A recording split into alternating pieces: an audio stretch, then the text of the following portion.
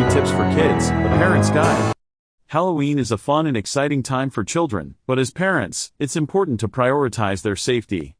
Today, we will share some valuable tips to ensure your child's Halloween candy is safe to devour.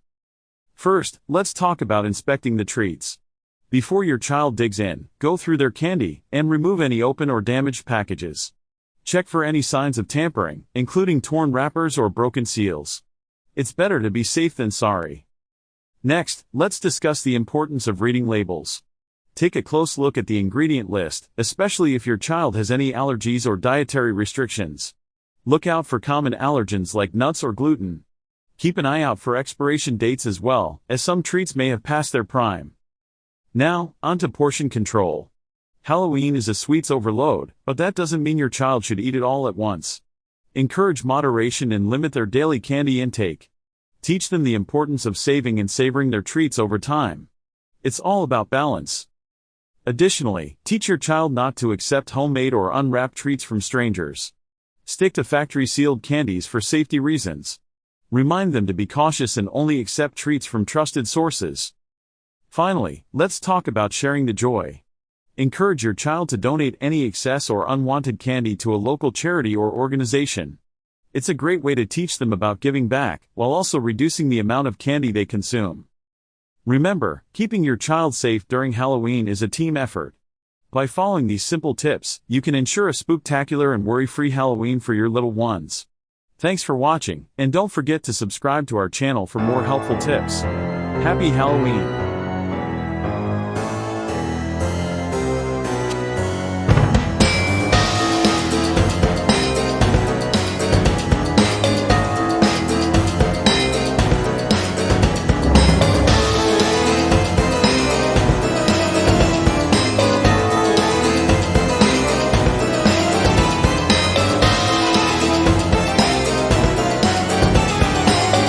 Welcome to Pumpkin Pals, the curious and spooky tale of carving jack-o'-lanterns. Today, we'll dive into the fascinating world of pumpkins and uncover the mystery behind why we carve them. So, let's get started.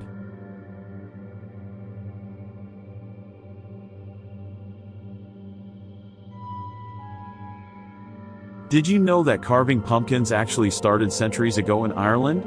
They used to carve scary faces into turnips or potatoes to ward off evil spirits. But when Irish immigrants came to America, they discovered the pumpkin, which was perfect for carving.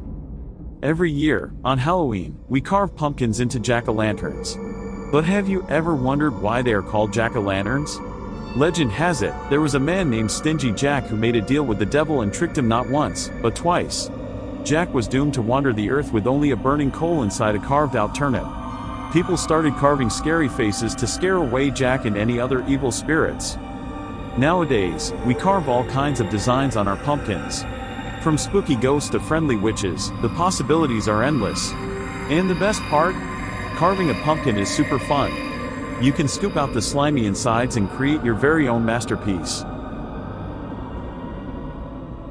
Did you know that pre-drawing on pumpkins can enhance your carving experience? When it comes to pumpkin carving, most people dive right in with a knife, but taking the time to pre-draw your design can make a world of difference. There are a few reasons why pre-drawing is a step worth taking. First, it allows you to plan and visualize your design before making any irreversible cuts. You can experiment with different shapes and patterns, ensuring that your final carving will be exactly what you envisioned. Pre-drawing also helps you create more intricate and detailed designs. By mapping out your design beforehand, you can take the time to sketch out every intricate detail, making your carving truly exceptional. Another benefit of pre-drawing is that it allows you to make adjustments easily. If you're not satisfied with how a certain element looks, you can easily erase it and try again. This saves both time and frustration, ensuring that your carving turns out just the way you want it. So, next time you're ready to embark on a pumpkin carving adventure, take a few moments to pre-draw your design. You'll be amazed at the difference it makes in the level of artistry you can achieve. If you've ever wondered about the perfect age to carve a pumpkin, you're in for a treat. Believe it or not, the ideal age to start pumpkin carving is around 3 to 5 years old. At this age, kids are beginning to develop their fine motor skills. Carving a pumpkin provides them with the perfect opportunity to practice using their hands and fingers, enhancing their coordination and dexterity. As children grow older, around 7 to 9 years old, they become more independent and can handle more complex carving tasks. They start to explore their creativity, making each pumpkin uniquely their own. During the teenage years, around 13 to 15 years old, carving pumpkins becomes a great way to let their artistic skills shine. They can create intricate and detailed designs that showcase their growing talent. And let's not forget about adults. Carving pumpkins can be enjoyed by people of all ages. It's a great way to bring friends and family together, creating lasting memories and having loads of fun. So, whether you're young or young at heart, pumpkin carving is an activity that transcends age. Now that you know the perfect age to carve a pumpkin, why not gather your loved ones and have a pumpkin carving party? Why do pumpkins symbolize Halloween? Well, it's because they are in season during this time of year. Plus, their bright orange color adds to the festive spirit. So, when you see a flickering jack-o'-lantern on a porch, it means that house is ready for trick-or-treaters. So, the next time you carve a pumpkin, remember the ancient tradition and the spooky tale of jack-o'-lanterns. Let your creativity shine and scare away those pesky spirits. Thanks for watching, and don't forget to subscribe to our channel for more exciting adventures with Pumpkin Pals.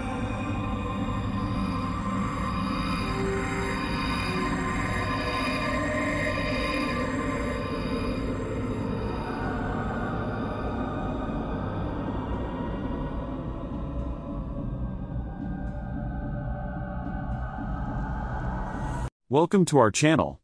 In this video, we will show you how to make perfect homemade biscuits with our step-by-step guide. So let's get started.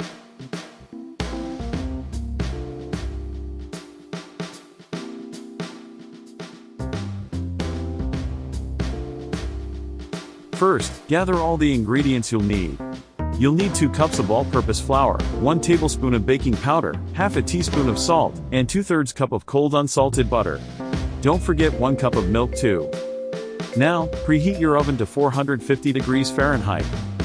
In a large mixing bowl, whisk together the flour, baking powder, and salt until well combined. Cut the cold butter into small cubes and add them to the bowl. Using your fingertips or a pastry cutter, blend the butter into the flour mixture until it resembles coarse crumbs. This step is important for creating a flaky texture in your biscuits.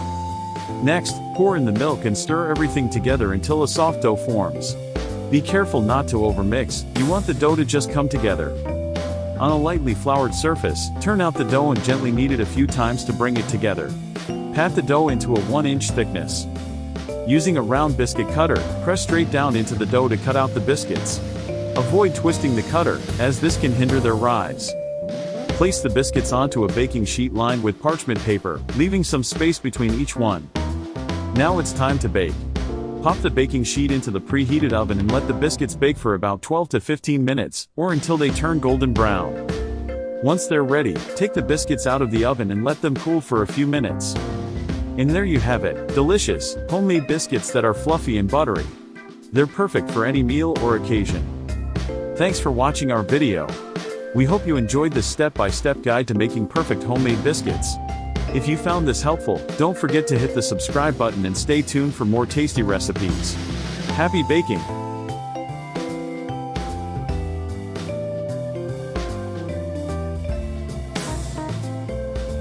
Nobody ever helps me into carriages, or over mud puddles, or gives me any best place. Ain't I a woman? Look at me. Look at my arm. I've plowed and planted and gathered into barns, and no man could heed me. Ain't I a woman? I could work as much and eat as much as a man when I could get it, and bear the lash as well. Ain't I a woman? I've borne 13 children and seen most of all sold off to slavery. And when I cried out my mother's grief, none but Jesus heard me. Ain't I a woman? Sojourner Truth, 1851, Women's Convention in Akron, Ohio. The history of black motherhood in the United States has been marked by separation. From the time of slavery, the American black woman has been viewed through the lens of the labor she can provide others. Her role as wife and mother minimalized by the expectations of her work outside the home. The legacy of these ideas formed during the infancy of this nation is still felt, even today, as Black women experience motherhood differently than their white counterparts, even in the first few hours after giving birth. Subjected to tropes such as the mammy, who in almost comical irony is characterized as the ultimate caretaker for white children, while simultaneously being neglectful to her own. Black women have for centuries seen their motherhood and their mothering called into question. The modern incarnation of the quote-unquote welfare queen characterizes the Black mother as a dishonest materialist who only has children in order to game the system for more money. The lasting impact of such inaccuracies has been devastating. During slavery, Black women were called upon to be wet nurses to the children of their white owners, often separated from their own children, sometimes permanently, just after giving birth. This practice continued even with emancipation, as many families, especially in the South, continued to employ Black women in domestic capacities. In the first decades of the 20th century, as economic opportunity began to expand for Black men, many Black women were for the first time in a position to make the choice to stay home and care for their own children. The dwindling supply of domestic labor didn't sit well with many employers, and laws were passed in many places requiring Black women to work, even if they had other means of support. A 1918 article from Greensboro, South Carolina, is a prime example of one such ordinance. It read in entirety: Negro women to be put to work. Regardless of whether they want to or have to, able-bodied Negro women in Greenville who are not regularly employed are to be put to work, put in jail, or fined heavily. At its special meeting yesterday afternoon, City Council discussed the situation with regard to this class of loafers at some length, and it seemed that all members of the council were agreed that steps should be taken to compel them to engage in some useful occupation.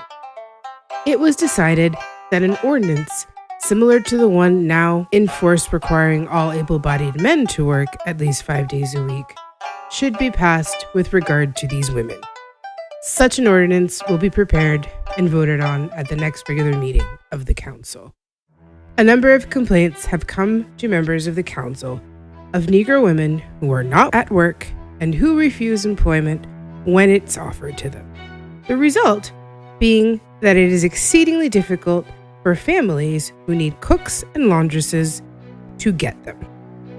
Wives of colored soldiers getting a monthly allowance from the government have a number of them declined to work on the ground that they can get along without working, according to reports. Others have flatly refused jobs without giving any reason whatever, while still others pretend that they are employed, when, as a matter of fact, they derive a living from illegitimate means. The proposed ordinance will require them all to carry a labor identification card, showing that they are regularly and usefully employed, and the labor inspectors and police will be charged with the duty of rigidly enforcing the law. To make this abundantly clear, in the 20th century, there were Black women whose husbands were gainfully employed, some even by the U.S. military, who were told that by law they could not stay home with their families because someone needed a maid. The same 20th century in which most adults alive today were born. This assault on Black motherhood would continue. The 1940s saw a rise in the more widespread use of baby formula, and companies were quick to market their product to Black families. The combination of negative historical associations with being wet nurses and the reality of many Black women having to return to work very soon after giving birth made Black women prime targets for these advertising campaigns. By the 1950s, organizations such as La Leche League were formed. Their messages and campaigns were largely designed to encourage white women to breastfeed, while once again marginalizing Black motherhood. Images of white women breastfeeding their children began to be normalized, while one would only find an image of a woman of color doing so in the pages of National Geographic or the like. The Special Supplemental Nutrition Program for Women, Infants, and Children, also known as WIC, was launched in 1974. Women participating in these programs were more often than not encouraged to use formulas. Historical wealth and wage gaps between races and genders leave Black women on average in the lowest income brackets. They are employed at a higher rate than any other group in the service industry, working jobs that often offer no maternity leave and almost certainly no accommodation for nursing mothers. A 2016 study found that Black mothers were 9 times as likely to be given formula than white mothers during their postpartum hospital stays. Other studies highlighted implicit bias on the part of lactation consultants who reported spending less time with Black mothers based on the false belief that they would, quote, not breastfeed anyways. Centuries of structural racism, societal norms, and implicit bias have led to the grim reality that as a group, Black babies have the highest infant mortality rate in the United States, with preterm birth also being a determining factor in the disparity of these rates. The survival of preterm infants is exponentially increased when they are given human milk and also time and contact with their parents. Yet, even today, having the opportunity to offer this care to their own children is still not possible for many Black mothers. It's high time we examine the root causes of such disparities and do the collective work of learning from the mistakes of the past in order to shape a better future for Black mothers and their children.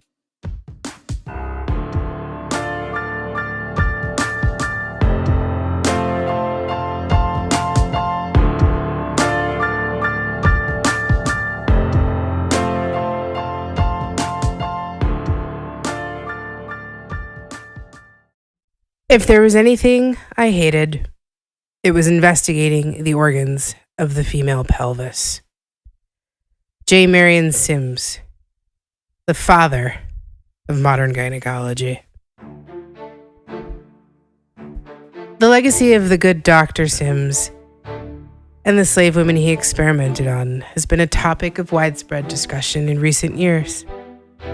Yet the true legacy of his work, still in practice, is all too often swept under the rug. Much like his infamous statue, which, to be clear, was not actually destroyed upon removal from Central Park, but quietly moved to the cemetery in Brooklyn, where he is laid to rest. There is a tendency in our discussion of the past to relegate the sins of these historical boogeymen to a bygone era. Both proponents and detractors of men like Sims all too often fail to recognize the lasting impact their work has had. It serves no purpose to tear down statues and demand namesakes be revoked if we fail to address their tangible legacy. Much has been written over the years about Sims's work. Efforts aimed either to praise or to malign often mention his own words as a mere afterthought. Historiography reeks of the disingenuine when it relies on anecdote and conjecture to make a point. The good doctor himself wrote, "I made this proposition to the owners of the Negroes. If you will give me Anarcha and Betsy for experiment, but my operations all failed, so far as a positive cure was concerned. This went on not for 1 year, but for 2 and 3 and even 4 years. I kept all these Negroes." 4 years. 4 years of experimentation, consented to by someone who considered you chattel worth only as much as the price your children would fetch them. Let it be made abundantly clear that we are talking about upwards of 20 different surgeries on these women. Anarcha, Lucy, and Betsy, lest we forget their names. Surgeries done without anesthesia, while on all fours, with curious doctors and students observing and participating. The pain and humiliation these women were subjected to is unconscionable. Sims's actions are all too often excused by saying the man was merely a, quote, product of his time. The problem with this excuse is that it belies the fact that in many ways, times haven't really changed. The 19th century birthed many of our most reputable fields of medicine, along with the journals that chronicled their so-called discoveries. It was a time in which medical training was cursory at best and often perfected in the form of apprenticeships or field experience. These journals influenced the practice and tools of the field much the way they do today. The works of such doctors as Philip Tiedemann and Samuel Cartwright, respected authorities of the era, are riddled with quote-unquote scientific evidence suggesting not only surface but actual physiological and anatomical differences between the races. Assumptions about the so-called Negro subjects of their studies suggest differences in everything from circulatory patterns, respiratory capacity, and even a dulled sensitivity to pain in some cases. We would assume that such absurdities would be relegated to a distant past, their assumptions long since disproven. And we would be wrong. A study published by the National Academy of Science in April of 2016 came to the following conclusion. Many white medical students and residents hold beliefs about biological differences between blacks and whites. These false beliefs are related to racial bias in pain perception. Participants who endorsed more of these beliefs reported that a black patient would feel less pain, and they, as a result, were less accurate in their treatment recommendations. Let's be abundantly clear about what is being said here, because it needs to be restated. In the year 2016, there were medical students and residents who still held long disproven myths about racial differences to be true, and it actually affected the way in which they treated patients. The gravity of the legacy of mistakes made during the infancy of modern medicine cannot continue to be ignored. Removing a statue or renaming a building merely pay lip service to very real and often fatal disparities in this country. It's not enough to wrestle with the demons of yesteryear if we ignore their very real legacy in today's world.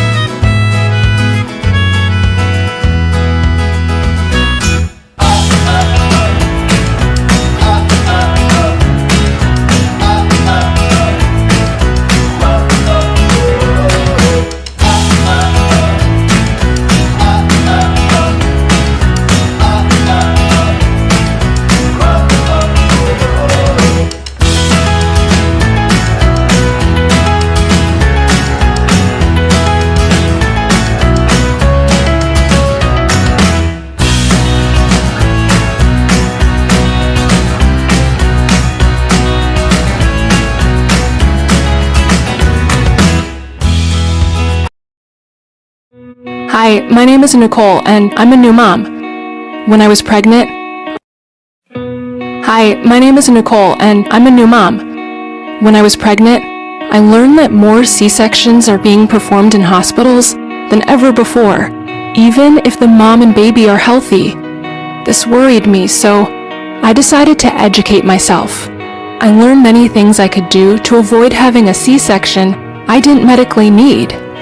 I learned how to talk to my doctor about what I wanted for me and my baby, and I brought a friend to my doctor's appointment in case I was too nervous and needed support. I told my doctor I wanted to avoid a C-section unless it was absolutely necessary. When I got to the hospital, I told my nurse too, and she was really helpful during labor. I know there are many things in life I can't control, but I believe it's better to do what I can to make a difference, especially when it comes to my baby. Remember, your voice matters. Educate yourself and start talking to your team today. If I can do it, so can you.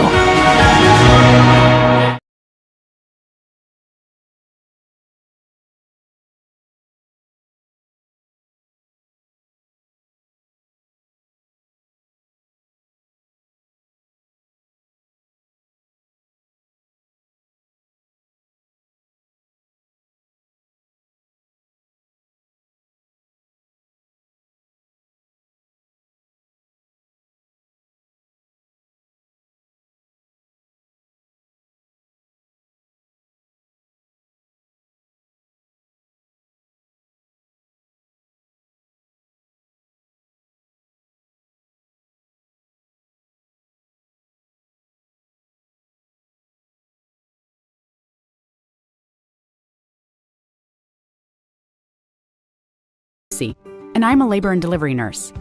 If you want to have a healthy birth, it helps to have a strong birth team. That team includes your doctor and your family, of course. But there are 4 other people you should know about: the labor and delivery nurse, a nurse midwife, a doula, and a childbirth educator. It's not likely you would have all of these people helping you, but you should know who they are. I'm a labor and delivery nurse, a special kind of nurse who works with moms and doctors during childbirth. We're one of the first people you meet once you arrive at the hospital. Labor and delivery nurses monitor and support moms and babies during labor and give moms medicine if needed. After the baby is born, we help moms with breastfeeding and look out for complications. A nurse midwife is a nurse who has advanced training to care for moms during pregnancy, labor, and they can help you deliver your baby if it seems that labor and delivery will go smoothly.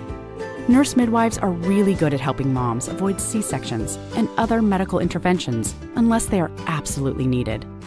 In the hospital, nurse midwives work as a team with doctors. They'll call the doctor if the birth becomes complicated.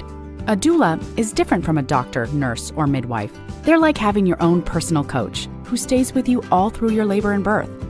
They provide emotional support and help with things like moving, breathing, and relaxing so your labor goes more smoothly. They'll show your partner how to support you in labor and can even help you at home after your baby is born with things like breastfeeding. Some hospitals give you the option of having a doula, but more often, you'll have to hire a doula yourself if you want the extra support. Lastly, it's super important to be as prepared as possible for your birth. If you're expecting a baby, consider taking a childbirth education class. Childbirth educators empower expected parents with knowledge and skills so they feel more confident about the process of having a baby. This is really important. Your birth matters, and your birth team matters. Start building your team today.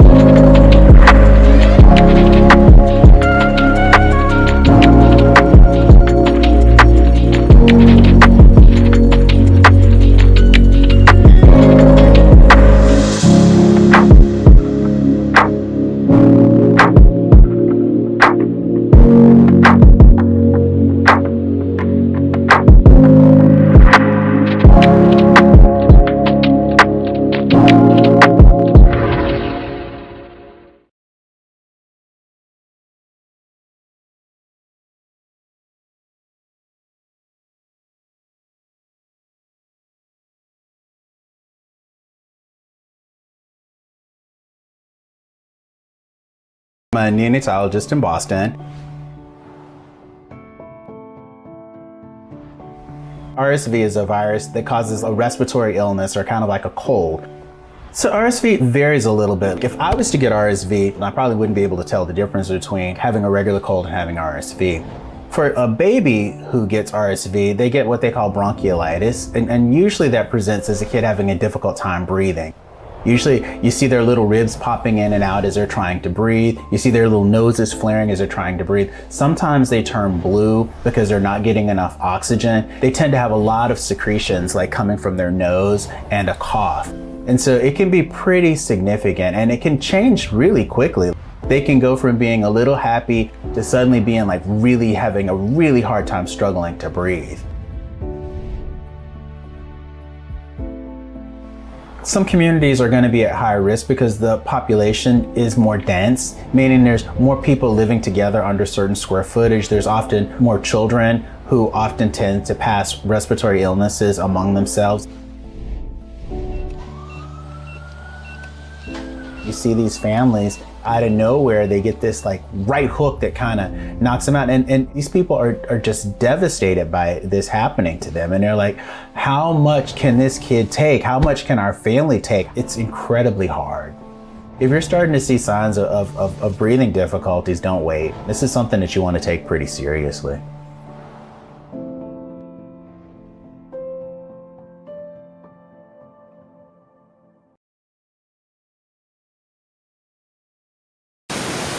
Hi, it's Jen. I just wanted to take a second and update you guys with what I've been working on this weekend.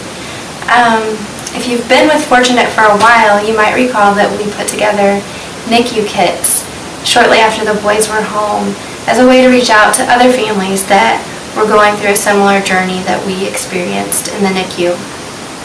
And we just put together a few things just to kind of make the NICU stay a little bit more homey and a more personal. If you don't mind, I'm going to show you a couple of things that we put together in the kit. I'm making one for our triplet family right now. So, my favorite thing in the kit probably is On the Night You Were Born by Nancy Tillman. It's a super book. Beautiful, beautiful illustrations, beautiful words. Just go out and buy it for the next baby shower you have. It's gorgeous. The next thing we have is like a NICU journal, so that you can leave this with the nurse, the nurse's station, and they can jot down some things that may have happened while you were gone. It's a good way for you to kind of keep things straight as they're giving you a lot of medical terminology you might want to keep track of. We have our schedules for the multiples moms. It just has a feeding schedule and when you changed them, all that good stuff that you don't have the brain power for any longer. Some lotion, because you're washing your hands constantly in the NICU, and it leaves your hands nice and dry and chapped. We've got disposable cameras to put in close to each of the kids' isolates, so that the nurses can take pictures while you're away and you don't feel like you're missing out on as much. Got preemie sized blankets. Just again, another handmade touch. It's kind of nice for that. Chapstick, gum, snacks. It's just been fun to put it together, and we really hope that it can be a blessing to somebody else.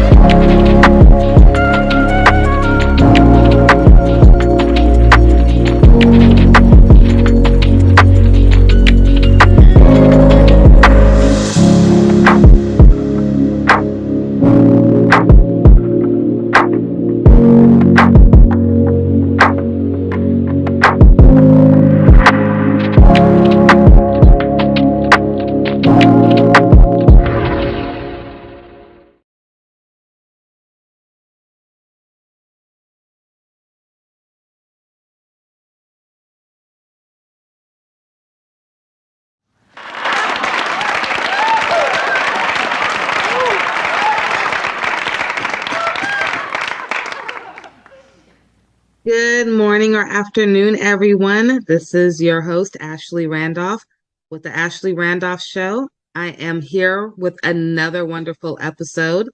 Today, I have Dr. Natasha. Doesn't that sound so lovely? Dr. Natasha, she's wonderful. I'm so grateful to have her here, not only just for our families, but even for our healthcare professionals. So she's amazing. Dr. Natasha, thank you for being here with us. I would love for you to introduce yourself, a little bit about what you do, and then we're going to get started in this conversation that I've been dying to have with you. You're on mute, Dr. Natasha. Thank you so much for the invite. I am delighted to be here. I'm always delighted to have conversations with people who are doing dynamic work such as yours, right? So I am Dr. Natasha Wright. Dr. Tasha, that's it for short. I am a licensed clinical social worker. I am also a transformational coach. I work primarily with women in both arenas. I also run a group practice focusing on wellness for women. So my days are spent servicing women and helping women navigate life in all areas of transition and maybe some hardships and struggles, but really being a sacred and safe place for women. I'm a mom of 2 little boys. Well, not little boys. One's 22. So, right. And the other's 14. So I don't think he would think he was little either. Yeah, they're not little no more. Them your big boys now. Right, because I'm like, my little boys. Well, I guess they ain't. So that's me. In a nutshell, I reside in Connecticut. Ooh, nice fun fact. I'm across the way. Okay. I put myself on mute when you introduced yourself because you just have so much that's so good about what you do that I didn't want any interruptions in the background. Okay.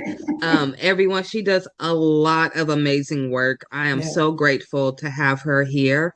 Even if it was for 5 minutes. I mean, anything that she can give any of us is going to be of value.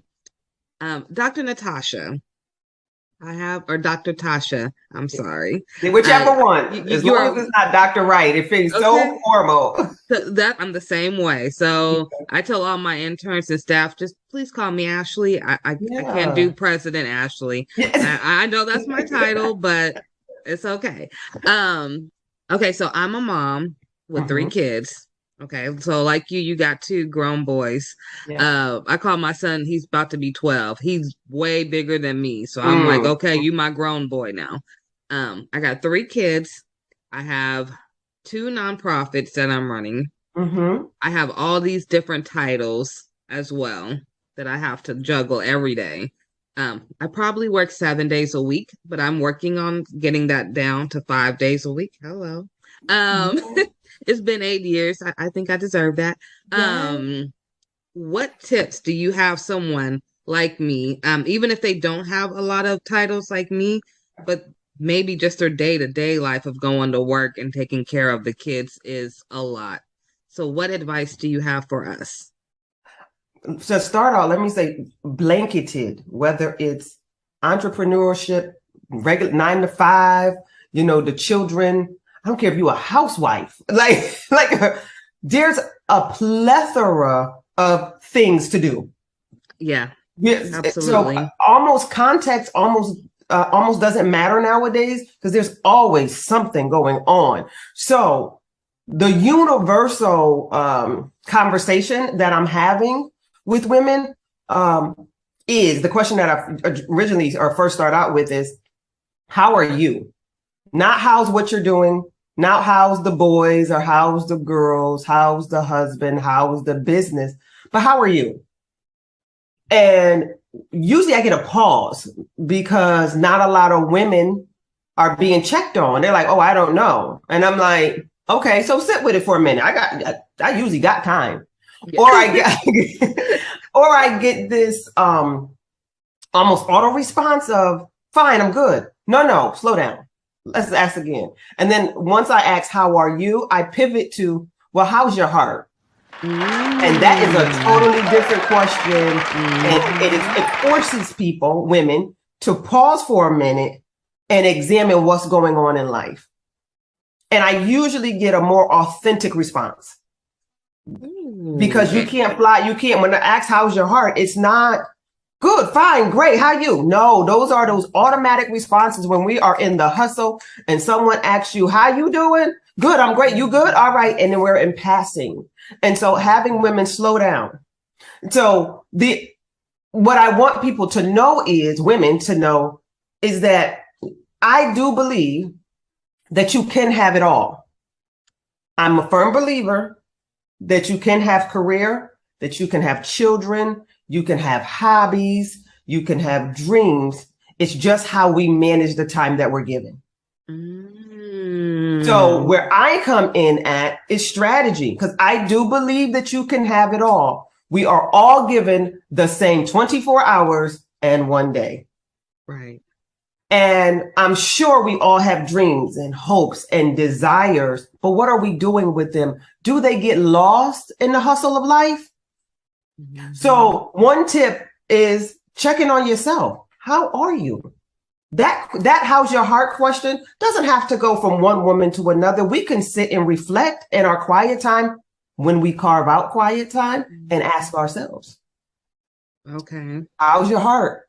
But having that, stealing a moment to say, how am I doing? And then being real reflective of, I'm having a rough week. It's been a rough month. It's been a rough quarter. Everything is extremely busy. I don't know if I'm going to the right or going to the left. That's data that we can use to say, I might need a better plan. I might need some systems put in place. Okay. Because there are times when we are doing everything that we should be doing and that we can be doing. We're probably just not doing it in a most strategic way. Absolutely. I agree with that. Yeah. So it's like, well, I can't drop anything. And sometimes you're absolutely right.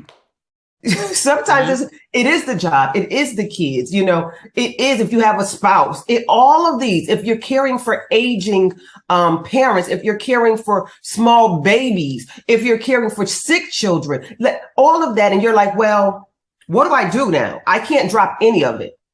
Right. And so I don't approach it as you have to drop it, but let's just look at it. And how do we get a better system or strategy to help manage it? Oh, that's good. That's interesting. Yeah. That's interesting. Yes. Strategy is everything, though. I always say that, I'm like, we need a strategy to do this thing. So if you want it all, you got it all. Because the way that I look at it also is most women, me, and I always come from the context of women because that's who I deal with. Yeah. So men, I'm not being exclusive or excluding you all, but I always naturally flows are the women that we can have it all. And just how do we have it all? Right. It's that how to. So, and I believe that women are so gifted that there is usually a call, a urge, a mandate to do multiple things. And then instead of running from it, how do we lean into it with better systems and strategies to get it done, where we're not worn out and weary at the end of the day, at the end of the month, at the end of the quarter? And so that's where I come in as a thinking and thought partner. Right. Like, this is what I'm doing, or this is what I want to do. How do I make this happen and still live a healthy, aligned life? And I'm strategic. I'm strategy. So I'm like, okay, let's write it all out. Now let's go to work. Yeah. Oh, I like that. Let's go to work. I have a question for you. Okay. So with your expertise and knowledge, I have noticed that a lot of African-American moms that I have in my nonprofit, a lot of them seem to veer towards negative, like social media sites or let's say reality TV that promotes negativity. And I always hear, well, I'm able to look at somebody else having a hard time, and for a minute, it takes me away from mine. Now, is that something that you would recommend, or like me? I'm sorry, I watch Christmas movies all year long because it brings me instant joy. Like it could be Yes. May, and if I watch it in 10 minutes, I'm instantly happy. I try not to stay on those negative pages or sites as much. What do you recommend? I'm with you. So I do not recommend watching these toxic shows, unhealthy. I do understand that some women find comfort in the craziness because one, they're able to detach from what's going on in their life. And then they're able, it's like mindless TV. Right. But it's planting seeds. So as mindless as you want it to be, it's planting seeds, right? So for me, I like to tell the women that I work with, what's your intake? And then they be like, my intake, what do you mean? What are you seeing? What are you listening to? What is your intake of information? What are you watching? What podcasts or songs are you listening to? They have unconscious effects on your behaviors. I said so. Yeah, I totally. That's why I'm like, turn the TV off. So I'm not a big promoter of watching television. Now, I do love a good movie. I do love sometimes mindlessly watching TV, but I only allow myself to watch TV on the weekends. I do not watch TV. I watch TV from Friday afternoon, because that's when my workday finishes, to Monday night. Sunday night. Monday through Friday early afternoon, my TV does not come on. Wow. Okay, so I always have my TV on, but I'm hardly ever watching it though. But it's background always noise. on. Now my kids, they're in school from 7 in the morning, 7:30 in the morning until 5:30 every day, Monday through Friday. They have a strict schedule to be home, to be in bed at 8 p.m. So when they come home, they do their routine, take a shower, start putting on your night clothes, homework, dinner. Then they get an hour of game time, usually right before bed. So they're not watching TV. Yeah. By the time they turn on the TV to put it on cartoons, it's 8 o'clock. They're laying down for bed. By 8:30, they're knocked out sleep. So without them even noticing, they're not even watching TV as much as other kids are. But I do notice that other kids are teaching them things at school. For instance, my son, he's never seen. So I'm one of those real strict parents, and I love it. So I don't care what no one says. The TV guides, and you know how it says the ratings, TV 14. Oh yeah. Well, if you're not 14, I'm sorry, you're not watching it. So my son comes home and he'll be like, "Oh, Mom, Jason movie. I heard about Jason, or I heard, there's a movie called Saw or something." And I'm like, who's letting their kids watch this? You know what I mean? Yep. And, I tell them, one day you'll watch it, but you're not that age yet. But I do know that a lot of the outside world has an impact. So that's why I'm so into the parents about what they're watching too. Because sometimes the kids see what you're watching and you may not even be really paying attention, but they're picking up on everything that video is showing or whatever they're listening to. Like you said, even simple podcasts, it's giving them visuals. They're hearing it, and however they want to, think about it, that's how they're going to think about it. Absolutely. And YouTube is big now my son doesn't watch. That's what I was thinking of, was YouTube. Yeah, my son doesn't watch a lot of TV per se. He watches YouTube. And so just think about watching YouTube on not the children's YouTube, but on regular YouTube, and the commercials that can come through. Right. And so they just plant seeds. And so I like to err on the side of caution. So I direct and I control what's going on in my ears or what I'm watching. So the limiting of TV is huge because it takes up such a gap of time So you're like, I could be getting this done, but I'm gonna sit down and I'm not saying that, you know, these shows don't be good. They probably do. I don't have cable. I ain't had cable in must be probably 12 years. I stream everything. So when I say that I watch TV, I watch Hulu and Netflix on the weekends. And I don't like series. If I have to watch a series, I may have to make sure that I have time to finish it. Ooh. Because it'll drag into my week and it bothers me. Yep. So I'm the if same I don't have way. time to finish a series, I need a movie that's less than 2 hours. I'm in and out and I'm moving on to the next thing, because a good series will be on my mind all week and I'm distracted. Yeah. So that's I said, what we do and being strategic with the time that we're given. And so I give practical tools on really how to order your day, to order your week, to order your month, and how to really get things done. Okay, now I like how you say that. So how can someone be a part of what you're doing? So for me, go right to my website. There is a discovery form up there. Yeah, you can go right there. I offer VIP days. So I'm for the busy person. I don't have no long program because I work with busy people. I work with ambitious, busy, motivated, but slightly overwhelmed people. Yeah. And overwhelm is not a negative thing. It could be like things are I have to do all of this and I just don't know how to do it. And so I'm a VIP strategist. So I'm a strategist. I strategize. I come to my clients or my clients come to me. We meet to make sure that we're just a really good fit. And then we begin to look at life. And so there's a discovery form on my website, drnatashawrightconsulting.com. And it's a quick questionnaire. Pop into my calendar. And then we begin to talk about what it would look like to partner together. Do you want clarity? Do you want a plan?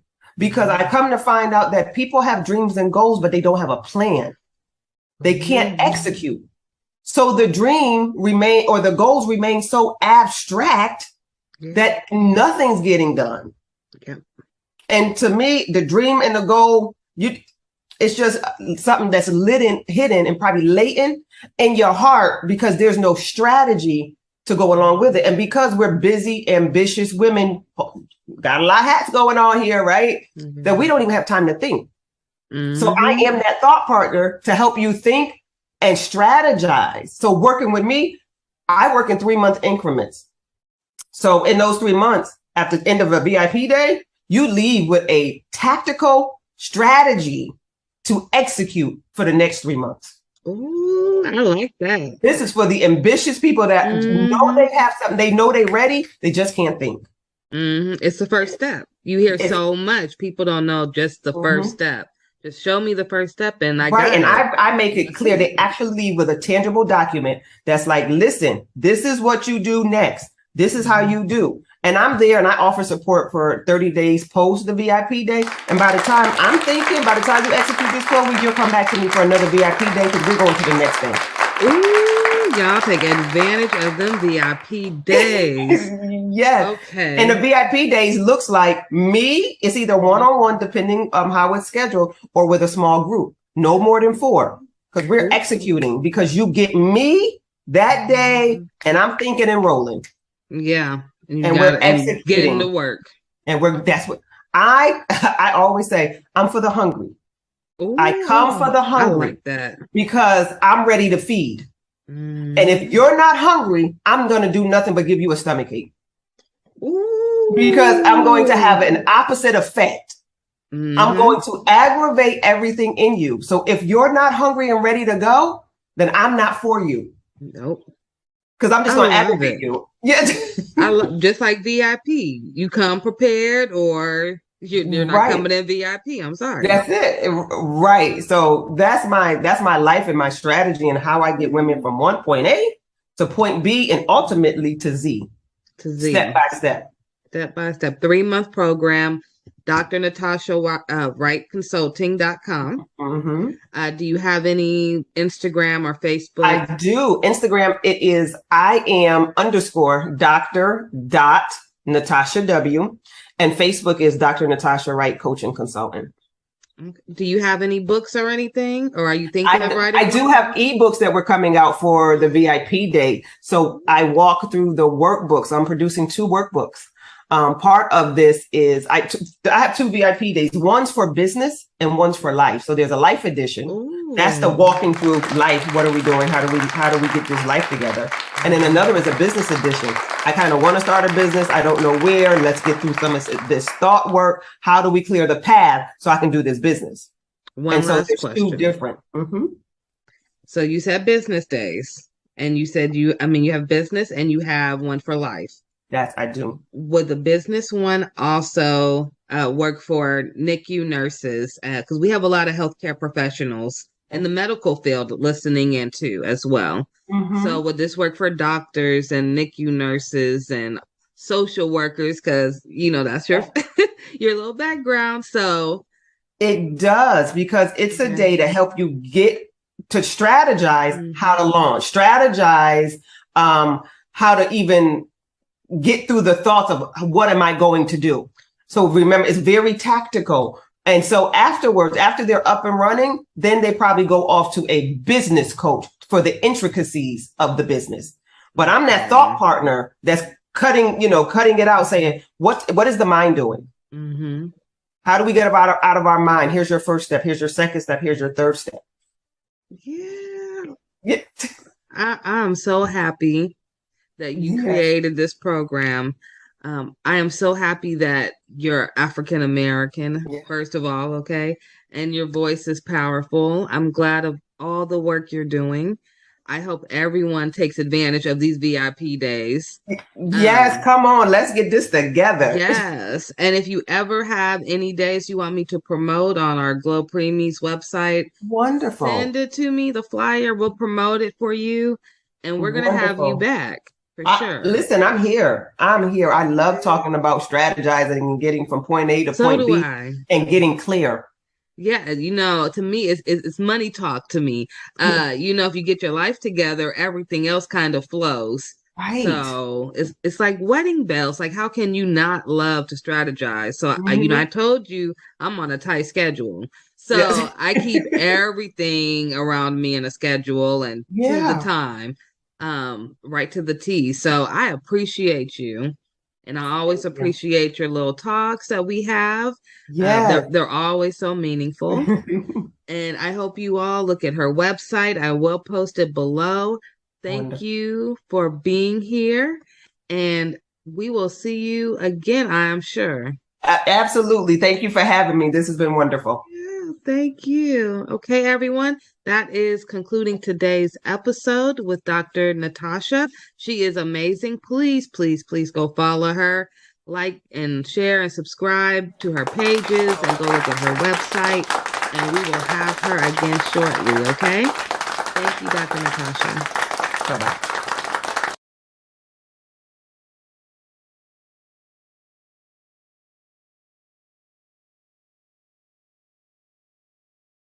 Human milk is the natural food for newborns.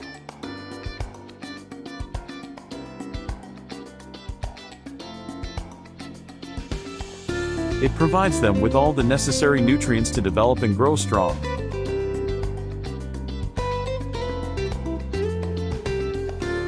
However, not all mothers can produce enough milk for their babies. This is where human milk donation comes in.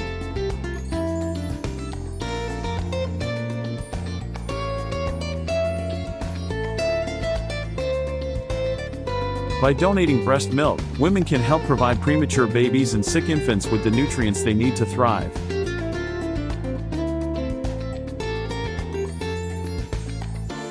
And just like blood and organ donation, there are human milk banks that collect, pasteurize, and distribute the donated milk to babies in need. Donating breast milk is a selfless act that can make a significant impact. And it's not just babies who benefit from it. Breast milk is also used to help people with digestive problems, immune deficiencies, and other medical conditions.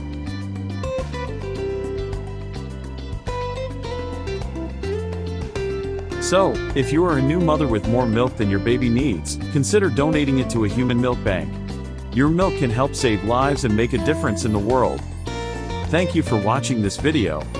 If you want to support the cause, please subscribe to our channel and share this video with your friends and family. Milk, and that welcome everyone to today's webinar entitled Marijuana and Breast Milk. This is hosted by the Maternal Substance Exposure Database, which we call MADEX, through CPQCC.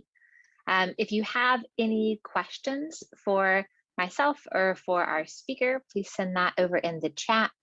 There's also a Q&A function that we're asking you to use, so that use the chat maybe for technical issues that you're having.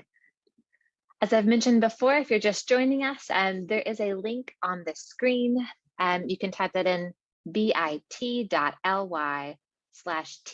and breast milk, and that will take you to a really short survey that we're asking attendees to complete. We'll share the survey results with you later, so we promise it'll be interesting the more people that do it. But if you can go ahead and fill that out, we would greatly appreciate it. Here's a brief overview of what we're hoping to talk about today. So we'll do a welcome, a presentation that'll be about 30-35 minutes. We'll share those survey results and then have time for live Q&A. So as you're listening, if you have a question, please feel free to submit that in the Q&A box. The Maternal Substance Exposure Database, that's the group that's hosting this webinar today, is an optional and free database that's part of the California Perinatal Quality Care Collaborative. You might be familiar with us, CPQCC. A lot of you are from California. So we collect data on all maternal substance exposures. So those include, but aren't just limited to, opioids. And by doing that, we aim to improve healthcare for exposed newborns by focusing on treatment and length of stay in the hospital. And while the database is designed to capture information on infants who have been exposed to opioids, many of our members also use it to collect data on infants who have been exposed to other substances as well. So about 23% of our infant records in MADEX report maternal exposure to marijuana. We would assume that the rate for this data is much higher, since a lot of our MADEX centers do primarily use the database for opioid exposed infants. So this is an example of the MADEX report site, where if you join MADEX, which again is free and optional, you can compare your hospital to other MADEX participating hospitals. So we have 32 right now across California and over 500 infant records that have been entered to date. This data is used to drive improvements in the care provided to exposed infants. This is done through a range of reports designed to help you identify areas of high and low performance, monitor the effects of improvement interventions, and conduct research that advances the quality of care. MADEX is available and free to all CPQCC centers, but you do have to request access. So if you'd like more information on MADEX, send us a message in the Q&A or in the chat with your email. You can also submit your email in the evaluation survey for today's webinar. So again, this is, I'll say this one more time. So please take a minute to answer the following survey. You can type this in, THC and breast milk. The slides will be available afterwards as a PDF for download, and I'll send around that link. We are really excited today to welcome Dr. Christine Bixby as our speaker today. She is board certified in pediatrics and neonatal perinatal medicine. She completed both her pediatric residency and neonatal perinatal medicine fellowship at Harbor UCLA Medical Center. She attended medical school at the University of California, Davis, and she is a practicing neonatologist at Chalk Children's Hospital. She is an international board certified lactation consultant in IBCLC and the lactation medical director at Chalk Children's Hospital, where she focuses on breast milk handling and breastfeeding support in the NICU. She is a strong advocate for breastfeeding in Orange County through the Orange County Perinatal Committee and the Orange County Breastfeeding Coalition. She has published and speaks frequently on best practices in breast milk handling and optimizing breast milk production and breastfeeding in the NICU. Welcome, and I will turn it over to you, Dr. Bixby. Hello. Thank you very much for inviting me to speak. It is my privilege to get to talk to you about cannabis and breast milk. Let's hash it out. And I will do my best to minimize the number of dad jokes, but I had to put that one in there. It is quite the appropriate day. As you note on the bottom right corner, Cannabis 420. It is the most sacred and celebrated day for marijuana. And so it is very appropriate that we are talking about it today. Next. So my disclosures are limited. I am faculty for the Small Baby Care Specialist Program from Engage, Grow, Thrive, where I shockingly talk about optimizing milk supply in the NICU, the benefits of human milk in the NICU, and how to handle human milk in the hospital setting. I'm also a consultant for Willow breast pumps as well. Next slide, please. So here's our big question, and it's the question I get asked as an MD IBCLC all the time is it okay for a woman who tested positive for THC to breastfeed or express milk for her baby in the NICU? And I think the easiest way to answer it is it's complicated, and I'm going to walk you through it. This question kept coming up a lot. In 2018, I decided to deep dive into the data to be able to come up with a comprehensive understanding of what is known and what isn't, and also to be able to give my colleagues and our group, of which is a number of NICUs, some education and knowledge and maybe a consistent message around the concept of THC and breast milk. So to answer the question, you get two more questions. So next slide, please. One, and this is for any substance that crosses or that you're seeing a breastfeeding mother use, is does it cross from the mom into the breast milk? And if it does cross, is there harm to the infant? So we're going to go after the next question, the first question, which is, what is cannabis? And cannabis is a plant, as you see it on the right upper corner. It's Cannabis sativa. It has over 150 known compounds. It has increasing potency over the decades and by location. Of note, between 1995 and 2014, the potency or percentage of THC has increased from 4 to about 12%. There are some products that are made in Washington State with flower products greater than 20% of it being THC, and with their extracts having greater than 60% of THC. And we'll get into what THC is in a little bit.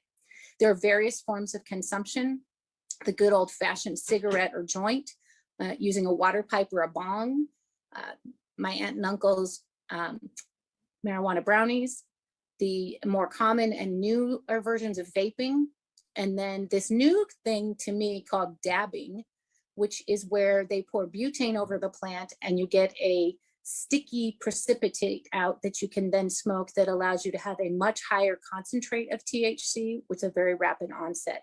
Important to note that with consumption, if you're smoking, you're going to have rapid onset as it goes through the lungs into the plasma, versus consumption of brownies or gummy bears, that's going to take over 30% or 30 minutes, and your oral bioavailability is fairly low.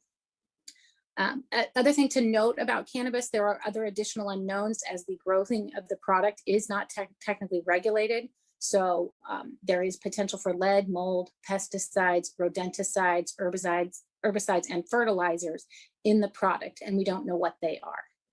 Next slide. So two components of cannabis that everybody is very known in common colloquialism is CBD or cannabidiol, which is a phytocannabinoid that's extracted from the cannabis plant and then diluted with the carrier oil, usually a coconut oil.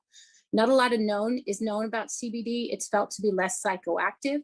And I'm not going to talk a lot about CBD at this point in time because of the lack of significant data.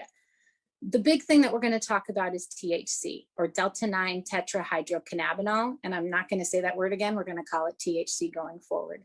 And it is the most psychoactive component in marijuana. It has a very large volume of distribution, and it enters the plasma compartment almost instantly from the lungs and then redistributes to highly vascularized tissues such as the brain and the liver. It's highly lipophilic, so it likes to store in fat and can be there for weeks to months.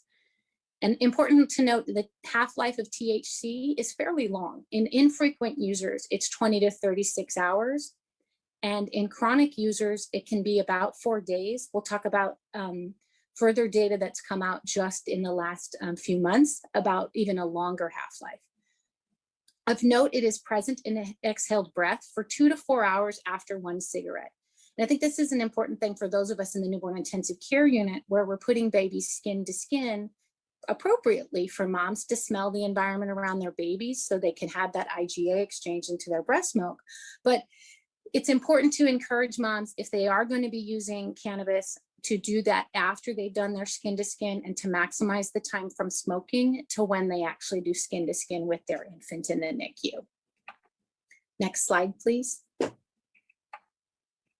So where does THC function? And THC functions in a lot of places. And I think the big area that everybody likes to talk about and where we have some information and some data in both human and animal is the endocannabinoid system. And I will admit that when I heard endocannabinoid system, I think I've heard of that, but it was not a strong system that I remembered from medical school, but it kind of works everywhere. So THC functions with the endocannabinoid system as an agonist to the cannabinoid receptors, where it impacts neuronal cell migration, proliferation, and differentiation, which impacts attention, cognition, memory, emotion, movement, and the peripheral immune system. So in particular, it's hitting in these executive function areas. And we'll see that as we go through some of the data that I'm going to highlight. THC also functions within the dopamine, opioid, GABA, glutamate, and serotonin associated symptoms, so kind of everywhere. But these are areas where you're looking at reward centers and emotional regulation as well. And then it's also seen to promote corticotropin secretion and preventing the secretion of gonadotropins, TSH, prolactin, one of our big breastfeeding hormones, and growth hormone, where there is some data on fetal exposure with concern for growth restriction, which I do not have time to go through at this time. Next slide, please. This is just a quick review of the uses for cannabis. I'm not going to read through it for you. Of note, recreationally has become a very important and significant area of cannabis use in the current times. Next, please. So let's talk about THC and breast milk. And so we're going to now get into the weeds of, does it transfer or not? So what factors increase the likelihood of passage into breast milk? And it's important to note that certain things pass very easily and others do not. You have a low molecular weight, so less than 300 Dalton, and marijuana in particular is a 314 Dalton chemical, so it would pass in that regard. Low protein binding facilitates transfer, although THC is more commonly protein bound. Weakly basic, being lipid soluble, which we know THC is very fat soluble, that's that lipophilic. High oral bioavailability. THC is about 4 to 12%, so that's not on the high side, but there is some oral absorption. And that's where we get into that question of, if it gets into the milk, is it enough that it is actually causing getting to the baby? And we'll talk about that in further slides. And do we get a high maternal blood level? I would argue that in some of these situations where mom is smoking something with a 60% THC, we could see very significant maternal blood levels, or if she's a chronic user and has significant stores, and we'll go over some of that data. And then is there a long half-life? And like we talked about, 36 hours, 4 days, that's a pretty long half-life. So there is good argument that THC could pass into breast milk. So this is a review from Moore in 2017, looking at data, looking at THC transferring into breast milk. And then does that breast milk, once it gets into the milk, actually result in positive findings of THC in the infant? And this is a 3-page slide. I'm not going to show you it all for the sake of time. The other 2 slides are mostly animal data. So if you want to explore that, you can look, pull up this paper. It's quite easy to find. The red boxes are pointing out some of the interesting things. And when we talk about it over the past many years, the argument was that it's an 8-to-1 and that you get an 8 times dose of THC in the infant relative to the maternal plasma level or the milk level. So this first paper, the Perez, Reyes, and Wall paper, which is from very recently, called 1982. I was 10 years old almost. So it's been a while. It's old data and it's small data. It's 2 women. one woman who used every day for 7 months and breastfed, and they did demonstrate that there was marijuana in the breast milk. The other one is the reason why we had this 8-fold increase in THC that got everybody very concerned. And this was a mother who smoked marijuana 7 times a day for 8 months. And in this sample, we did see that there was 8 times more THC in the breast milk than the blood plasma of the mother. And that we were actually concentrating THC in the milk, and it made for a significant concern. And that, are we giving a really high dose of THC to babies? And then they did evaluate the baby's stool and found that there were metabolites that showed that the baby actually was receiving the THC and metabolizing it and excreting metabolites. No, it wasn't just metabolite because it was in the breast milk itself. So that paper told us that THC can cross, and it's potentially crossing at a very high concentration, and it's sequestering in the milk, which made things very concerning. The Ahmad and Ahmad paper from 1990 was an interesting study of buffaloes that apparently ate marijuana about 5 to 10% of their diet, and then looking at if the children who drank that buffalo milk, did they have THC in their breast, in their urine samples, and 29% of those children do. So the argument there was that yes, you did even have it from animal milk exposure. You can see THC. Next slide, please. So the good news is we have more recent data that conveniently came out. The first time I did this deep dive was in 2018, and very kindly, the 2 studies, the Hale and the Mommy's Milk studies, came out right when I was looking at the data. And they were, we've known about the Colorado study for a while. And Thomas Hale, who is a pharmacist and is kind of the resource for what is safe in breastfeeding when it comes to medications and substance exposure, he had started enrollment on a study in Colorado after marijuana was legalized. And we were all so excited about this study and hoping it was going to give us so much information. And it was kind of a letdown in some regards because they were only able to enroll 8 mothers, even though it was an anonymous study, and only 5 of those mothers actually completed the questionnaire. But this study was, the women abstained from using marijuana, then went to a very specific dispensary and picked up a very specific marijuana that they knew the dose of THC, and had them pump, smoke, and then pump over interval periods of time to see if there was THC in the breast milk. There is no serum data for this study. And the RID, which is the relative infant dose, which is the daily infant dose in milligrams per kilogram of infant weight over maternal dose, which is milligrams per kilogram of maternal weight times 100.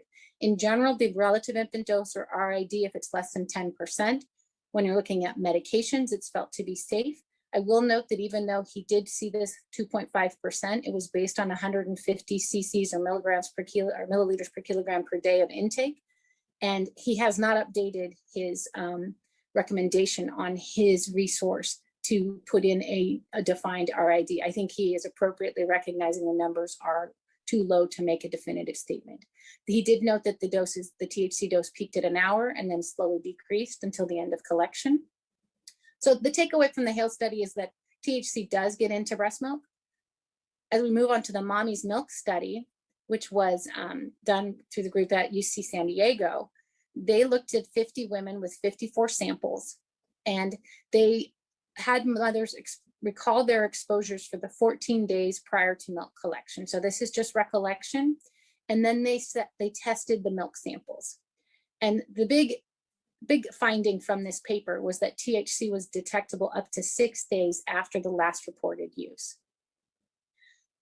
And then as I'm re-upping this study, it's very kind again, new papers have come out, and the Moss study out of Oregon just came out this year. And that looked at 20 different women who provided samples at the 2-week and 2-month pediatric tests or visits and were known to be using marijuana. They were found to be increasing their use between the 2-week and 2-month pediatric visit. And all but one had at least one cannabinoid in their milk. And there was the presence of CBD, even though there was no report of use of CBD. So I think we're getting a compelling statement that an idea that even though the numbers are small, we're getting a consistent data now that says, yes, it's not just these 2 women, but we've got a lot more that's saying, yes, THC does transfer into the milk. Next slide, please. This slide, I think this is an interesting concept because this is the one where what happens if we abstain? So this is a study looking at, and just published, but this is the Weimar paper, and it was just published March of this year. And it looks at women who were frequent users, greater than 2 times per week prior to delivery, who then abstained from using cannabis postpartum. And then they donated their milk and blood 2 to 5 times per week for 6 to 7 weeks. I feel like this is a really labor-intensive study. But what they found was that the maximum milk THC levels were 2.8 to 26, and the elimination half-life from milk averaged 17 days. And I think the important thing when you look at the graphic on the right is that the bottom axis is time in days from delivery and abstention. And what you're seeing is you still have a milk level of THC at 40 plus days. And this is something that I don't think any of us expected. It's something that we were concerned maybe there. Now, these are fairly heavy users, but it is something that we need to take into account as we evaluate our concerns in regards to THC in the breast milk. So next slide, please. I think we've answered the question, does THC cross from the mother into the breast milk? Absolutely. Now it's time to go, okay, if it crosses, does it get to the baby? We think it does. There is some amount of oral bioavailability, but does it cause harm to the baby? Next slide. And I think inherent to the fact that cannabis has been illegal and folks haven't really wanted to be like, yeah, I'm breastfeeding and smoking, because there is that inherent risk, legal risk, plus people's particular bias or response, there's not a lot of data, and there's not a lot of, let me jump into a study and be a part of it, which is what we saw in the Hale study, in all of those studies, just looking at milk transfers. You're not able to recruit huge numbers. So we kind of have to look in other places. And so I'm going to start with looking at what is known about cannabis exposure in the teen brain, and then look at some of the data in pregnancy and utero, which often spills over into postpartum exposure and breastfeeding. And then get into what we do know about breastfeeding cannabis, what little outcome data there is, what the current recommendations are, and then we'll get into the NICU patient and look at our approach at Chalk Children's. So before I get into the weeds of outcome, it is important to note that there is no reliable biologic sampling method to quantify the amount of marijuana use. I can't get a level like you can with alcohol and say, oh, this person's drank a lot, or this person has drank a little. We really have to go based on self-report.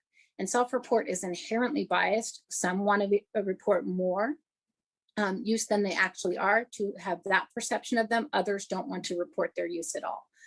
The other issue with data in regards to THC and marijuana use is there are often confounders. There's often polysubstance abuse with tobacco, alcohol, and other illicit drugs. So the likelihood of a pure study with no exposure to other agents, I think, is exceptionally low. Next slide. So what do we know about the teen brain, and why do I want to talk about the teen brain? And the rationale for the teen brain is really that there is still changes going on and maturation of axonal tracts and networks in the teen brain. So we have a developing brain. And so does THC affect that brain? And in telling folks I was doing this talk, I said, oh, I was going to talk about teens. And in my mind, when I think about teen and marijuana use, I think of Spicoli from Fast Times at Ridgemont High, which then they all look at me like I don't know what I'm talking about, because apparently I've become old. So let me walk you through some of the things that we found that kind of go inconsistent with that meme type of that person in that movie. And that is that we do see short-term declines in attention, executive function, and memory. With regular use, they noted an 8-point decline in IQ when you evaluated a teen marijuana user at the age of 38, and that would persist even if they stopped using. Chronic use in the teen years, you can see reduced brain volume in memory centers like the hippocampus and amygdala. And that is also seen in the chronic adult brain, where you see decreased volumes in the amygdala, hippocampus, and parahippocampus. Chronic users also, when you do functional MRI, show impaired axonal connectivity in the white matter, and that is worsened if they have earlier age of onset of use.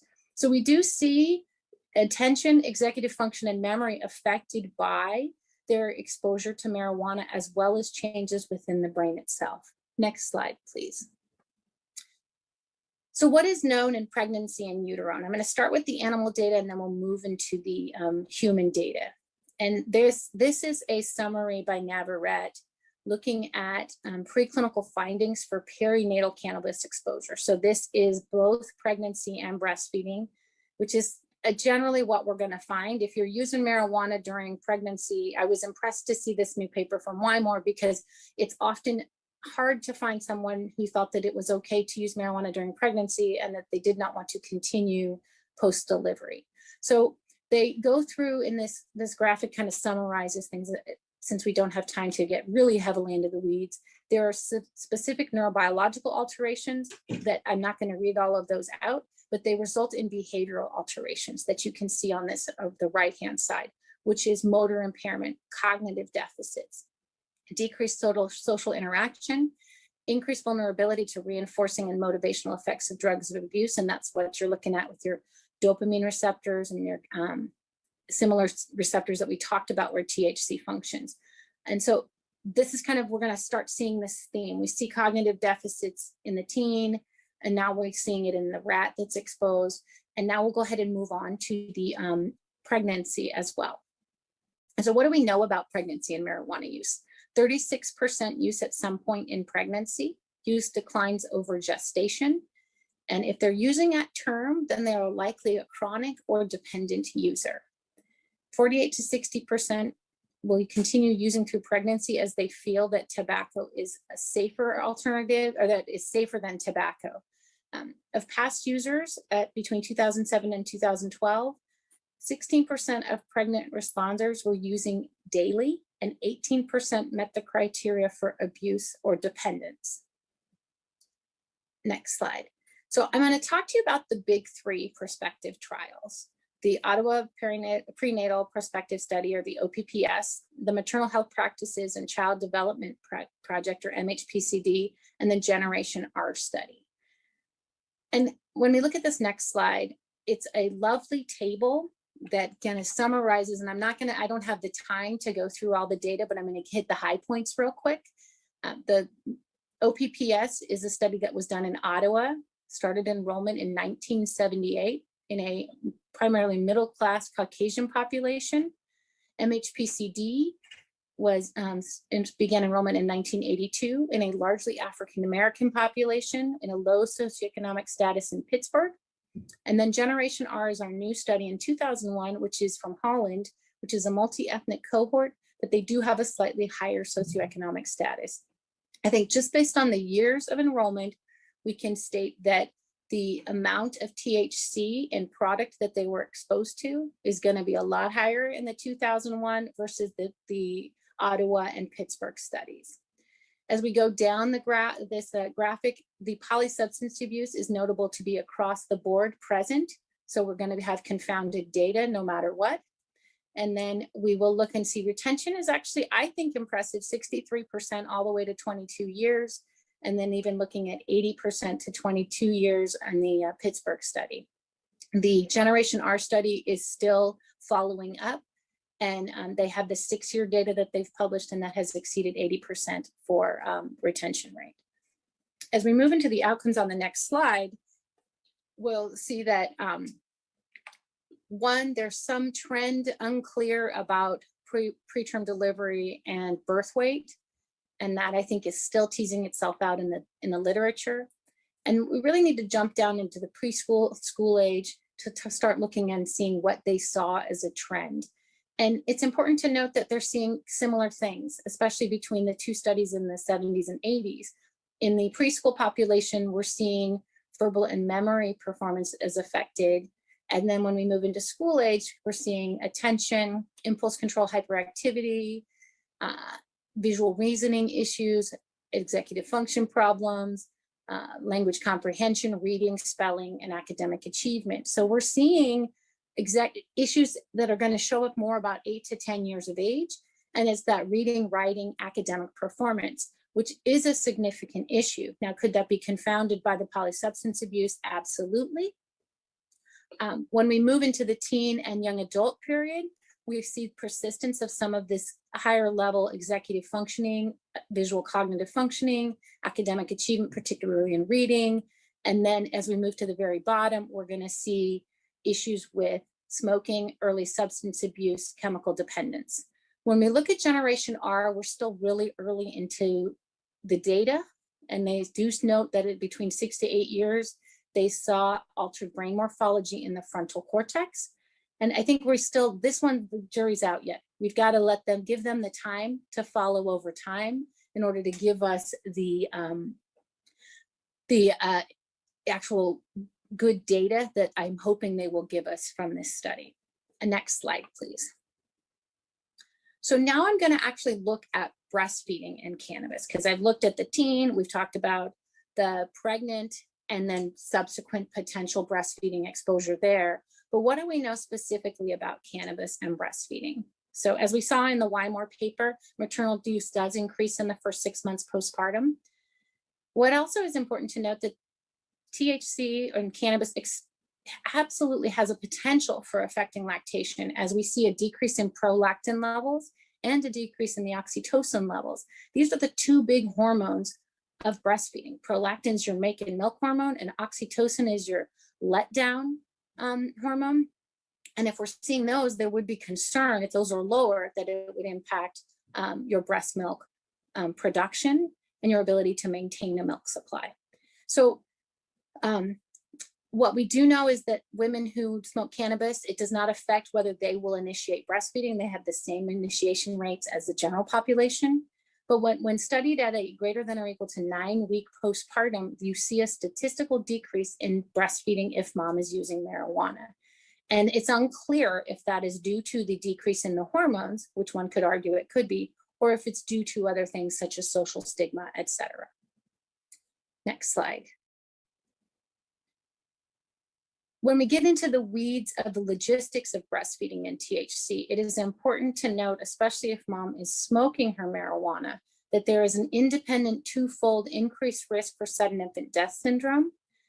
And I think that's an important point. It's not part of smoking cigarettes. So cigarettes we know has an increased SID rate. This is on top of that. And so it is very important, I think, to educate mothers that they should smoke outside if they're going to do it, to minimize that risk. When we look at the data on breastfeeding and THC, there are no isolated studies without in utero exposure. So the data is never going to really be pure. We're going to have to deal with the fact that it's likely we're going to have a prenatal, postnatal exposure between the prenatal exposure in utero and the breastfeeding exposure. And the evidence that we have, which is very small currently, on the effects of THC on infant development is sparse and conflicting. And I'm going to run you through that now. Two papers that are referenced, if you look at any review, LactMed, et cetera, you're going to see these papers referenced. But again, this is data that's not too recent. The tennis paper was from 1985. It looked at women who were using marijuana while breastfeeding and compared them to controls. There was no comment on whether marijuana use was occurring during pregnancy or not.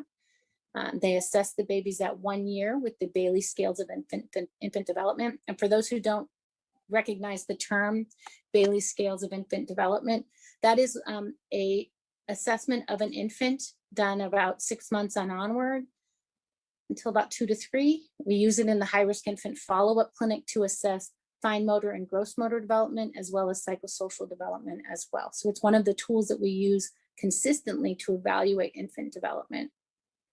In the tennis paper, they saw no difference in motor and mental development.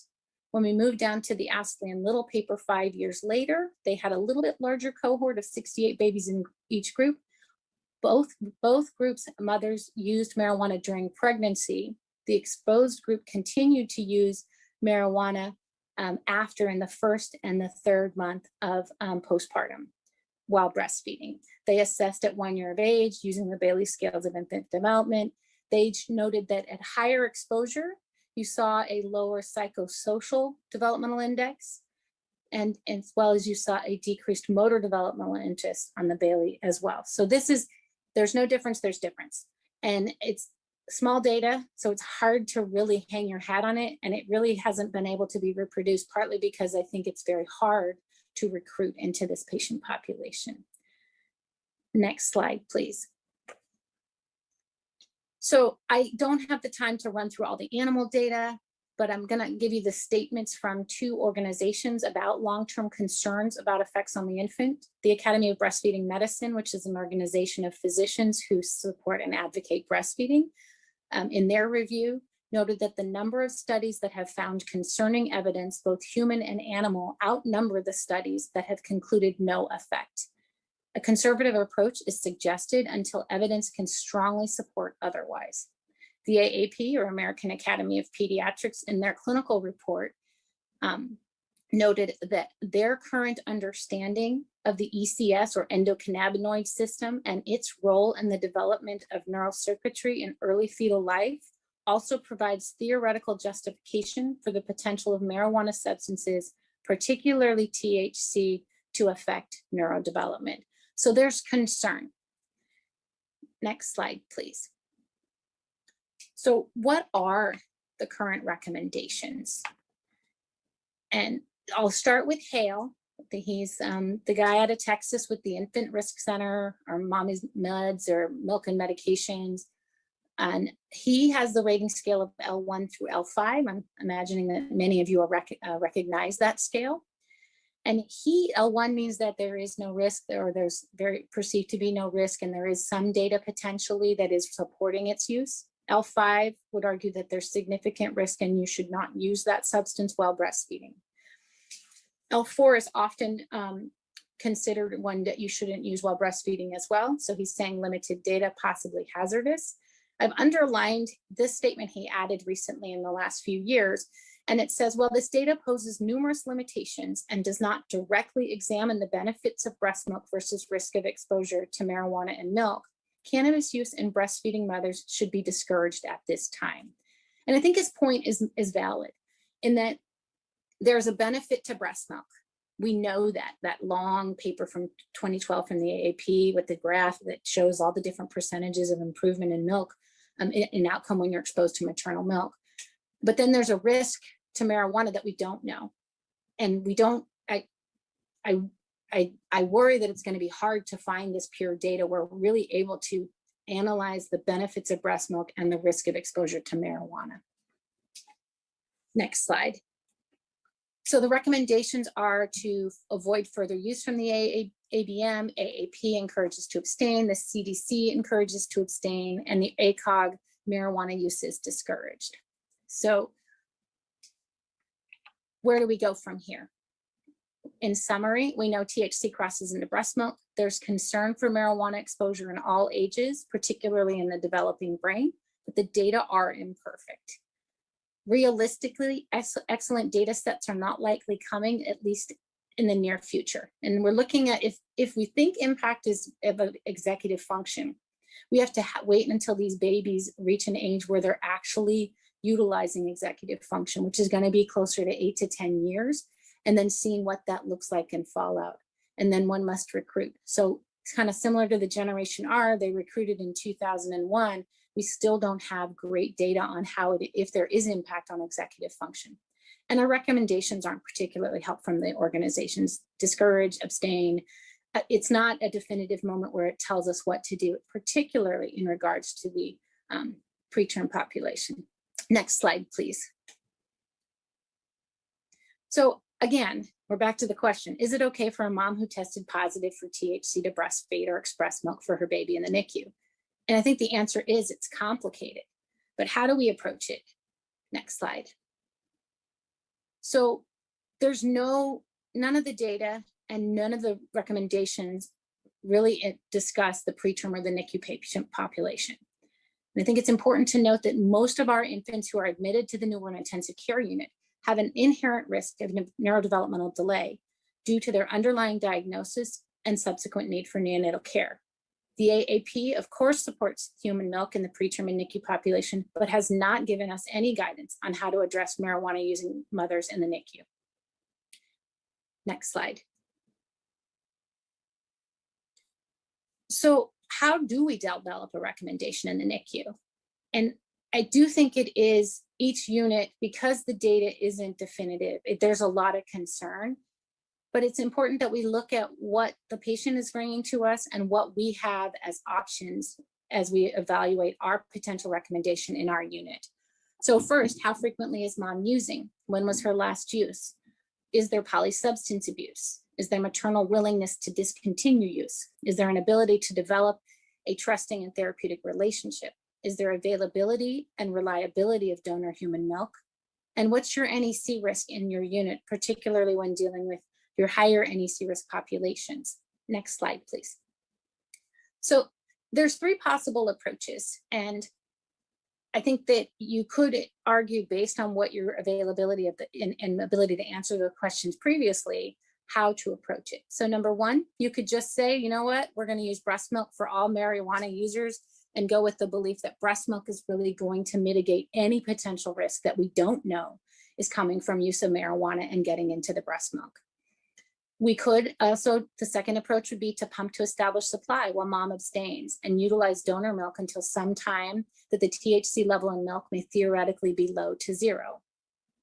And then finally, you could say, you know what, mom's used marijuana, we're not going to use her milk at all, and we'll just use donor milk because we have such easy access, and we really feel that the risk of marijuana is significant, and we don't think it supersedes the benefit of what is concerned, what we gain from being exposed to mother's own milk. Next slide, please. So I'm not giving you an answer, unfortunately. I'm going to give you our answer at the Children's Hospital of Orange County, which is our chalk stoplight approach. And I'll walk you through that. Next slide, please. So where are we and what are we? Chalk is a 334-bed tertiary freestanding children's hospital with a 104-bed level 4 NICU in Orange, California. We have a robust and liberal donor milk policy. We will give donor milk to anybody in our NICU. A part of that is because we are very successful in establishing milk supplies in our mothers, and so it is a small portion of our population that doesn't have mother's milk in large volume, and so it's often a bridge, but it's available to all comers. And then we also have a strong lactation team where we are able to support moms and engage with them in establishing milk using a pump. Next slide. So our approach is multidisciplinary. The nurse, the doctor, the LC, the dietitian, and the social worker are all engaged and involved in this process. We identify a THC positive mother, and she is evaluated by the lactation consultant. This interaction is respectful and without judgment. Mom is educated on concerns surrounding marijuana exposure and possible risk to the infant, particularly in the NICU patient. And then we identify mom's lactation goal. Does she want to breastfeed? And then we ask, when was her last use? Was it less than or greater than 2 to 3 weeks prior to delivery? And does she plan to continue or stop her marijuana use? Next slide. So our approach, the easy ones, if mom plans to continue to use, we prefer to use donor milk, as the unknowns we feel is too risky to use in our NICU population. And we will use donor milk throughout the NICU stay and transition to formula prior to discharge. If mom's use is greater than 2 to 3 weeks prior to delivery and she plans to continue to abstain, we will use her milk immediately. If mom's in that middle zone of having used within 2 to 3 weeks, but she does take the education and she does plan to stop using, we choose to go with using donor milk for the first 2 to 3 weeks, have mom pump and fertilize. I don't think one should ever dump human milk, so I do have them fertilize a plant. No maternal milk will be collected in our centralized nutrition lab where we do milk handling. Our diet order will be only for donor milk, with the date to reassess in that diet order, so we can see if we can start using at that time. Mom is educated by the lactation consultant on how to establish a milk supply using pumping, hands-on pumping, frequent skin to skin, and regular pumping. At 2 to 3 weeks, the lactation consultant will check in with mom and we'll see if she's continued to abstain. Her transition, if she says she has, we will transition to use her milk. We get to change the diet order, and the nutrition lab begins to accept milk. If her, that's it, sorry, excuse me, next slide. So that's our approach. It's an approach. Is it perfect? No. We've had challenges in that we've had issues with team member buy-in. Part of it was education. This slide deck was initially built to roll out and educate my colleagues on why we had significant concern. Defining roles was another challenge, as we had to make it so that people could, who was responsible for picking the date, how did we communicate that date, and then when did we go forward with changing the plan, and how do we communicate that plan? And then what are the exceptions? And the exception's always there, and it's a challenge and a success. And the mom who's got a trisomy 18 who wants to do palliative care, we're going to let her use her milk in our unit, and we don't want to confuse the message, so we message around that exception correctly. Our successes are we've been able to generate and develop a consistent message, and then when we get to change the diet order to use breast milk, and then again that exception where we're able to message appropriately that we're making an exception because it's the right thing for this family. Next slide. This is a visual of our algorithm. The middle is the cannabis. Below the dotted line specifically defines whose role the doctor, the LC, or the nutrition lab, and what they do in each setting. I'm not going to go through it for the sake of time since I'm already gone over. And next slide. I think we are done. I think we just have references and cute pictures of my breastfed babies, because we always have to end with breastfed babies. So I thank you for your attention, and I look forward to our discussion. Thank you so much. So I'm going to actually start with Q&A and give people, we've had almost 150 responses on the survey, which is great. So I'll give you just another, like a minute to do that. If you haven't, the link is there on the screen. But to kick off our Q&A, what are, and there are a lot of them, so I'm just sort of choosing ones that we haven't really addressed yet in the conversation. What are the legal ramifications around this topic? So some things that were brought up. If you withhold the mother's breast milk, is that a problem? Or what if there are adverse effects for the infant from using breast milk that has THC in it? What about CPS involvement? Yeah, could you speak to that a bit? Yeah. I actually I've had this come up from colleagues saying, well, you know, the recommendation, do we have legal exposure because we refuse to use the mother's milk? And I've actually even run it by our risk folks to just make sure that we don't have legal exposure, because it seems to make sense that if we're going with the conservative baby's best interest and the general, because the recommendations are abstain, discourage, basically do not use, we are okay with following those guidelines, and it is there is no risk from a legal standpoint from their perspective to use donor milk and not use the mother's milk, which makes sense if you think about alcohol. You're not supposed to, you know, really shouldn't, but you're discouraged to not use a ton of alcohol during breastfeeding. If I have a mom who's a severe alcoholic, I'm not going to use her milk as well.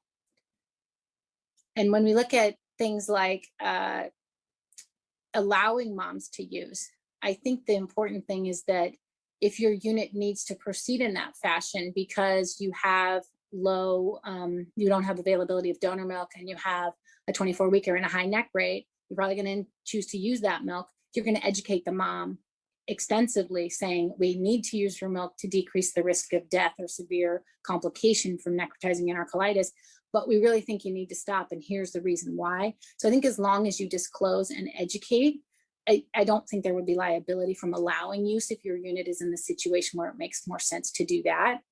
Referring to CPS, I think tends to be more social work and unit practice. I think that there's often, if there's use, that referral will happen, often more just to check into to whether there's a file on the family and to make sure that it has been communicated if there's concern. It's often more than just the THC use alone that gets a call to CPS.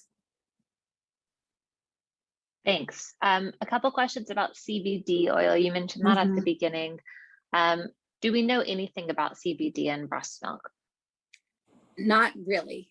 And I think part of it is we're still getting just the minimal teeny amount of THC data. So my hope is that we will see that coming as CBD has become a very popular product that people are using for almost anything at this point in time.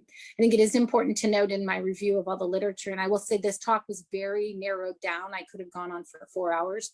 So there are things that I didn't go into, but in looking at CBD, oftentimes when you look at the product of CBD, it's still, even though they're trying to purify it out, there still is THC in that product. It may be a small amount, it may be more depending on how pure, how good their process is, but inherently there is THC with the potential to test positive as well. A couple questions about the mom, and if she stated that she is abstaining or planning to abstain, do you take her at her word, or do you do some sort of toxicology test? Thank you. I was running out of time, so I kind of glossed through that. I do not. In our group, we do not, because we believe in developing, the multidisciplinary team believes in developing at that therapeutic relationship. And so we work actively with moms and say, you know, we develop that relationship. The LC is working with that mom to establish and maintain the milk supply until we're ready to use. And it's an eye-to-eye conversation of, okay, have you stopped? Remember, we talked about the risks. Are we good to go? I do find that oftentimes moms that are not able to abstain, the nurses already have their antenna up. And if you respectfully question them on it, they'll own up to it and say, you know what, I couldn't abstain. And oftentimes they, based on their aversion to risk, will stop pumping because they can't stop using or utilizing the marijuana. I think this is part of it, goes along with it. Do you have parents sign an informed consent to use their breast milk if the mother is using marijuana? Since we don't use mom's breast milk when we believe there's a significant amount of marijuana, we do not. I'm not a fan of signing consents, the whole consent for formula and the term population as well. I feel like it's more respectful that we have an educated conversation and have that trusting therapeutic relationship. When you pull out a form that says you sign this saying that I told you you're going to hurt your baby using your milk, I think it undermines the whole process of being in the newborn intensive care unit and supporting both the baby and the family. And oftentimes when you advocate and say, this is what's best for the baby, most people will say, you know, unless they're chemically dependent, they're going to go, okay, wait, I don't want to take cough medicine. I don't drink coffee when I'm pregnant and breastfeeding. And so I think it can often, if you explain that there's concern and data, the problem that we suffer with, which I didn't talk about, was this perception of safety, because legal is safe. And that is a component that we do have to address by educating them on what is known and what is concerning about THC exposure and the developing brain. Thanks. For moms with chronic use, should the breast milk be restricted for 2 to 4 weeks? Is that based off the half-life of the data? No, this actually was when we made it, and we were actually going to be, I have a meeting coming up in the next few weeks to look at that Why More paper that just came out in March. When we picked 2 to 3 weeks, we knew that users often have positive urine upwards of 4 weeks. And because of the sequestering in the fat, we picked 2 to 3 weeks because we felt that it was going to lower the amount of THC, but was a reasonable time that we wouldn't lose mom's pumping. And for anybody who's pumped, if you're pumping only, it is not a rewarding experience. And yes, we have moms that have to do that because they're in the NICU, but if you're pumping and then your milk's being sprinkled on a plant instead of being given to your baby, it is not a rewarding experience, and it is not going to be something you want to do for a prolonged period of time. So part of why we picked 2 to 3 weeks is we felt that it would allow for a decrease in the amount of THC in the milk. We didn't have any notion that we would have 0 THC. We were mitigating risk in saying we could decrease the dose by something. According to that Why More paper, we're probably about at a half-life. So we've halved the amount of THC in the milk. So it's not based on it being gone. It's based on saying, how can I balance the likelihood of successfully maintaining a milk supply and not losing mom because we're going out too long versus trying to mitigate the amount of THC in the milk. And like I said, this is an imperfect, there's no perfect answer because we don't have the data. Thanks. A lot of questions about for a newborn nursery or for a well baby nursery, not the NICU. What approach would you recommend? What if you don't have donor human milk available? Yeah, the term population is different. And it's one that I am highly unsatisfied with my options because they're going to go home. They're going to go home fast. So they need to be fed, and they're going home into an environment that may be having THC smoke. And there you're looking at, wow, I'm going to have a potential increased risk for sudden infant death. And so breast milk is probably the best approach. I believe that mothers should be extensively educated in the nursery and really given the understanding of, okay, there's risk to your baby, and taking it into you're advocating, we're doing the right thing for the child, and really educating on, hey, in your pregnancy, what did you, and I think the approach needs to be, in your pregnancy, what things did you not do because you were concerned about it potentially affecting the baby? And then when you educate them about the marijuana and say, we believe you should not breastfeed when you're using marijuana and would ask you to stop, but we do know there are benefits of breast milk. So in my experience, I don't develop those policies, but the approach is to educate and allow to breastfeed, when to establish milk supply, and knowing that the benefit of milk there may be more helpful than the exposure, especially if you can get mom to stop. And you would just tolerate the fact that there would be exposure until that dose is out of the milk. Thank you so much. We have so many questions coming in, but I do want to make sure we have the time. So this is out of 168 responses. So I'll just go over this and then I'll turn it over to Bob to give us a wrap up. So what is your role in the hospital? Obviously, it's really varied. Lots of, looks like RNs and MDs and lactation consultants are the top. Does your NICU have written guidelines regarding breastfeeding or the provision of breast milk? It's really split here. You can see yes is about 40%, no 30, I don't know is 30. Does your hospital test for THC? Pretty much yes. In both the infant and maternal toxicology screens. If a mother admits to current THC use or has a positive toxicology test and no other drugs, would you allow her to breastfeed or provide breast milk to her term infant? The top answers depends on a case-by-case basis at 38% and then 31% yes. And then same question for the preterm population. Depends or no actually went out here at 33% as well. And then at your hospital, is it usual procedure to consult with CPS when a mother has a tox screen that's positive for THC but no other drugs? Yes is listed at 38 and no is at 38. So we're almost at a tie there. So we just wanted to share that to provide a little bit of context about the audience on this call and what your fellow healthcare providers are doing and practicing. So Bob, I will turn it over to you. Thank you, Caroline, and this is Bob Castro. I'm the NICU Medical Director at Salinas Valley Memorial Hospital and one of the maternal exposure or MADEX co-chair. Thank you, Christine. That was a wonderful presentation. It's great to hear from a fellow colleague who also has trained at Harvard UCLA. You remember that, Christine?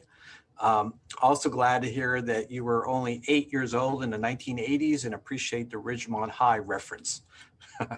Thank you to all participants for completing also the pre-webinar survey. Please remember, we are still hoping that your center, if it's not already participating, will participate in the statewide MADEX database. My and other centers who are participating have learned so much on how we can better care for infant exposed to substances in utero.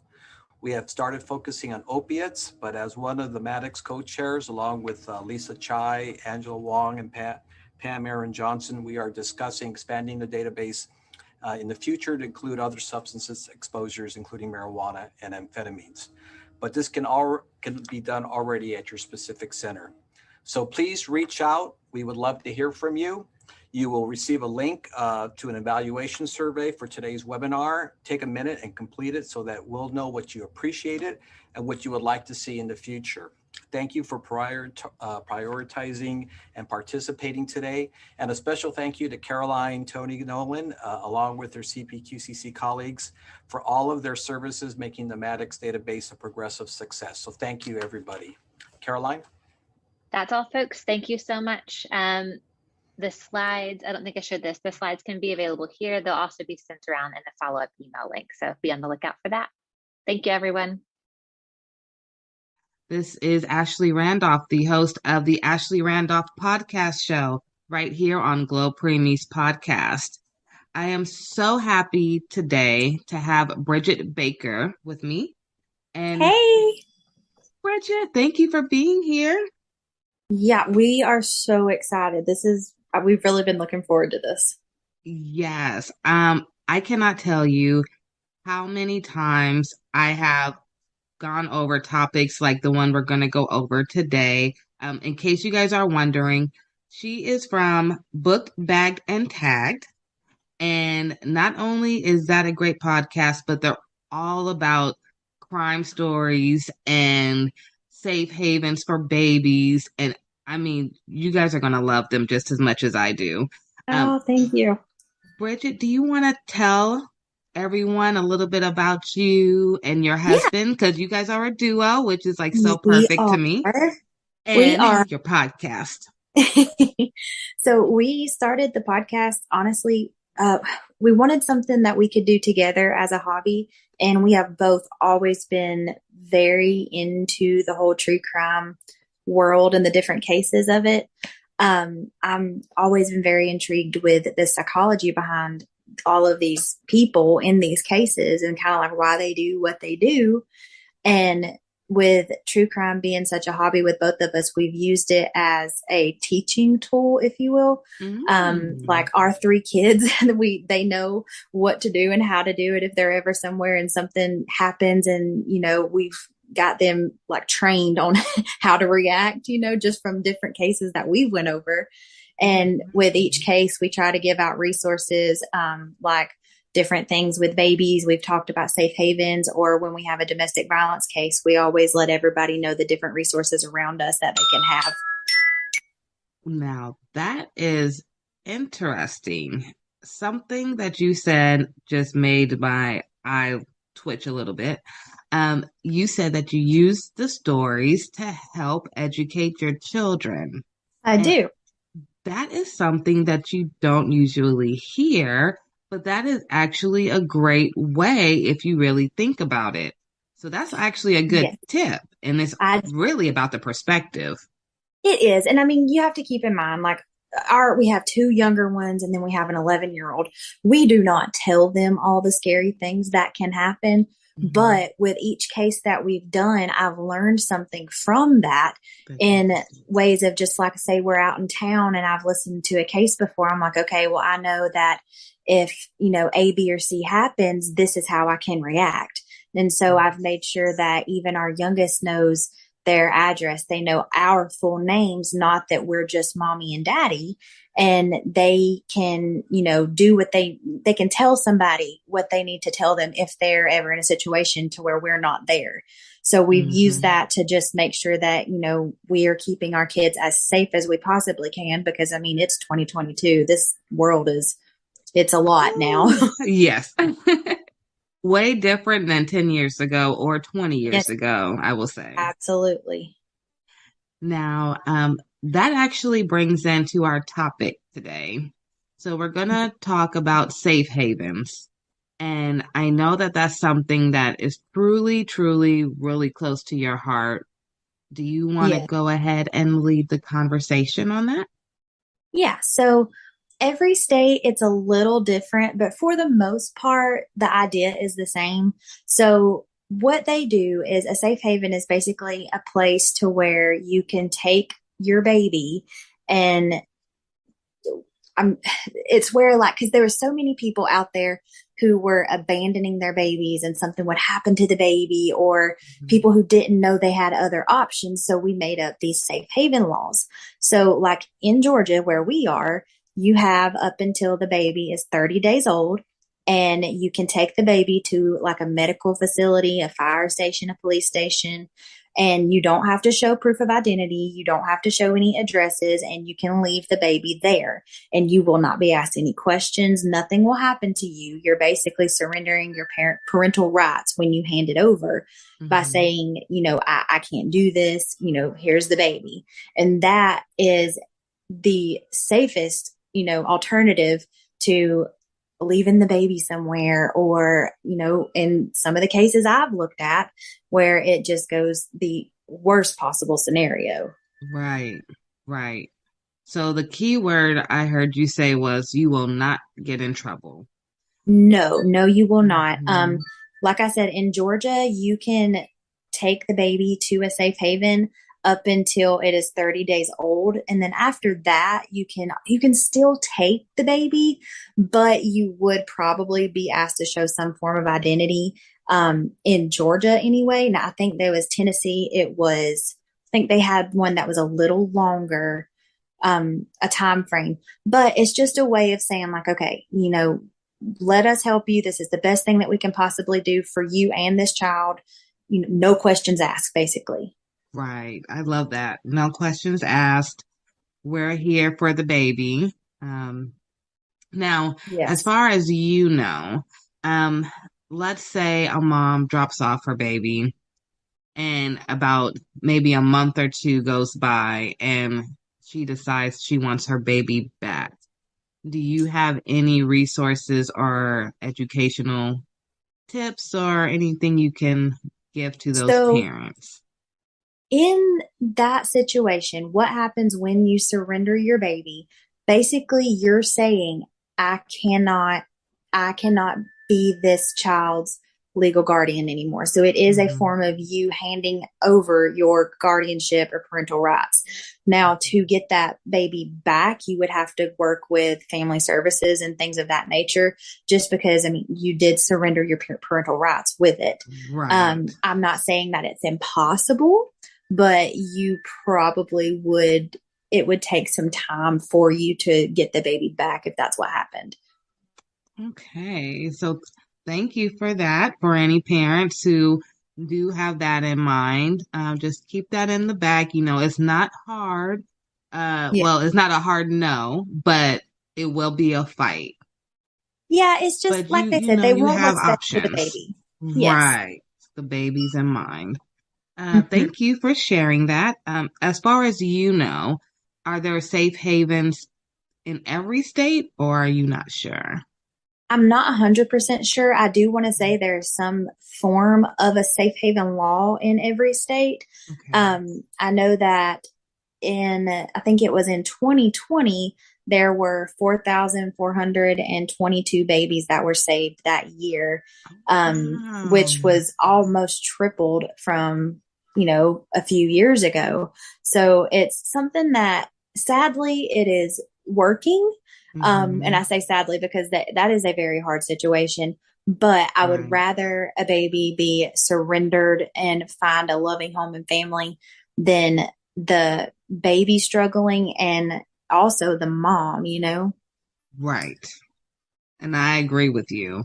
If mom's already struggling, I love the fact that they have options. So if they're not comfortable going to the hospital, you can go to the fire department.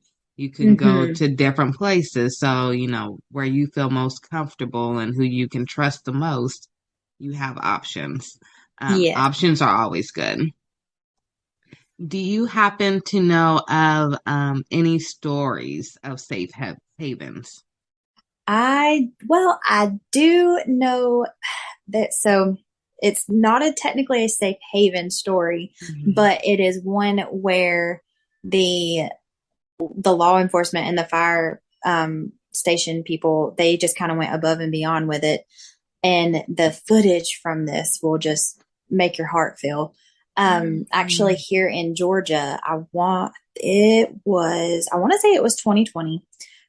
We, not far from us up in Forsyth County, we had there was a family who had been on vacation and they came home. It was pretty late at night and they were walking in the house and they heard something. And at first they thought it was a coyote or just, something like an animal, because your first thought in the pitch black outside is not that there is a baby.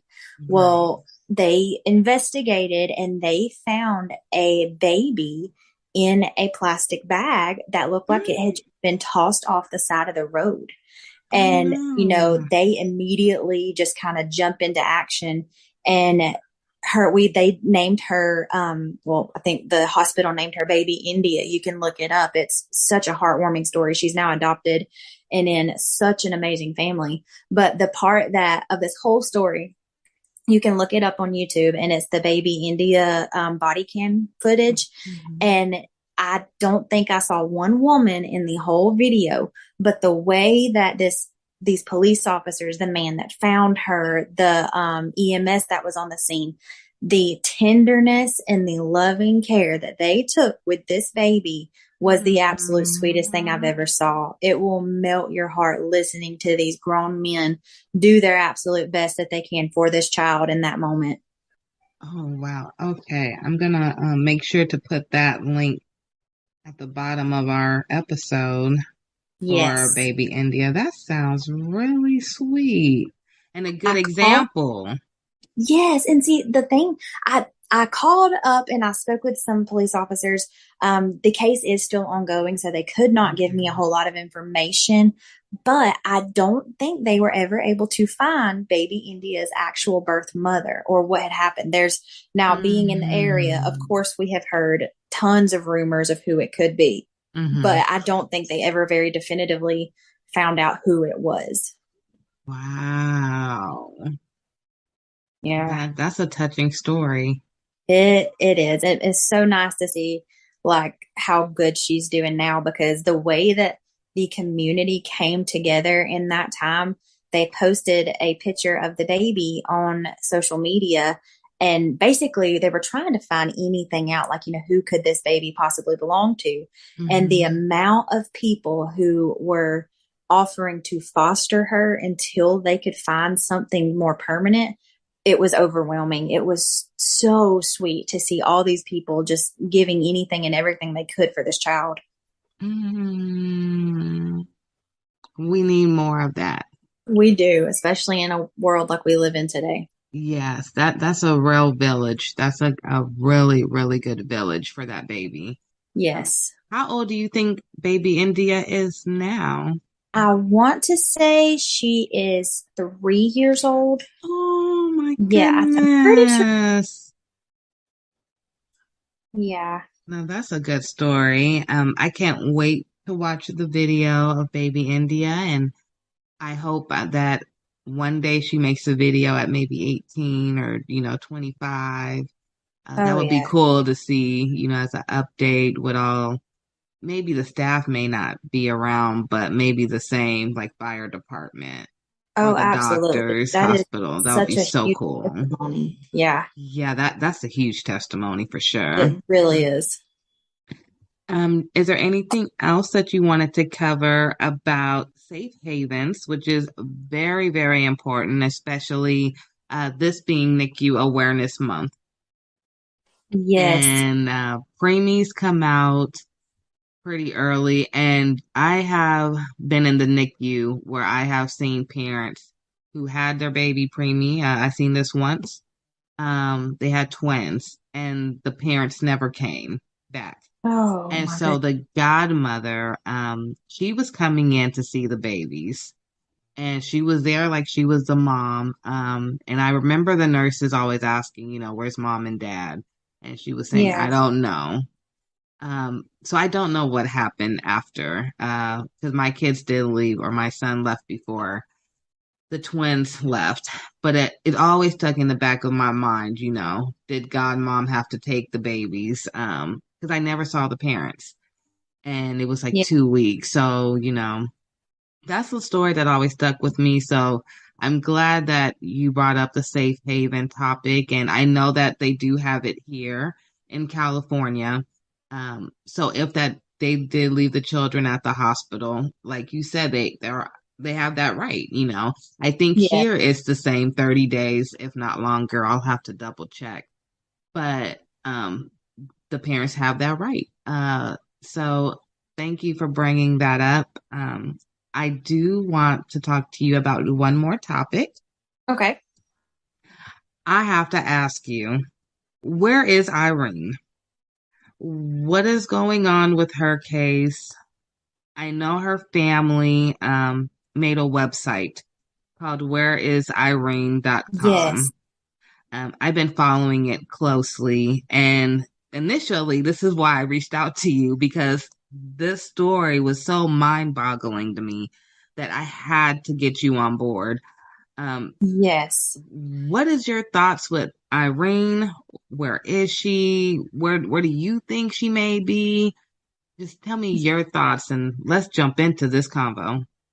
So she was last seen alive during a video call with her parents, and that was back on February 24th. So she ended up not being reported missing until March 20th. And there has been so many like different stories come out about this that I've heard, different theories, Mm-hmm. They seen her fiance using a debit card to purchase items that were, it was like a boots and shovel and Mm-hmm. things of that nature. And obviously, when you see that, your mind goes to one very scary place. Right. So they have, he is identified as a person of interest, but I think there was also, according to documents, he had been accused of transferring over like $3,000 out of her bank account and ended up charging $600 on her debit card after he had told the authorities that she packed her bags and left. Mm-hmm. So very sadly, I hate to assume this, but with him buying the things that he was buying, and it looks like he's using her Visa card and he hit the $3,100 limit on it with 80 different transactions back to back. Like that really, to me, all points to one thing. And sadly, it makes me feel like she may have already passed away and it's being hidden, or, and again, I hate to say that, but it's just in so many cases I have looked at it's one of those things when someone shows you who they are, believe them. Yes. Yes. You know what story just came into my mind as you were describing what's going on? Remember the young couple, the white couple that it was a young girl and her boyfriend or fiance. Gabby Petito. Yes. That was what, last year? Or was that even this year? No. That was it was last summer. Yeah, and it's like such night and day. Yes. Still a couple. He had used her card. He was doing weird things that included his parents. Mm-hmm. And then look at how it ended. It gives me the same vibes without the same publicity because everyone was talking about that case. And you know what's odd to me is that case absolutely blew up. Mm-hmm. But there were, I want to say, a handful. I can see 3 different people in my head right now. I just don't know their names, but that is my point of people who went missing in the same area within the last 5 years and nobody knew their name. Not one person. Wow. Yes. And it was like almost identical stories of them being in that area. They went missing and you don't know anything. Now, that is nothing bad to say toward Gabby Petito. Mm-hmm. It just happened to be the one that did blow up. And I think honestly, I think the biggest part of why her case blew up is it was the time that it blew up, because during the time that this all happened, a lot of people are still in the middle of quarantine. A lot of people were still at home. And of course, everybody knows during all of this COVID, TikTok blew up. Like TikTok was all anybody could do. And I think that is the biggest reason her case blew up, is because it got onto TikTok and everybody on TikTok, it like spread wildfire. You're right, because it went from TikTok to Instagram to Facebook to Twitter. It was CNN, then it went everywhere. But you're Yes. right. I did start seeing it on TikTok first. Yes. And everybody was sharing their theories about it. And then, of course, like we were all following it. And then it's just like it kept going and going. And then everybody had their own theory about it. And it just like conspiracy theories came out behind it. And now I think they're actually doing a Lifetime movie about her. I knew it. I knew it would come. Oh, yeah. I always said that. As soon as they found him, they said it was his body. Okay, now I'm gonna ask you this, and then I know we're off the topic, Irene. I promise you, honey, we're coming back to you. When they found what they said was his body, or was it his bones or something? Yeah, it was remains. Do you believe really in your heart that was really him, or do you think they were just trying to close this massive case that just got way too big? I don't think it was him. Now, I said the same thing. It's the rate of decomposition, even with him being in Florida where he was found in the swamp. I do not think they would have actually found anything. He was in Florida in the swamp. That's just somewhere. Hello.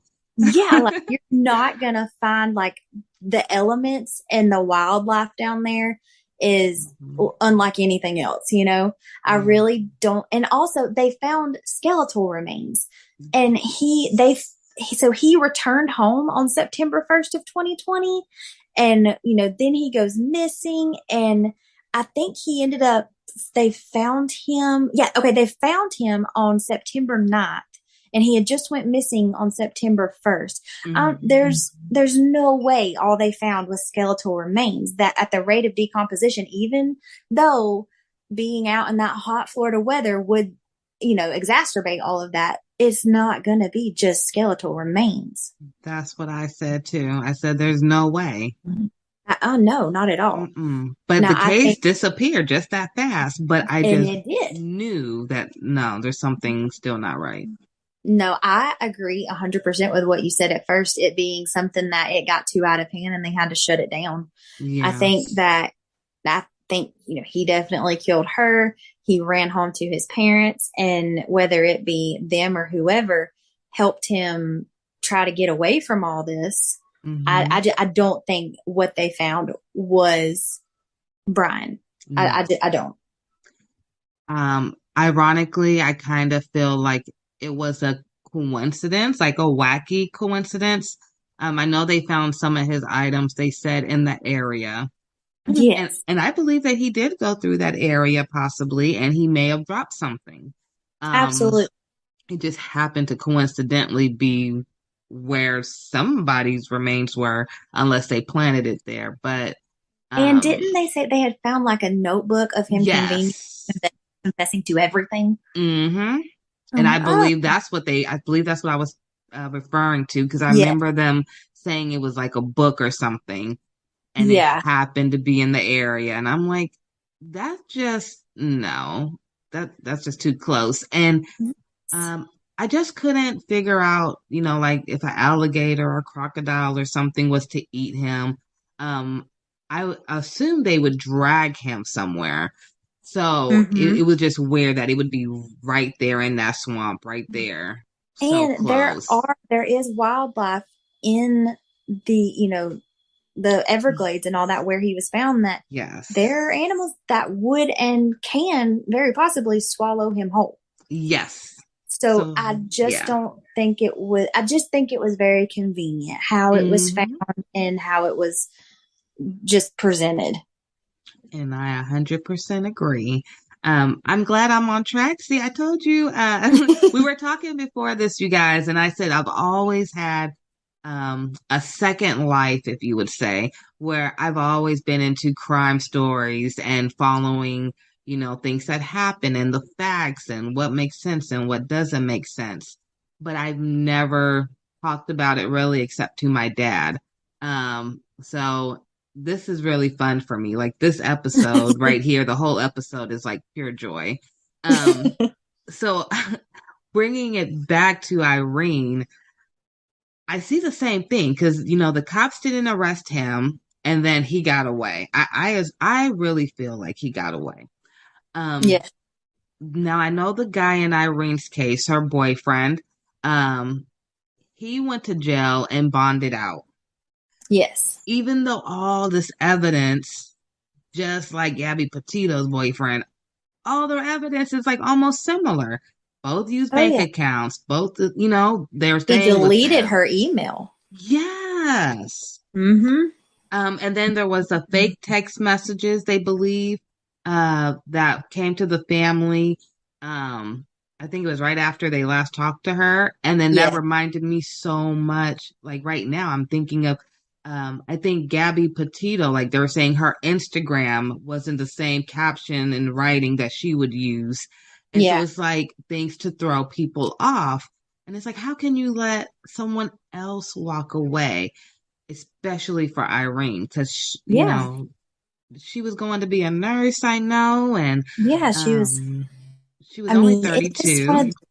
yeah, and it's just like this is like you said, it's almost identical, and it's like, are we really going to do this again? Yeah, and it's like I hate to say it, but it's like a slap in the face. Like, yeah, we know what happened the first time, but this time it's not as big. So we'll just let the facts roll out however they come out, and if they ever come out. Mm-hmm. Um, Now, something in me tells me that she may be somewhere close to where they lived. I don't know Yeah. why. I don't have no evidence to prove it. But I always go back to, and you may know this story. I'm gonna call you my crime partner now. In Sacramento, I want to say like 20 years ago, or maybe even longer than that, there was a lady, and I'm from Sacramento. There Okay. was a lady who lived downtown, and she had a house, and she was having people come in who had like SSI checks and government checks. Dorothea Puente. Yes. And she Yes. killed them all and got all their checks. And I almost have like the same mindset for him. Like he used her and then he obviously took her money and Mm-hmm. then nobody knows where she is. And I almost feel like she has to be somewhere by that house. She has to be. Yes. I mean, in Dorothea Puente's case, it's funny. We actually did a case on her recently. So this is very fresh in my mind. You got to send me that link so I could post that too. I will. I will. Like all of her, well, most of her victims after they were killed were just in her backyard, Yes. So it was, I mean, very close. And it's not like he has really ran. I mean, I agree. I feel like he's very close, or she is very close to where they are. Yeah. I just have that real strong feeling. Because he bought the boots. I know he bought a shovel. Yes. There was nothing hinting at the fact that I saw, maybe you did, like any extra gas to carry with him. So like no gas cans or anything. Because I assume if you're driving with a dead, deceased body, that you wouldn't be stopping at gas stations to refill. I just, there was like not a lot of planning, obviously, but it had to be somewhere close to him. And I know they live in, I believe was it Wyoming or Idaho? Wyoming is where they were staying. Yes. Now, Wyoming has a lot of wooded area, I believe. A lot of wooded area. So she could be there. I just really hate that she's been missing for so long, and I really feel for her family. That's the thing. I mean, in any situation, it is absolutely devastating, but I feel like not getting the closure in the end is what hurts the most, because it's like, okay, I'm obviously grieving because this person is not with me, but am I grieving their death or am I grieving just their disappearance? Like, how long do you hold out hope? Oh, yeah. That's so true, because you're grieving, but you don't know what you're grieving for. Mm-hmm. And that alone has to be giving them nightmares. Yes. I And I know know that that, they were yeah. talking about like neighbors had told police that they noticed him burning a 55-gallon drum that he had purchased the day of that final video. Really? Yes. So the shovel, the boots, him burning something in this 55-gallon drum. And it was the same day that it was that February 24th that she had talked to her mom and dad. So, I mean, it really makes you think like, okay, was she killed that day? And that was him disposing of the remains. Because now I'm on her website that her family created for her, and they said she was 5'1", 89 pounds. Very, very petite. So she definitely could have been in that size of a 55-gallon. I Yes. think she would be able to fit in that if. Absolutely. No, I did not know that part. Yeah. And that's just what's devastating about it is there's really not much in this case that gives you hope other than just, praying that it turns out well. But it's just such a sad situation because, she hadn't been in America very long from what I believe. I think her family was from Kenya. Is that right? Yes. And they said she came May 2019. Yes, that's right. So she hasn't even been here long. No, and what all of the things are saying is, so she met this man on Craigslist. So there really there's no telling what he had told her beforehand. And she meets this man, and then, what kind of nightmare was she living before this happened, Yes. Okay, so let's see. Looking at the timeline now, let's see. So, she moved. See, oh, I see it now. February 24th. Nate buys a 55-gallon drum. March 3rd, some unusual texts were sent from her phone. That's what I was saying was so similar to the Gabby Petito case. March 8th, her WhatsApp account is deleted. Oh, that's ironic. Oh, yeah. March 10th, her phone number is deleted. Oh, my goodness. And then the 20th, they file a missing persons report. Yeah. They had 24 search warrants, but they really just didn't see much. Other than they found that he was charging all kind of stuff to her accounts. He had deleted her email, her WhatsApp app, and all of those things. But it was like in the Mary Catherine Higdon case, in the Casey Anthony case, it puts you in that mindset of both of those women. It's very obvious that they probably did it, but you could not charge them with murder or whatever beyond a reasonable doubt. Like I can I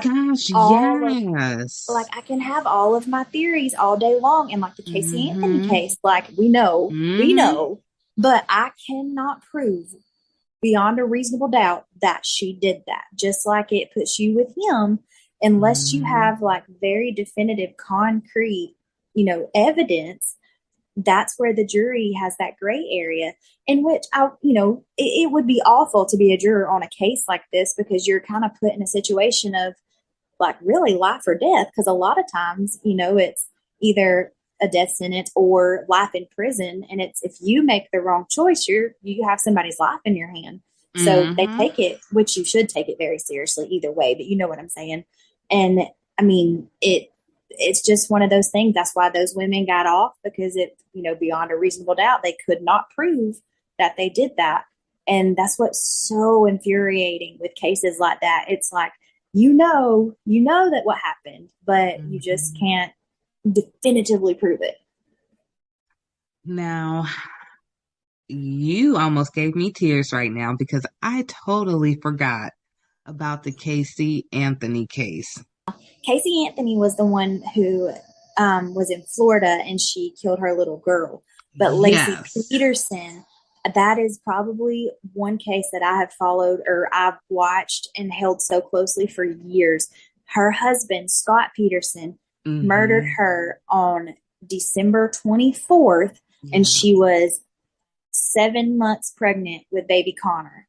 And that case shatters my heart because, and I mean, I know I don't want to get too gruesome because I mean, on my podcast, it's a true crime. You know what you're getting when you come there. So I don't want to get too much, but the way that they found them and a woman's body is just absolutely amazing. And the things that it can do and the way that it protects the child, even when you don't think it is, a mother's body is just absolutely amazing.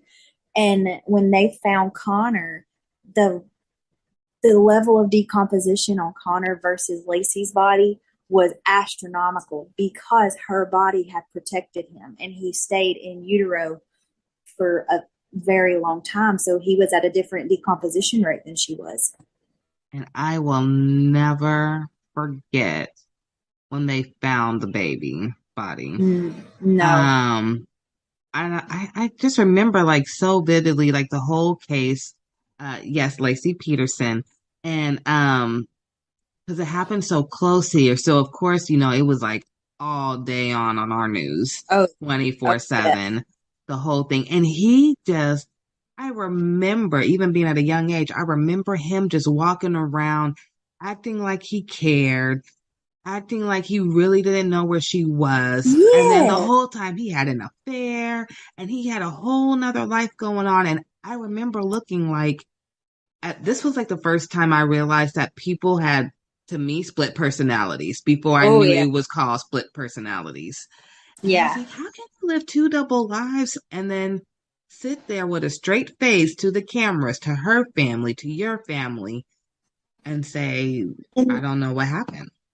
So the Lacey Peterson case is actually what the book Gone Girl was kind of mirrored after.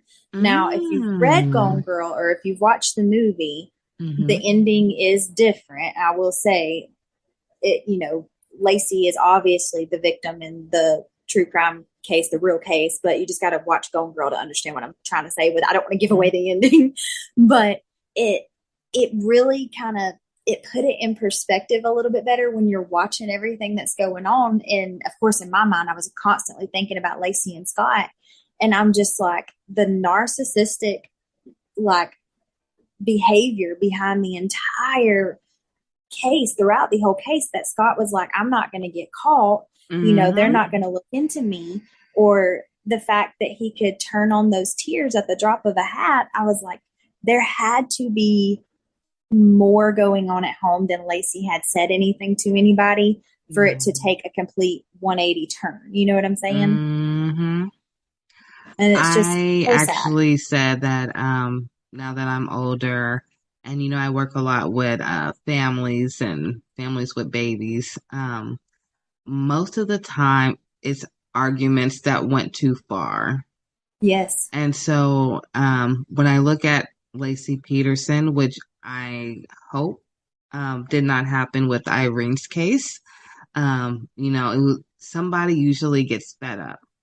And so maybe Lacey found the pictures of the affair, or, there was something, because it was getting close to Christmas. Yeah. Maybe she found a gift for the other woman and she went bonkers, or some money was taken out and she saw it was at a store that he shouldn't have been shopping at. Anything. And that whole scenario right there is exactly what happened in the Chris Watts case, where she kind of found out she was pregnant, and she found out about him having an affair while she was away, and he killed her pregnant with their son Nico, and then he killed their two babies. Yes, and they were, I remember, 2 and 4, 3 and 4, something like that. And there's a video of the youngest one singing that Coco Melon song about my daddy is a hero, and knowing how their lives ended. It's so, I don't understand. Something that, I know beyond a shadow of a doubt that I was put on this earth to be a mom. I'm just a motherly spirit. I've raised my siblings and our 3 boys. And, you know, that's why I think I've held the baby cases and the cases with these children so closely, because I don't understand the kind of person who could do that. But I read somewhere, what was it? I can't remember who said it, but they said something along the lines of, I don't understand how somebody could do this to a child. And the police officer turned around and said to them, you know, as long as I've done this, I've had people ask that question. And the second you can answer that question is the second you turn into that person. So I stopped asking myself that question. And I'm like, yeah, there's some things that you just can't explain. And it's better to stop trying to ask the question and just be the one that gives the resources and has the hand held out for whoever needs the help. So these babies don't have to keep suffering through the lives behind the curtains and behind doors that their parents are hiding. Now, that was a good way to bring both topics together. I must say that. See, I told you guys she has a good podcast. You guys have to watch it. Thank you. I am just so happy that, you know, I was able to bring some awareness to Irene Gakwa story. Beautiful Black woman. I hope that this helps people look for her. If anyone has any information out there, please contact the Gillette Police Department. And you can also contact the National Missing and Identified Person System. And I'll make sure to post the links below. Bridget, I wanted to say thank you again for our wonderful episode.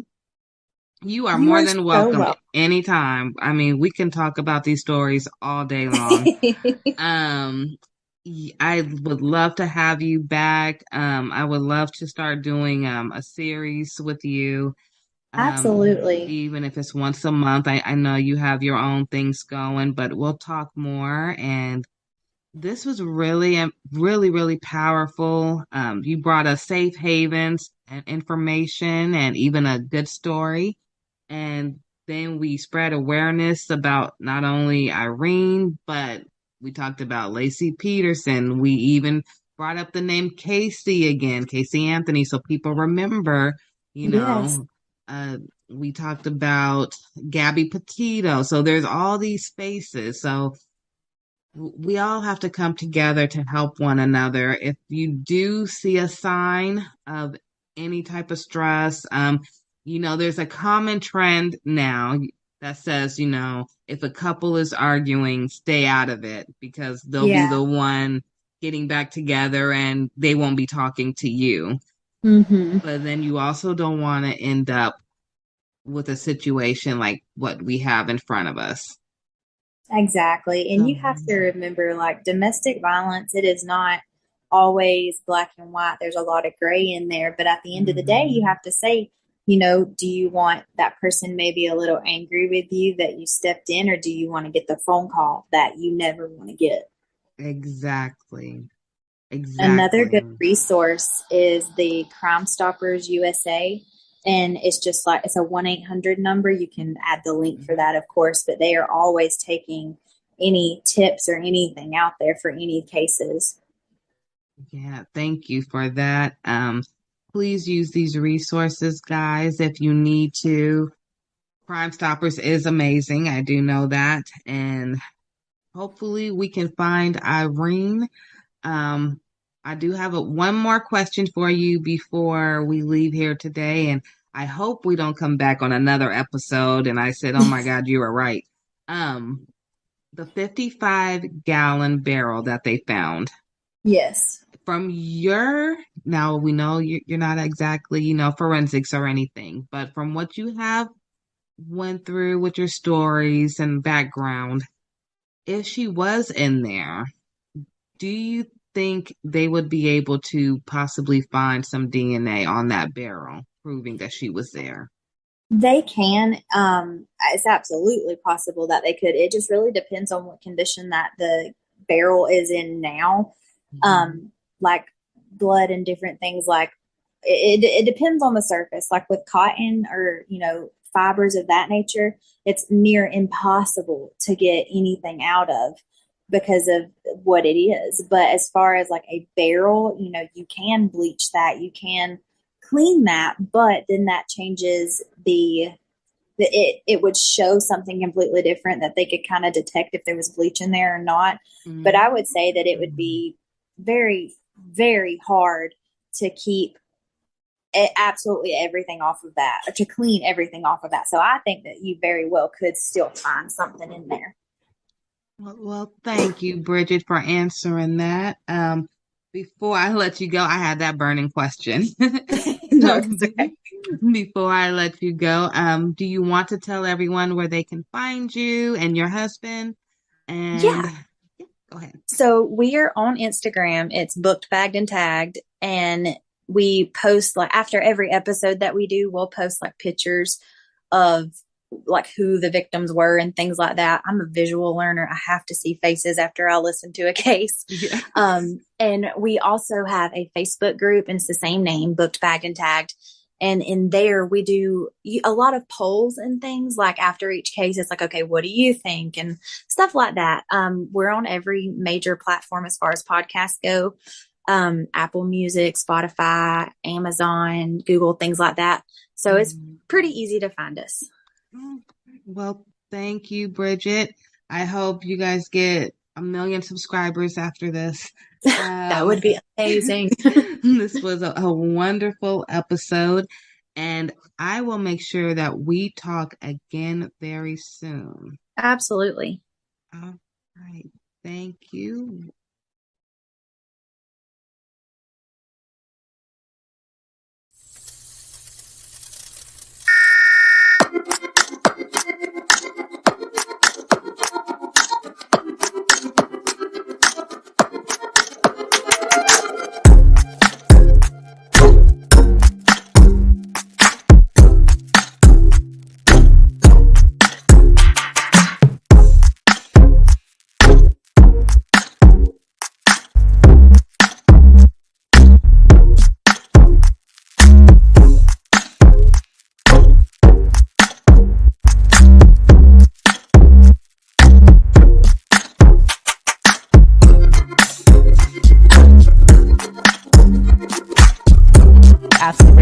Founder of GLO Preemies and co-founder of Alliance for Black NICU Families. Welcome to AM Buffalo, ladies.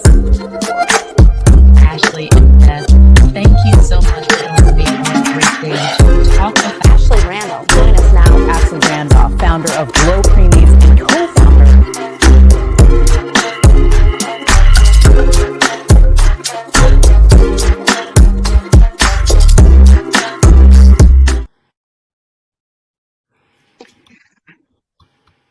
Good afternoon, everyone. Thank you for a new episode of the Ashley Randolph podcast show. Today, I am so excited because I have someone very special for a very special topic that you guys have been kind of seeing me talk about on TikTok lately. So today, I have Don Mann, but if you research him and look him up, I want you guys to make sure to put Don W. Mann. Very, very important. He's a very important man. And what he's here today for is very important. So I want you to make sure you find him after. Mr. Don, thank you so much for being here. Thanks for the invite. I feel humbled and honored to be here. I'm excited. You know what's more exciting to me is when you came today and you had your shirt that matched your background. I just love that. I love the quote. You saw I put it on the flyer, known, needed, loved. I mean, it's 3 words that really any kid needs or any parent would love to hear, even from their own families. Yeah, it's foundational, and it's really simple, but it's not easy to discover and own in yourself. So yeah, that's part of my story, and that's I love it. So now that you brought that up, you have me curious. All right. Can you tell us your story? Well, so I think like most people, we just try to live life. We wake up and we go with the flow. And so I grew up in the Midwest, was born in the Midwest. And then we moved to Florida, South Florida, when I was 8. Those are tough years of transition, because that's when you're trying to build out your friendship base, and you're learning your social and emotional skills.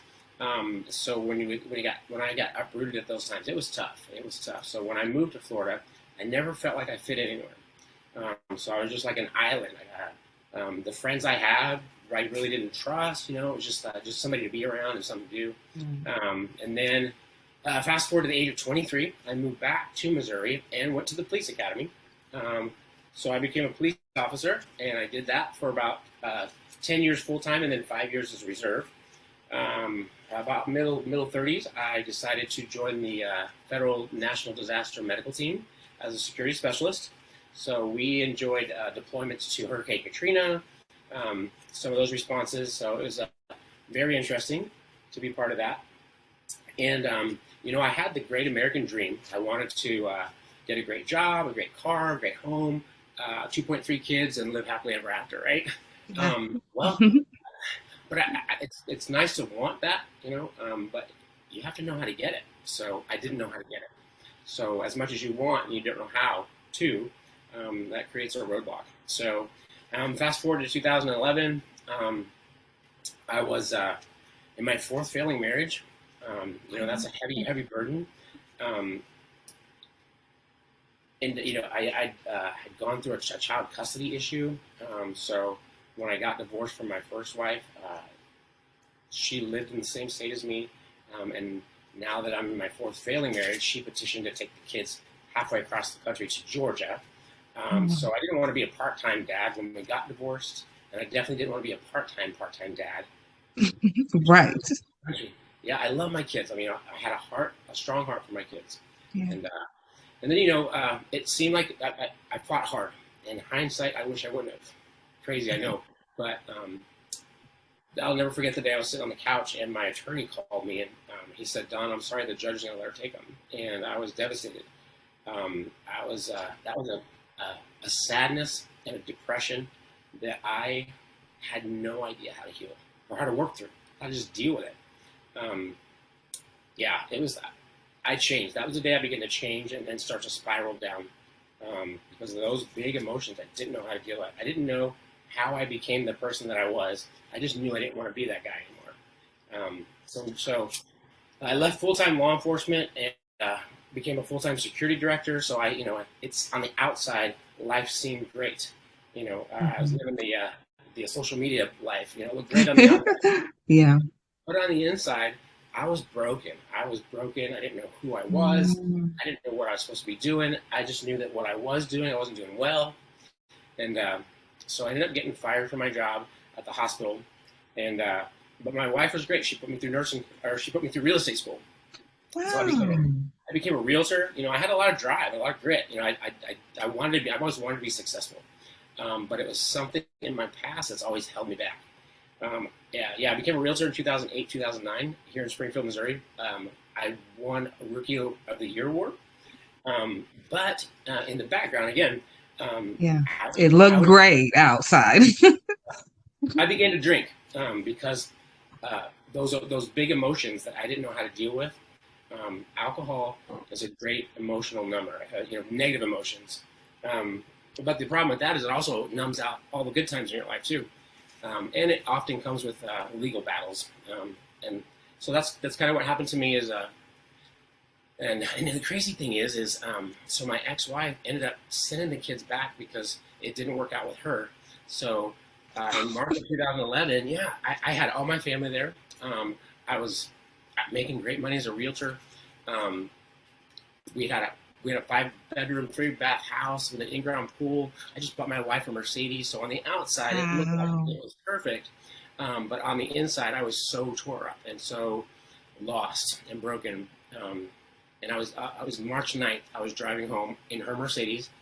And I was drinking and I sideswiped a wooden fence. And when I got home, I looked at the damage and that was the day that things got really dark. I just took this analysis of, you're a horrible father, you're a horrible husband, you can't keep a job, you're drunk, and the world would be better off without you. And so I was convinced. So I went inside and I grabbed my service weapon that was meant to protect me, and I shot myself at point blank range in the stomach, and I tried to take my life that day. Only by a miracle did I survive. I will say I'm glad that you did survive. I am too. You know, it's and because this is Mental Health Awareness Month, I wanted to add this little part in here. Yeah. I think it's important for people that are experiencing depression and maybe suicidal ideations, and thinking about suicide and thinking that that's the only way out. What happened to me is I knew in one moment that I wanted to die, but the moment I pulled the trigger, I knew I wanted to live so bad. Like I never wanted to live so more. I think it's helpful if people if you think about that. Like, yeah. You don't really want to die. You just want the pain to stop, and that's where I was. But then it was fear. You know, it was like I may have just taken my own life, and I didn't want to. Right, right. And I love that you said that, because there was so much going on the inside that a lot of people didn't even really see what was going on. But like you said, you had this 5-bedroom house, you had the Mercedes, you had everything, but it wasn't what you needed to fulfill you. And, when you said, wait a minute, after everything, it was the fear. You didn't really want to do it. It was just, you just wanted the pain to stop. Yeah. I found myself in a deep, dark place, and I didn't like it. And I didn't know how to get any other way out. It seems like the only answer, but it's not.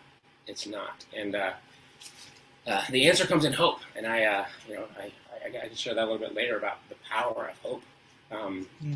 Even in our darkest moments, we just get a little bit of hope. We can find the strength and the courage to go forward. I don't remember much after I shot myself. I got life flighted to a hospital here in town, and I woke up a week later in the ICU. And the emergency physician came in and he said, I thought you'd be dead on my table when they brought you in. He said, but I cut you open. He said, I looked for damage. He said, you nicked your bowel. I had to cut out about 6 inches. You'll have a colostomy for about a year. It'll be reversed and you'll be fine. And so I was like, wow, that's crazy. And then he starts to walk out of the room, and he stops and he turns around and he says, what I don't get is how a 9mm bullet that travels over 1,000 feet per second travels less than 4 inches and stops right before it hits your spine. No. Yeah. So being in law enforcement, I knew that 9mm bullets are made for penetration. They can penetrate up to 14 inches of solid plywood. So that was the day that God said, hey, I'm real. This is me. This is who I am. I had no doubt that I was here for a reason. Yeah. It's funny, the first picture that popped into my mind on that hospital bed that day was, I used to see a little picture of an old, dirty little girl in a dirty dress, but underneath it said, God don't make no junk. Wow. I was like, you know what? That's true. That's true. So, see? And it's moments like that you can't deny that he was there. Yeah. Can I tell you my little miracle story? Absolutely. I didn't even tell you about this. Yeah, I love that story. My little miracle story is with my second child. I was in Houston, Texas. I'll fast forward all the bad stuff. But the doctor who I had in Houston, she told me she was a new doctor and that her mom was already an OBGYN. So I was comfortable with her. Yeah. So when it came to my delivery, of course, all my kids were premature. My daughter was born and she had her cord wrapped around her neck. No, yeah. But the doctor was so calm. She never even I didn't know until my daughter was like 4 years old that had happened to her. My husband had to tell me, like no one told me. She just said, oh, stop pushing. And I just stopped. And it was like a real calm in the room. I felt no anxiety at all. My baby came out and everything. Everything was fine. Of course, she went to the NICU. I went back to thank the doctor. Nobody at the hospital knew who the doctor was that delivered my baby. They have no idea who she was. They said the only thing that was on the papers was that the general MD for the day was on the paperwork. They have no idea who it was. Wow. That's when we can't explain something that's good, we just gotta give You just can't explain it. Yeah. And I started Glo Preemies right after that. I said, God, what do you want me to do? I don't know. I had just stopped going to college, so I was going to Xavier and Tulane at the same time. And I just didn't know what to do. I had my second preemie, and then it just came to me, God, little ones. And Glo Preemie's been with me ever since. I love that. That is so cool. Such a great story. And all significant lives that I know of are foundational on amazing God stories. So when you got out the ICU and you got out, what was the first thing you did when you walked out them doors knowing you just had a miracle? Probably not what most people would do. I went and got a drink. That's honestly though. Yeah. You would think that God showing up in my life like that would have like smacked me into reality, right? And just chase your purpose. No, I still had all that unhealed, unfaced internal pain, emotional wounds. And the crazy thing about pain and emotional wounds, we try to beach ball. We try to stuff it. It's kind of like stuffing a beach ball under the water. Sooner or later, it's going to pop back up. Well, that's what our emotions do. When we stuff them, I say they go into the pit of our stomach and they lift weights. And then when they come out like, Urgh! And so, the pain came out. And so I had to go, or I felt like I had to go and drink. So I continued to drink for a few months. And then, it was actually a couple of years. Then December 28th, 2013, I was driving home from a bar, intoxicated, and I rear-ended a pickup truck of firefighters at low speed. Nobody got hurt, thank God. Okay, good goodness. But I got arrested in the same jurisdiction where I used to be a deputy sheriff. Oh no. So the thing about being arrested in the same jurisdiction where you work is all the people that are in jail know you. And even worse. So I got put into protective custody, which means I was locked down in my own cell by myself for 23 hours a day. I would get out 1 hour a day to take a shower and to hear all the other inmates scream death threats at me.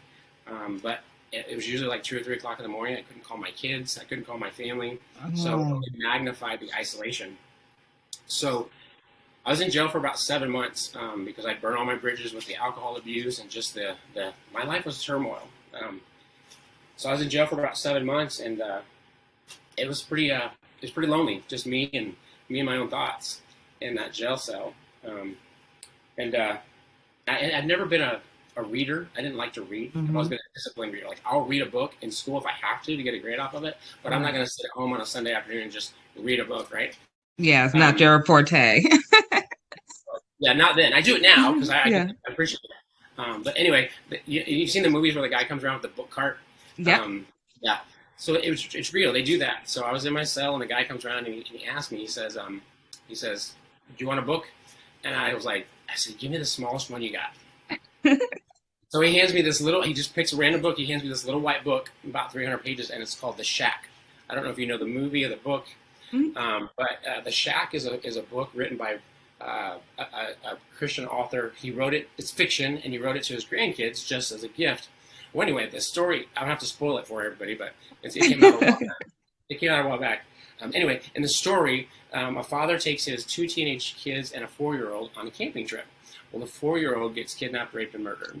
Pretty harsh. And of course, the father blames himself, and the children blame themselves. And anyway, fast forward to the middle of the movie, and back up a little bit. So he ends up having this whimsical journey where he meets God, Jesus, and the Holy Spirit. And in the middle of the book, he's talking to an angel in heaven. He's in a cave talking to an angel. And she said, his name is Mac. And she says, "Mac, you have 2 kids left. Which one are you going to save? One can go to heaven and one has to go to hell. Which one are you going to save?" And he says, they're both my children. I can't choose. I love them both. And she says, "No, you have to choose. You have to send one to heaven and one to hell." And he starts to break down and cry, and he says, "I can't choose. I love them both." And she says, "Neither can God."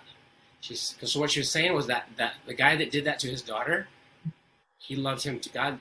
God loved him too. And that was beautiful. And then something clicked for me that day. God showed up in the hospital room that day when he saved my life. He decided to show up in that jail cell too that day, because I thought, wait a minute, hold on. Everything just stopped. I'm like, you mean to tell me that with all of my mistakes, all of my mess ups, my unfabulous life, I mean, I'm in jail. You mean to tell me that God loves me as much as he loves the pastor behind the pulpit? That's crazy. That's big love. That's crazy. I want to know that, right? Yeah. So I dropped the book on my bunk and I said, God, this is your life anyway. Take it and do what you will. And that was the day I fully surrendered. And life has been, you know, I didn't get zapped and get released and life happened. You know, I actually stayed in jail for another couple of months. But here's the crazy. I love this part of the God story. So my brother, because of our past, he's always been a self-proclaimed atheist, right? Oh, okay. So I'm in my jail cell one day, and the jailer comes by and he says, "Man, get your stuff. You're bonding out." And I was like, "Who's posting my bond, right?" Because I burn all my bridges. I said, "Who's posting my bond?" He said, "Your brother's posting your bond." Yeah. And so I get out in the truck and I said, "Why did you post my bond?" And he says, "It's a loan. You're paying it back." And that's all he's ever said. So I love that God can work in and through people that claim not to even believe in him or have met him yet. So, I had to put it myself on mute because I was making so many noises. Yeah. After all that time, your brother finally came through for you. And it was like you seeing these little miracles almost that were happening for you out of nowhere. Yeah. Yes. After the little small book. Yep. Yeah. It's like God will he used that little book to show me how big he was and how much he loved me, how much he wanted me and his family, right? So it was that spark of hope that I needed. A little mustard seed of hope, literally. Yeah. But then, you know, life is hard. We go from, and in that moment, I went from feeling great and feeling amazed, feeling like I had a zest for life, to I had nowhere to go. I got out of jail, but I had nowhere to go. I couldn't go to my family. Oh my gosh, yeah. So I ended up, I had my brother drop me off at a homeless shelter in Springfield, Missouri. And so I lived in a homeless shelter for 4 months until I was able to get a job and get back on my feet. But it was just one foot in front of the other. Just the determination to know that that I'm here for a purpose. I may not know it right now, but it's going to get revealed not by staying where I'm at, but by taking one step at a time and trusting God to get me there. So, and that became the journey of finding out if I'm known, if I'm needed, and if I'm loved. So, okay. So I have a question. So you're at this part of your journey. Okay. Now I have to know, were you talking to your kids at this point? Because I know a lot has happened to you. It's like a year now, maybe. Yeah. So so I had 2 older kids and then 2 younger kids. So the older one, my oldest daughter was probably 14 when I attempted to end my life. And I remember about a week before that, because I drank all the time because I was in pain all the time. Not an excuse. That was just where I was at. But I'll never forget her little face. She looked at me with tears and she says, "Daddy, you chose alcohol over us." Oh. And even though that wasn't that wasn't the truth. That was her truth. That was her reality. And I had that hurt. That cut deep, right? So yeah, my kids, they knew they wanted Dad, but Dad was just not part of their everyday lives because I didn't even know who I was and what my role in life was. So yeah. And you know, strong story you have. Yeah, and you'll get people that tell you. So when I got out and I started making better choices, they're like, well, "You don't need permission to go be their father. Go be their father." Well, that's insensitive because I made some poor choices. You know, I can't just rush back into their lives because I'd made some choices that left some scars on them.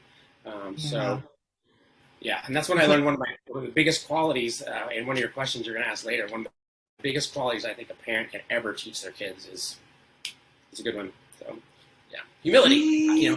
Humility is perfect. Humility. It's so inclusive. Like it comes with it has collateral other characteristics that set your children up for success with the characteristics. So. Oh, okay. So I guess we have to hurry up because now I want to get to the good tips. Okay, so we know your kids, they really do want Dad. So I'm so glad you said that because that's what I wanted to hear. So I know dad still has room to come in, but like you said, it doesn't just happen overnight. You can't just wake up one day and say, okay, I'm perfect dad, and they don't expect you to just walk out the door one more time because they've seen it so many times.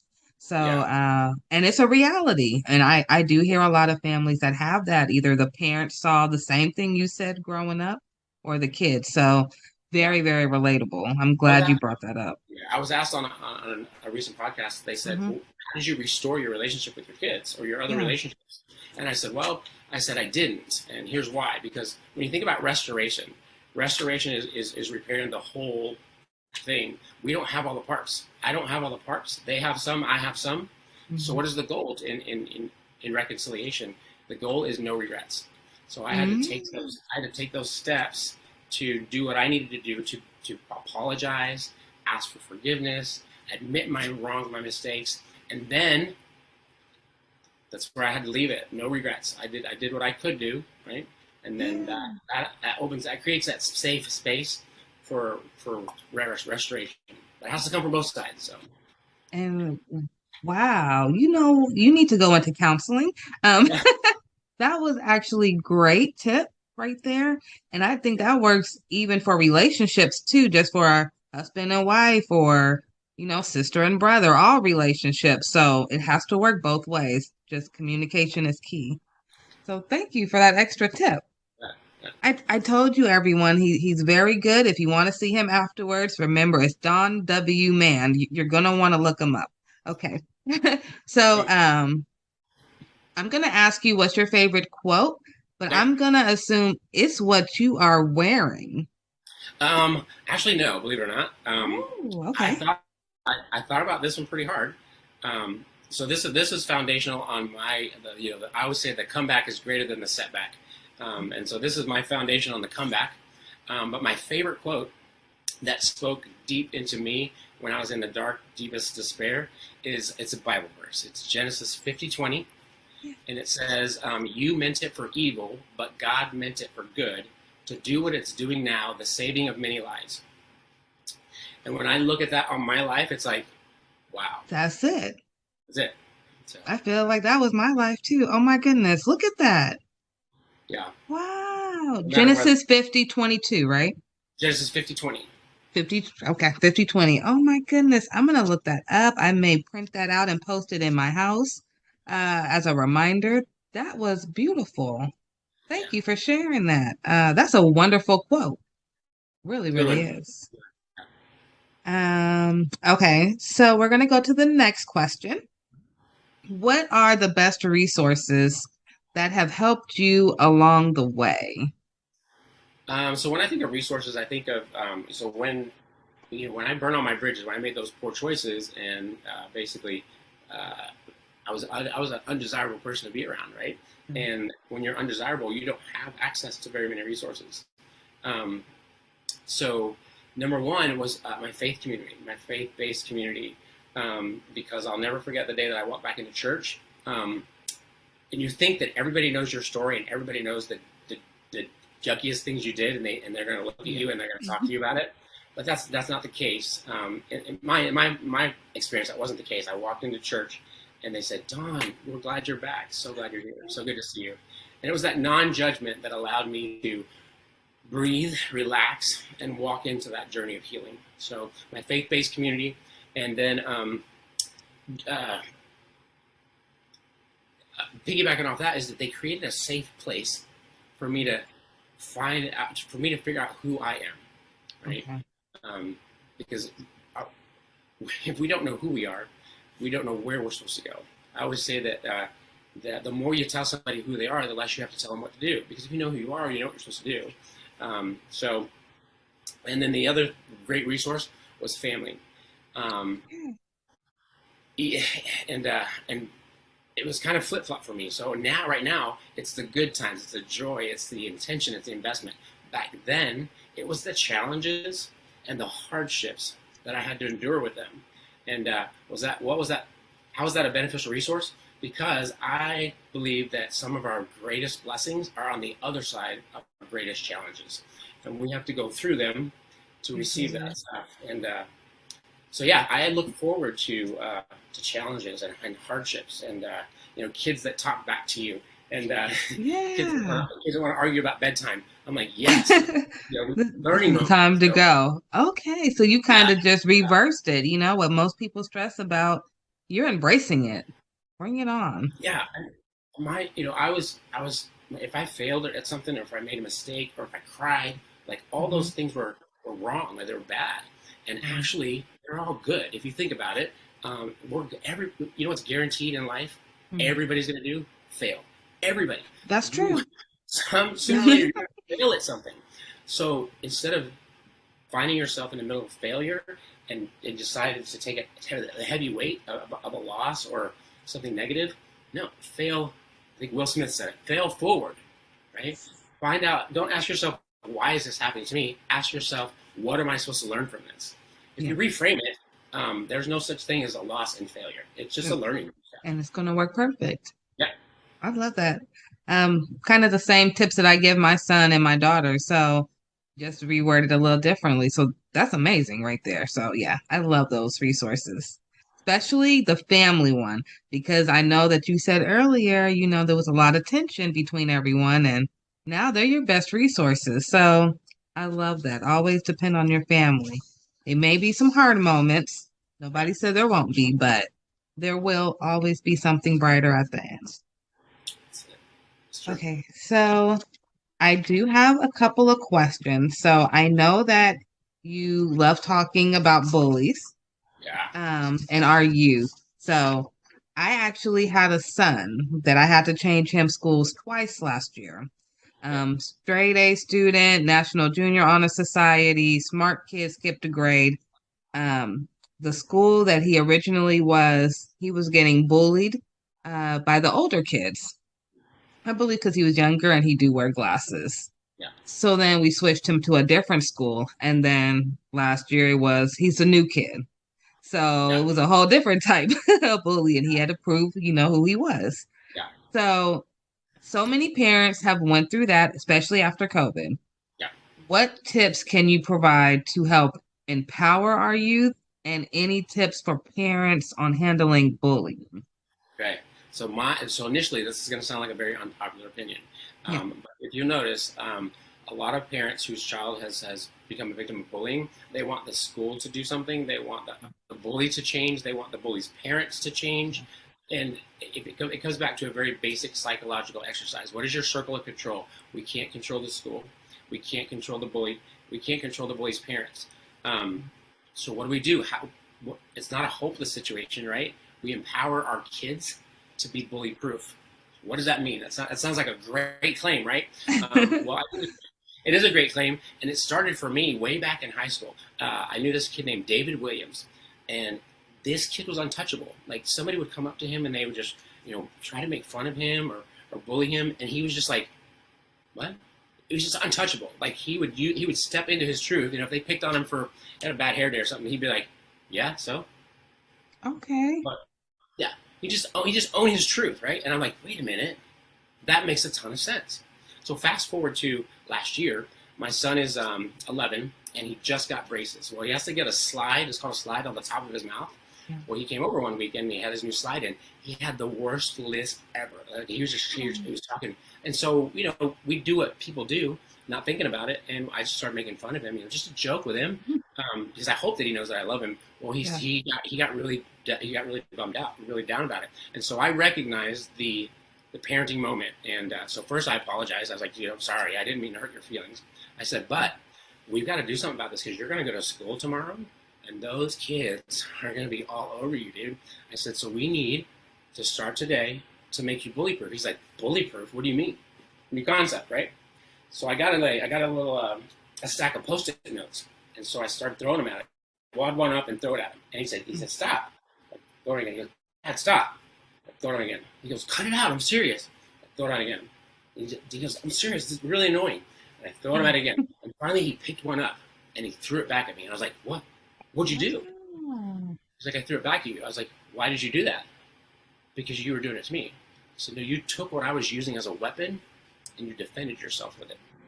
I said, if you do the same thing with your lisp, you go to school tomorrow and somebody says something about your lisp, you say, that's a horrible list. I don't even have to try to have mine, and it's a lot better than yours. Mm-hmm.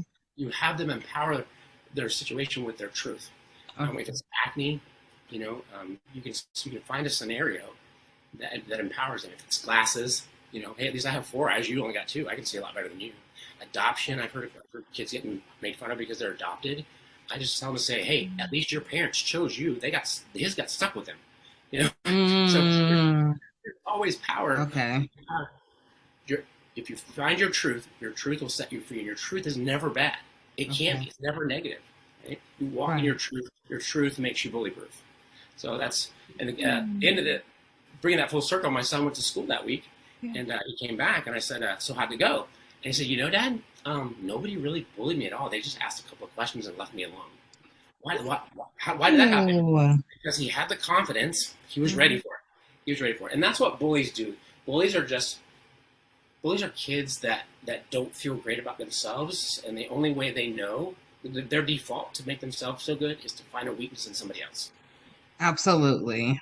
So he went to school. There was no weakness. Like, he had that list, but he was ready for it. And bullies sense that there's no weakness, they're not going to come at him. So it's every situation is different, depending on what your kids are being made fun of for.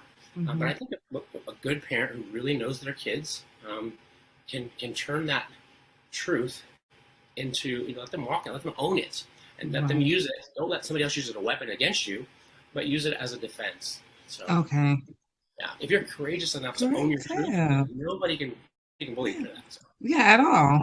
Nobody can use you against you. Right. So. Yeah, and I got an example of that in my life too. With the alcohol and the DWIs that I had for my poor choices, I actually got a felony conviction, and for a long time, that was my label. Wow. And so I held myself back because of what I believed. I wouldn't apply for jobs that I wanted, and if you never ask, the answer is always no. Yeah. Until somebody was saying something, they were calling me a felon one day. I said, look, I'm not a felon. I committed a crime that's a felony. I have a felony conviction. That's not who I am. My value and my worth is not the sum total of my poor choices. So that's it. You're more than just a title. That's what I always say about myself too. Yeah. Labels. I don't like labels. No, I don't like labels either. I have to agree with you on that one. So I have a question for you. And I don't think you talked about this, but I wrote down, did DARE make a huge impact for you? So, I don't think I mentioned it, but when I was in law enforcement, I got training to be a DARE officer, and DARE stands for Drug Abuse Resistance Education. So I got certified, and I started the first DARE program in a little town called Sarcoxie, Missouri. It absolutely had an impact, and here's the impact it had. It started to bridge that gap between a 30-something-year-old man and sixth graders. Even though I'd been through it, I ran from it, so I didn't know what they were going through, and it also it helped me translate adult information into youth knowledge. So it was helpful in that area. It was definitely a foundation for a speaking career, for having a passion and a heart for youth. So absolutely. Do you think that it also helped you with your known needed loved? Because DARE, the acronyms, and they're so straight to the point. And so is like everything about you so far has been straight to the point almost. Yeah, I think the message that it sent me was, I went to school. I went to an adult training to teach kids how to stay off of drugs and alcohol. And then in my worst moments of life, I found myself neck deep in alcohol. So if I knew it, if I knew all that information, why didn't I apply it? Why didn't you apply it? It's not about knowledge. You know what's interesting? There was a nurse who wrote on, she was advocating on TikTok, and she said families need more in the NICU than just education, because everybody can get the education, but if they don't know what to do with it, then it's just wasted information. Yeah. Books on a shelf don't make you a smart person. Right. You can take in all the knowledge. It's knowing when to apply it, Right. the difference between knowledge and wisdom is, knowledge is knowing that tomatoes are fruit. Wisdom is knowing not to put it in a fruit salad. So Absolutely. You gotta know. you gotta know. And I think it also, the other side of that is you can have knowledge, but if you don't feel like you're in a safe space to apply it, it's not coming out. Definitely not. Definitely not. So you did give us some tips earlier. Did you want to review the tips that you wanted to give to parents to help with their children? Or did you want to add on? So this is what I was talking about before. So how do you help your kids, right? The first thing we can do as parents, right? And I'm coming from a guy who made a lot of poor choices as a poor parent. I'm not saying I'm like the greatest parent in the world, because I'm not now, and I definitely wasn't. I made a lot of poor choices, but making those poor choices caused me to dive in harder and become better, not for me, but for them. So that's what they deserve, right? Kids deserve that. They deserve the best chance. They deserve for us to set them up for success the best we can. So how do we do that? Well, the first thing we can do is we can become the best investigators we can of our kids. Yeah. Because we didn't create them. We didn't set them, on this path. They were created on purpose, with purpose, for purpose. We just have to help them figure out what that is, right? As much as I want my son to grow up to be a NFL football player, because that's what I wanted to do. If he doesn't want to do that, I'm not gonna force him into that and ruin his life, and take him away from his purpose. So become the best investigator you can of your kid, and be bold and be brave and be humble to walk that out with them. And then there's 4 nuggets that I think parents should help their kids learn and apply in their lives. So if you think about a race, we're all running a race, right?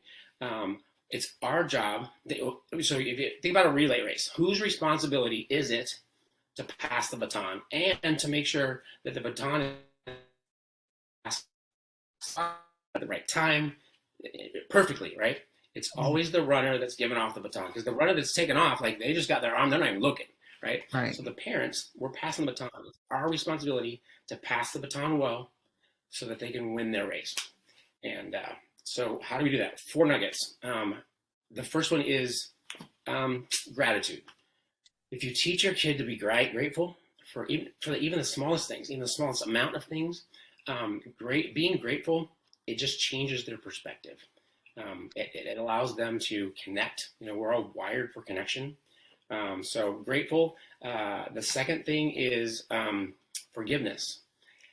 If we teach them that forgiveness doesn't approve what was done, it just releases the expectation that it could be any different. And people think, at first glance, forgiveness looks like it's weak, but actually, if you choose to forgive, you're retaking control of yourself in that situation. So it's actually empowering to teach them to forgive. And then the third one is gratitude, forgiveness, empathy. Oh, I love empathy. Yay, I love empathy too.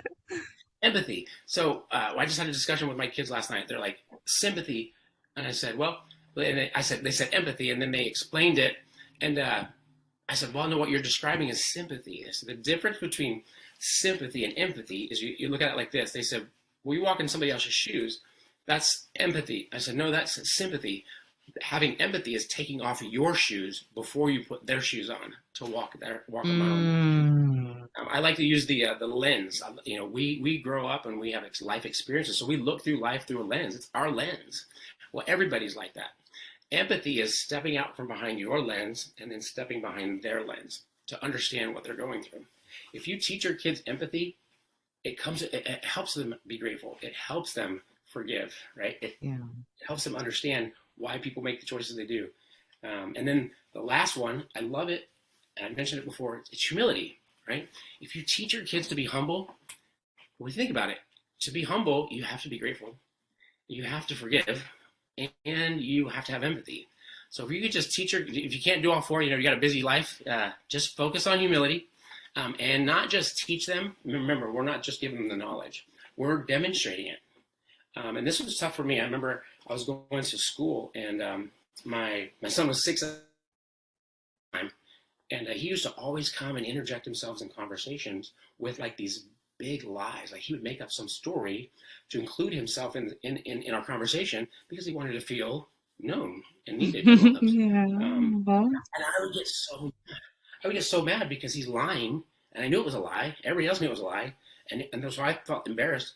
Well, then I was going to nursing school at the time, actually. Then went to school later that week. We learned about Erickson's stages of development, and at 6 years old, they have what's called magical thinking, and they're not lying. He just wants to be included. He's not trying to lie because he's trying to be conniving and manipulative. He just wants to be included, and so that I felt guilty. I'm like, oh man, Dad failed, right? So I went home that night and I said, hey, buddy, I would never thought I would have to apologize to a 6-year-old, right? I said, hey, buddy, you know how Dad, accused you of lying, and I said, well, I learned in nursing school, but you're not lying to do wrong. You're lying because you just want to be included. I said, so I'm sorry I did that. And he's a 6-year-old. He's like, it's okay, Dad, don't worry about it. Yeah. That was a huge lesson for me. So what that taught me is, we all have failures, we all have mistakes. So if you're humble enough to admit your mistakes in front of your kids, that's setting them up for success. I know that we think that we have to be the perfect example so they can follow a perfect example, but that's just not real. That's not authentic. And I think your kids would rather want a parent that's real than a parent that's right. Just be real. If you make a mistake, own up to it. That's going to bring you closer. It's going to draw you closer together. Not have them look like you're weak. So, and it also helps them with accepting their own failures when it comes up, because they've already seen their parents go through a failure, maybe work their way out of it. Now it's not so stressful on them. Yes. Wow, good nuggets. I like those. Thank you. Very good. I hope all of you wrote that down. Those are very important. I'm going to leave with one more question. This is the most important question I have for you. Where can people find you? And I know you have something special coming up in the works. Do you mind telling us a little bit about it? You bet. So my website is it's DonWman, all lowercase.com. So if you just go to www.donwman.com, that's where you'll find me. I've got resources. You can contact me. I've got a contact sheet on there. I just have a passion. So my life's goal is to impact as many youth as possible, because right now suicide is the second leading cause of death between the ages of 10 and 24. I think it's tragic that children choose to take their own lives because of big emotions. So that's where you can find me, and a lot of resources on there. We'd love to hear from people. Love to hear stories. I love stories. Everybody has stories. Yeah, you love stories too. Good. So you guys don't just send me stories. Send him stories too. He loves stories. Yeah. And so I am in the process of writing a book. I've had so many people say, Don, your story is so crazy. You should write a book. So I'm going to write a book and hopefully finish it by the end of this year. And then there's editing and publishing. And so, but yeah, it's going to be called Known, Needed, Loved, God's Story Through My Life. So I am so blessed to be able to give my kids a second chance for the father that they almost lost. So What a story. What a story. And when the book comes out, please let us know. We'll share it on all our websites. We thank you so much. I'm a huge advocate for mental health, usually for postpartum moms, but it can go with the youth and the dad as well. So I thank you for being here. I thank you for sharing your story. I appreciate the invite. So honored. Thank you. I appreciate it. You're welcome. And please come back and please let us know when the book comes out. We'll make sure to include everything in the description for you, okay? Thank you so much, Ashley. I appreciate it. You're welcome. Thank you, everyone. See you next time.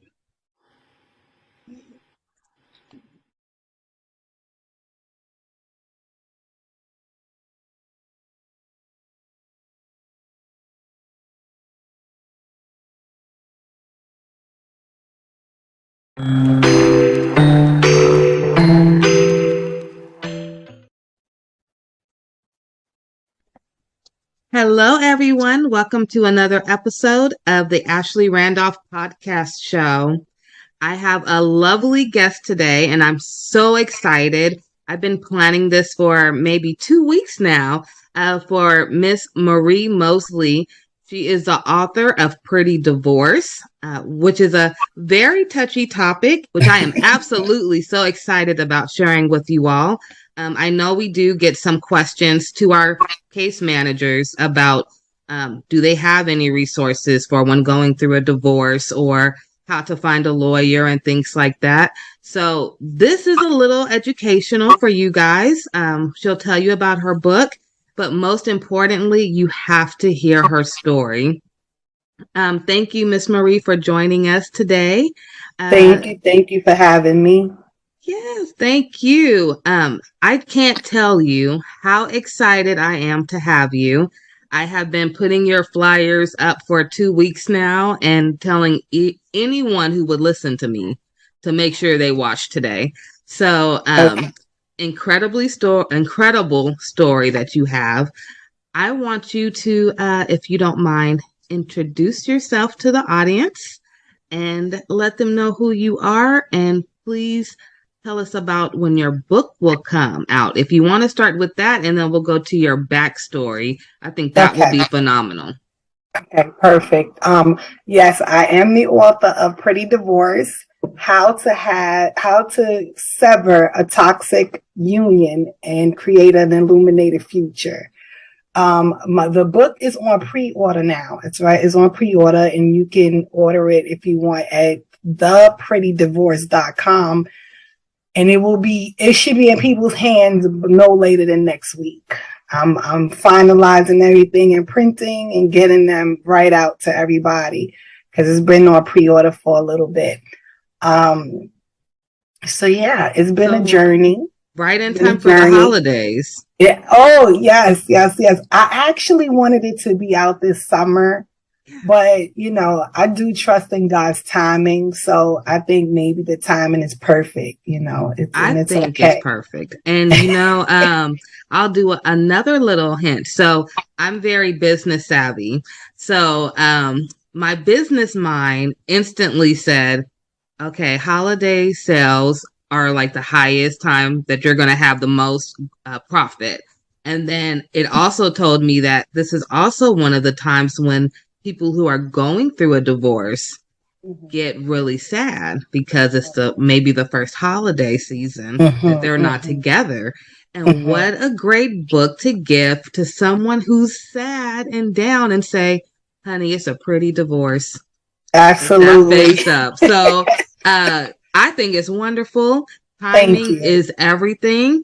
I do believe in divine timing. So I think you're going to do a wonderful job. If you need any ideas for gift wrapping the books, I already have some too. So oh my God, I appreciate you. Thank you. I appreciate you and just the strength to write this book.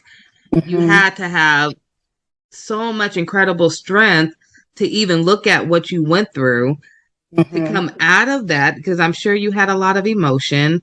To sit there, because I had to write a book for the NICU and my experiences, and it was one of my most traumatic experiences. I had 3 preemies. Okay. All 3 was horrible. So to sit there and write that was almost like journaling my experience. And there were some moments I forgot about. So I can only imagine how hard it was for you, and to still call it pretty divorce. I mean, yes. You are the first person that understands exactly what I was going through. There were times when I had to put it down for a little while, and just go back, because it was almost like reliving everything over and over again. The editing, the going through it, the writing, it was really taking its toll sometime on me. And I began the process because let me go back. I want to say this part. At first, I really did lose my identity in this marriage. And my story was wrapped around being teenage parents, that stayed together and kind of made something of themselves. All right. So that was my story. Like a fairy tale story. I didn't think about the toxicity. I just like, all right, we're together. You know, we have a story, because I've always wanted to be an author. I always knew that I was going to write my story. So, but it took me years to redevelop a new identity, my own identity, without separating apart from the relationship, you know, because we were together from the time I was 13 till I was 38.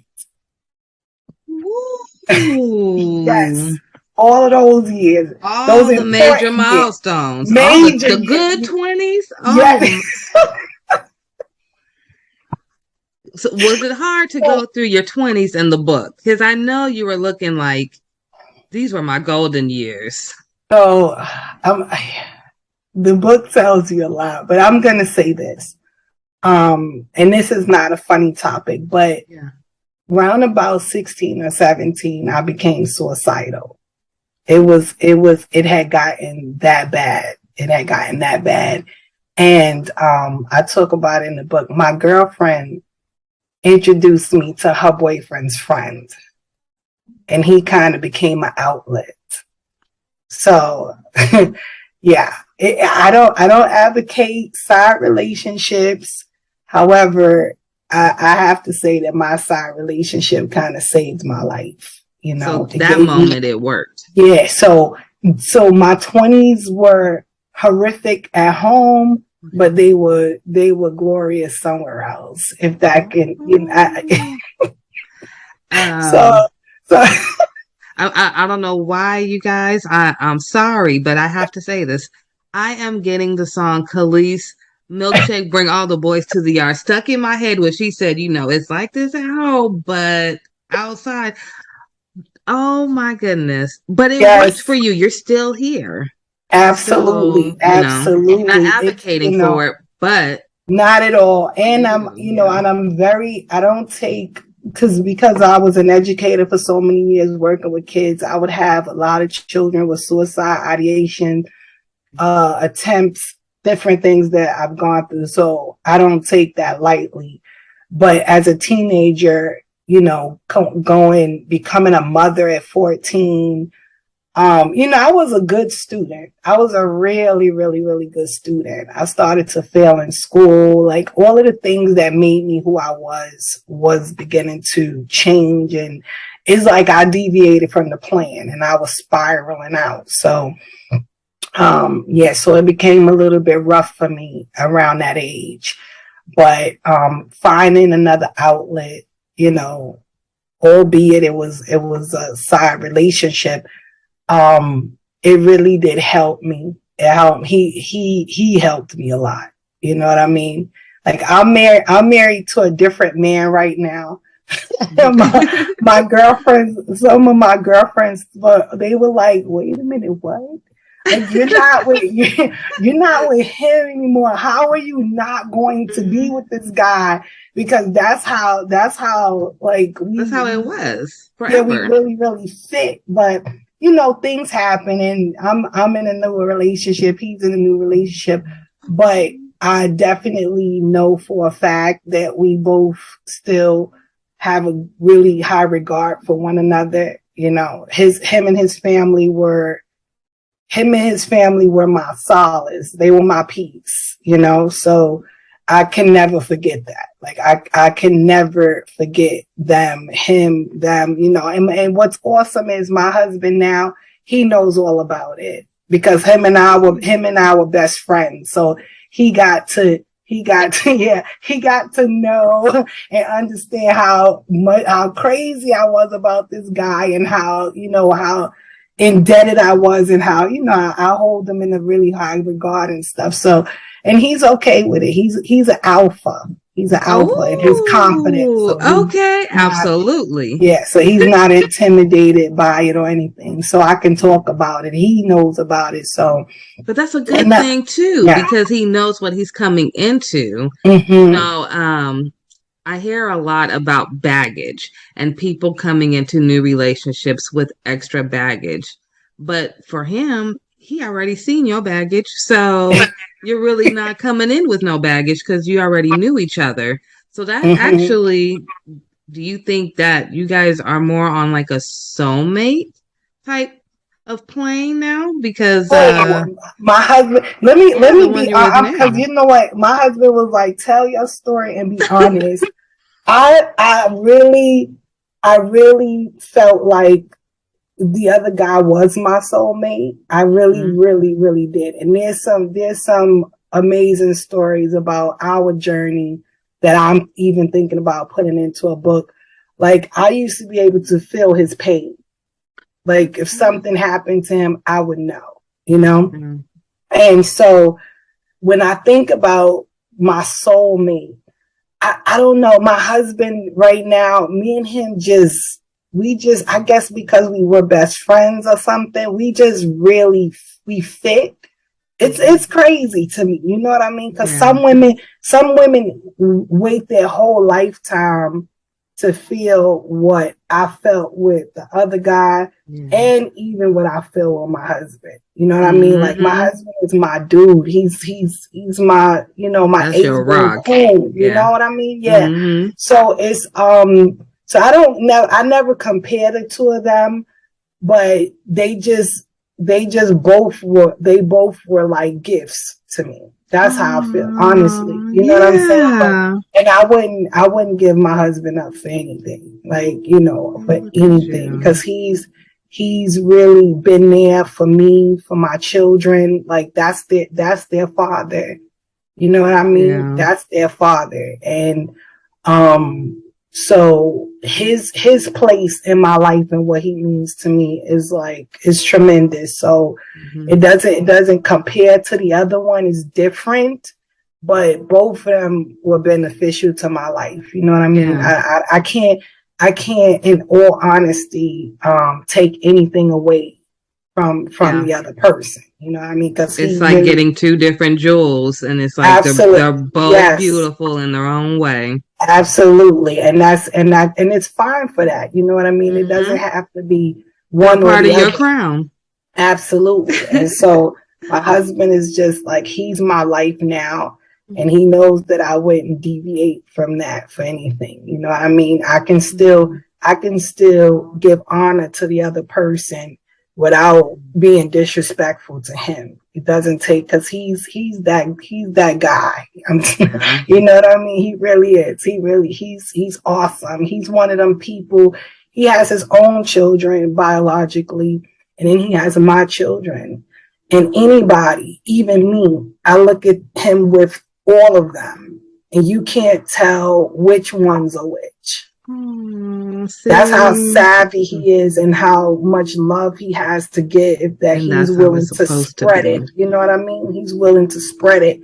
And so, but yeah, we both have a really good understanding. A lot of people think that you shouldn't talk about your past relationships, but we were best friends, so we told each other everything. Yeah, I feel this way, and this person did this, and I feel this way about that.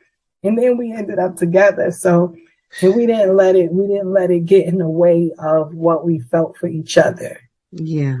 So, yeah, but that's, So listening to you sound so confident. Oh, thank you. I got to know, I'm going to tell you a little backstory about some of the women in my family. Okay. And why I found what you just said so powerful. Because you were able to divorce and find somebody else to make you happy. And you still are good. Your life is good. You don't have to dwell on the past, and you not at all. Someone that still matches you. So I have been with my husband. We've been together this month. On the 29th, we'll make officially 10 years. Okay. And we've been married for 6. A lot of the women in my family are not married. Okay. They have all got married and divorced. Okay. And divorced is where they stayed. Okay. So to me, growing up, it was almost looking to these women. They were all powerful, independent women, but it was like, why did you stop on your love life after divorce? Like, they didn't feel they were worthy enough. But then I hear you come, and I'm like, okay, well, it sounds like she knows she worthy enough, and she went and got her man. So, it's an eye opener. So, for those who are out there listening to or watching, if you have a background like me where the family that you have, they get divorced and stopped, here's a story that tells you can continue to move on. And so it's powerful. I think that one thing, my background in psychology and counseling and things, it really helped me going to school, right? I learned a lot about relationships and human behavior, and I was hell-bent on not bringing my baggage with me. Like, I wanted no parts of it. It had to go. I didn't want it to go into a new relationship. I didn't want it to go to the store. I didn't want it to go to work. Like, this is bad. It's done. It was a bag of garbage to me. It wasn't like luggage to keep carrying around. It was something to discard, right? And I also did not want my husband to pay for what someone else did to me. I think that's completely unfair. I also talk about it in the book. Anytime someone did something to me, I dealt with them. And this has been me since I was a little girl. I dealt with that person personally. I didn't carry it outside to dump it on people that did not deserve it or give it to, or, they had nothing to do with my pain and my suffering. So, and there's a lot of women that ask me that, like, how did you do it? Because it is a process. It's a process of learning to trust somebody again.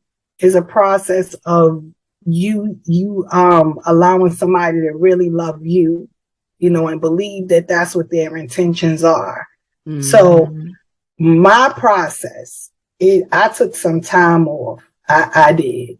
I wasn't, because a lot of us, where we make mistakes is jumping in and out of relationships, back and forth. Like, we get the revolving door, and we never take our time to really heal, process what happened, reflect on what happened. What did I do wrong? Because everybody's not perfect. You didn't do everything right. What did I allow myself to be involved in? What do I not want to be involved in? And you used the key word earlier about journaling. It's really important for women to start writing down what's going on. I have 5 million notebooks. Okay, so I do too. All over the place in this house, but they're good because you get to get your feelings out. You get to, and you also said something before we started. We talked about girlfriends, right? Yeah. Girlfriends are good. Their intentions are good. But most of the time when you talk to your girlfriends, if women want to admit it, it turns into a male bashing session. And we just go, Absolutely. on it and here, and this one from 10 years ago, he did this. Those, you're muted, Ashley. That's those, those conversations are not productive. They're not productive, and they keep us stagnated. They keep us bitter. They keep us resentful. And those are recipes for never really going on because now you're not really open. You're not open to having love come to you. Yeah. And you're not willing to give love because somebody already trampled all over it. Yeah. But you know that saying about the $1 bill or a $10 bill, you can crush it up, smash it, kick it all around, and you drag it through the dirt. And when you open it and take it to the store, it's still worth $10. Still $10. So if we can understand that our value is not diminished because of the stuff we've gone through. And life does go on after whatever his name is. It's okay. You don't let one monkey stop your show. You keep the show going. You have to, because if not, they win. I don't like to reduce it to that, but the truth is they win. Yeah. They left you a shell of a woman, while they're out enjoying their life with whomever, and you're sitting around and you've not really find yourself, and that's only if you want to have another relationship. Some people go through so much they don't want to be bothered anymore. Yeah. But even in those places, I think that if they went through some healing and, you know, mindset changes and self-development, you know, reinvent yourself, you know, turn things around, it can work for them. They don't have to be alone. I don't think that we're designed to be alone. I agree. I don't think we are either. We are not. I think we were designed for companionship, you know, and to have someone that genuinely loves us in our lives. And because one man didn't appreciate it and didn't understand the treasure that he had, that's his problem and his loss. Yep. And you have to shift your mindset. You have to. Because if we sit around pondering what we went through, why, if I shoulda, coulda, woulda, why didn't I, you know, we're wasting more time. Yeah, I agree. And we don't have that much time to lose. Every day we get older. Absolutely. I have to ask you a question. I'm here for it. You have this accent. You got to tell us about your accent, where you come from, and if you don't mind, I know we talked a little bit offline about some of your family and some of your family stories and how they are in the book. You don't have to say it all if you don't want to, because we do want you guys to get the book. So, but if you want to, you know, just touch on it a little bit, just to invite everyone into your life and how you were able to get this beautiful mindset that I hope we all can have after meeting with you today. Thank you. So I was born and raised in the Bronx in New York City. Right? Growing up, people thought I was Southern for some reason. Now, my dad, I don't know. My dad is was born and raised in South Carolina. So I didn't know, maybe his genes were that powerful that I got his accent. But I'm originally from Bronx, New York. We just quickly, my dad died when I was 5. And we came from a quaint little neighborhood. And after his death, we had a fire. Really? So no, I shouldn't leave my precious dog out. After my dad died, maybe like 2 months later, we lost our dog that was there when I was born. And then we had the fire. And then we moved to the projects in the South Bronx, which were a bit intimidating, but we had to do what we had to do. That's where we were placed. And so we lived there for a while, you know, after getting used to all of that. Around about when I was 12, my sister passed away. I don't want to say, well, my sisters, both of them are my favorite siblings. I'm going to say, you know, my brothers, I got my oldest brother that I'm like in love with, my oldest brother. But my sisters were my sisters. You know, they never treated me like a pesky little kid. I was like their life, anything, you know, like, what do you want to do? Take me shopping, doing my hair, everything. So I love my sisters. But my middle sister, she was 22 years old and she had a preemie. Yes, she had a baby. She was born 1 pound and 7 ounces. Ooh, little warrior. Yes. And she fought through that. She came home on Valentine's Day of 1983. She was born in 82. Oh wow. Okay. Yeah. So a long NICU stay. And my sister, they gave my sister the wrong medication. Oh no. For an allergic reaction. And she ended up, oh God, I've never told nobody this. I wrote it in my book, but I didn't never utter the words. Well, you're in a safe place, so know that. Yeah, I know, but it's still difficult. It's still hard every time, I know. Oh, God, so she ended up because she was hallucinating from this medication, and she and the baby went out the window. Oh no. Yeah. And I'm so sorry. it's That's been why a you're minute, such a but fighter. Man. So the baby passed away that day, and then my sister was in the hospital for 2 months. And the day we told her, because we didn't tell her for the whole 2 months. She was in the ICU, unit for two months, and the doctors suggested, because she couldn't really remember what happened, and the doctors suggested that we didn't tell her, because it would be detrimental to her healing and her health and everything. And once she got herself together and she was in the regular room and she was asking, like, now I'm out of the ICU, I can see the baby. I need to see the baby.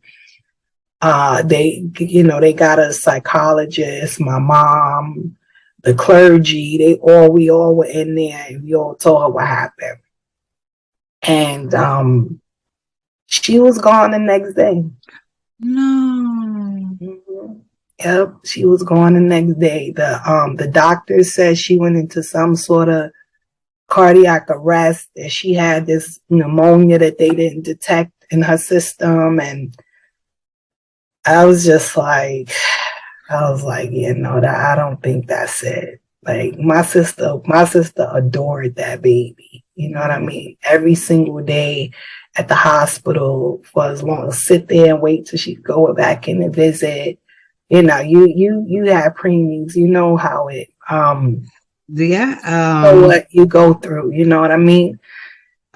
I'm thinking, if I was her in her place, and not talking for your sister, of course, but if it was me and then I heard that news, I mean, you literally, how we were talking about earlier about, you don't want to lose yourself. Mm-hmm. But when you're in the NICU, you kind of do lose yourself, and then you become all about that baby. And then I can totally understand her feeling like her whole life just got snatched, because that's all she worried about. And that, I know those NICU stays are not easy. Mm-hmm. Yeah. Bless your sister. Bless you. Yes. Thank you. Yeah, she was completely attached to that baby. I mean, if the baby would have a stain on her t-shirt. I remember we couldn't see the stain, but my sister she was like, no. And she's like, no, I have to change her clothes, and she just cared for her so much and was very attached to her. And I really do believe that in her heart of hearts. I know people don't, we don't know how life works. We don't know how people do what they do, but I just believe that she let go of this life because the fact that my niece wasn't here, and I think the thought of her seemed like having something to do with it.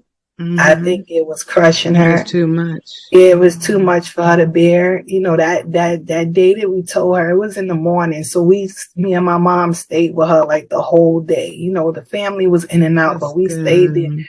And I can't count how many times she just kept saying, I'm sorry. She didn't cry. She didn't cry. She just was like, I'm so sorry, Denise. Do you forgive me? And I'm like, no, like mommy said, it wasn't your fault, that they gave you the wrong meds. It's not your fault. Like it's nothing for me to forgive, you know what I mean? But, she was in shock. She was just, she was over it, so. So I ended up losing my niece 6 days after my 12th birthday. Oh, you were so young. I think after my 12th birthday, and then my sister passed away in 2 months after that. And I literally had to go back to school, like, I literally had to go back to school. Like, I didn't just bury them, you know? And it was my 13th birthday. I'm wrong. It was my 13th birthday when I was going into 7th grade. Yeah. Wow. I had to go right back to school, like maybe a week after we buried my sister. Like, you know, and try to maintain grades and act like everything was, you know. Now, not for nothing, school was a big thing for me. So it really was a way to get my mind off of stuff, but it wasn't doing what it used to do for me. It was horrific. Like, I think I felt like a zombie some days walking around, you know. So your brothers, are they older or younger? Yeah, I'm the baby. You're the baby. Okay. The bunch, yes. So it was 6 of us. It was 6 of us. Big family. Yes. And I'm the only child until I was 18. And my dad had another child, so I do have a half sister who's just as intelligent as me. But wow, 6? Yeah, 6 of us. Yep, and she was the 3rd oldest. It's my sister, my brother, my sister, my brother, then me. Okay. So you had a lot of brothers. Did they during this time, because you're talking about going back to school, and obviously you went through something very traumatic. Do you think your brothers was very consoling to you at that time? Because you're the baby, so I'm gonna be completely honest with you. My sister was like the glue. Yeah. You know, and we realized something very, very weird. My older sister says that my other sister was my mom's best friend. So my sister was born February 1st. My mom was born February 20th. Oh, okay. My mom passed away August 28th. My sister passed away August 31st. No. Yes. Yep. And it really was strange because my mom is buried on top of my sister. Wow. So when we finally got because due to COVID and all of this, it took a little while for, to get things in order. But when we finally got the stone, the way my mom purchased the stone, 20-something years ago, it was left with another room. So instead of us buying a brand new stone, we just had them remove it and add my mom's information to it right under my sister. And when we went there, we were looking at the stone like, wait a minute, they were born in the same month. They passed away in the same month. And my sister was like the life of the party. She was the one, that one person in the family that kind of lights it all up and have everything and everybody. So anybody from New York to South Carolina, I'm skipping Washington, D.C. We have a lot of family there. Anybody that knew my sister was really devastated. It was hard. At the time, I'm going to say really that no one kind of wrapped around me. No one really, was like, oh, little sis, like, how you doing? And as I was writing the book, I realized that we all were in the daze. We all were traumatized. It was so tragic.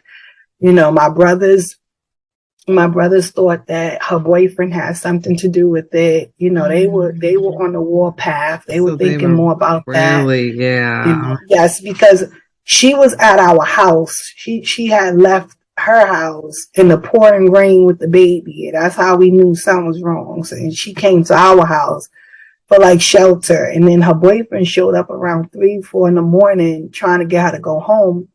And so she went home. And then the next phone call we got was that she went out the window. So my brothers were on the warpath. We didn't know what happened. She couldn't really remember too much. So we didn't know if he did something to her or whatever. So and right after my sister passed away and we went to the hospital and came home, I kind of went mute for a week or so. Like I wouldn't speak, I was just dazed out. My mom was there.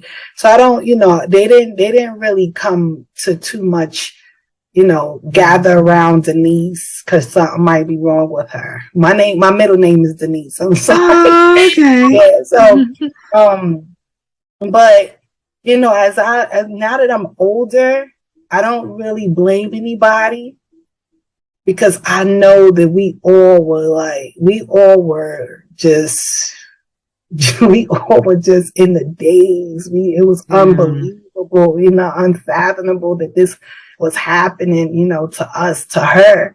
Yeah. And so I don't blame everybody. Everybody, went into their own corners to try to figure out how to process it and deal with it and get their lives together. So I can't even imagine, like, just visualizing everything you're saying right now. It almost feels like a bad dream that's never going to stop. Yeah. I mean, from the age of, I think you said, what, 6? You're 5 when your dad passed away, and then the fire, and then you had to move to an area that was a little different. Very different. And you had to, I'm assuming, learn all different type of skill sets to live in this new environment. Absolutely. And then you had to learn. Let's just call it what it is. I had to learn how to fight. Yeah. And I had to learn how to survive. I did. And I talk about it in the book that, I was just starting to get my bearings straight. Like I finally started to feel a little bit of stability. Yeah. Like things were normal for a little bit, and then my sister, it just literally pulled the rug from under me. And then after that, so that happened when I was 13. Yeah, I was going to ask. So you met your first husband around that time, right? And by the time I'm 14, I'm having a baby. What? Yeah. It just, I'm telling you, my sister dying really just threw me off. It threw me off completely. Like it just threw me completely off my game. I'm telling you. Okay, wait. I'm telling you. Okay. This interview is getting so good. Okay, I have one question. We got to 13. Okay. And then we're going to have to get you a documentary, okay? You get to 13, and I'm just so curious. You were talking about going back to school and your grades. Mm-hmm. Like, did your grades at this point just completely fall, and then you met him? And so that summer, while I was dealing with everything with my sister, we went into we went with my girlfriends. Were always talking about him. We're talking about girlfriends again. Yeah, they knew him. I didn't. Mm-hmm. And I'm not for nothing. My brother was a part of the Nation of Islam, and he used to teach me a lot of stuff, and he used to teach me a lot of stuff about being a Black woman and a female. And how it's because of women that we populate the earth and how important we are and our contribution to society and stuff. And so my brother was he was a very integral part of me being almost as powerful as I am. God had a lot to do with it. My mom and my sister, but my brother, young, that's the type of time he spent with me, teaching me who I am, teaching me to look at people's character, and not just taking them at face value or what they said or material things. People had to show me who they were, not just, So I didn't really like this guy, which makes matters a lot because I didn't really like him at first. I didn't like him. He was not a good person. He messed around with a lot of girls, different stuff. So we ended up getting to know each other, and I gave him, I let my guards down and gave him a break or whatever. And by the time I turned around, I was in a serious situation of peer pressure. And yeah, no, really, it was peer pressure, because I knew better. Yeah. I knew better, and you know how hard it is years later to look at your life and know you've made these mistakes or gone down this path, knowing that you knew better. I'm working on that with my son, who's about to be 12 this year. Right now. Absolutely. You know what I mean? You have to tell him that, because my husband, my new husband, he has a saying: decisions. And your decisions can change the whole trajectory of your life. Like, it really, one small, you could think it's minute, you could think it's small, one little decision could just change your whole path. So we have to be, because life is life. Yeah. And life is not playing with people. There's no redos. It does not care that you're 12. It does not care that you're 13. It does not care. It doesn't care that this is your first time.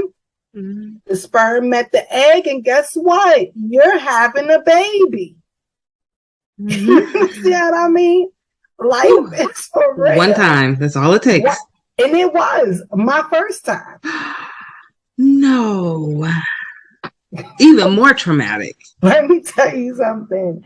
I was just like, I was like, what is happening to me? Like, why? Wow. You know? And it's so many years later that I can say that it's okay. You know what I mean? Because now that life has given me so much lessons and so much experience that I can help other people. You know what I mean? So they say that God gives his the toughest battles, to the strongest soldiers. So if he saw fit to say, like, you know what, she can handle it. She's gonna make it through it. She's gonna come through, and she's gonna glorify me and let people know that I do exist because I brought her through. Then it's okay. But in the process of it, it's not. In the process, it wasn't okay. I know you were just wanting to throw in the towel so many times. What's going on? I was like, what is going on? What is happening? Why is this happening? All of these things just keep happening. And I'm in the center of it all, What a testimony. Yeah. And we haven't even got to the end yet. We're only at 14 years old. Oh my goodness. I have to ask. Yes, ma'am. I won't get into so many, because you do have this in your book, right? Yes. Some of this. So I won't ask too many questions. But I am so curious to know, when Mama Baby came in and said, Mama, I'm pregnant, what was Mama's response? Because you the baby. We got to remember. Yes, absolutely. I'm glad you realized that. I can't wait for you to read this book, because I'm glad I can't wait to read realize that I'm 13 and pregnant. And as a woman, you can say, she's still a baby. Because some people didn't treat me that nice. Yeah. Some people didn't care that I was 13. But you'll read about that. So my mom, my sister, the person that didn't treat me well, was on the warpath against me, and I had to get to my sister. I couldn't think.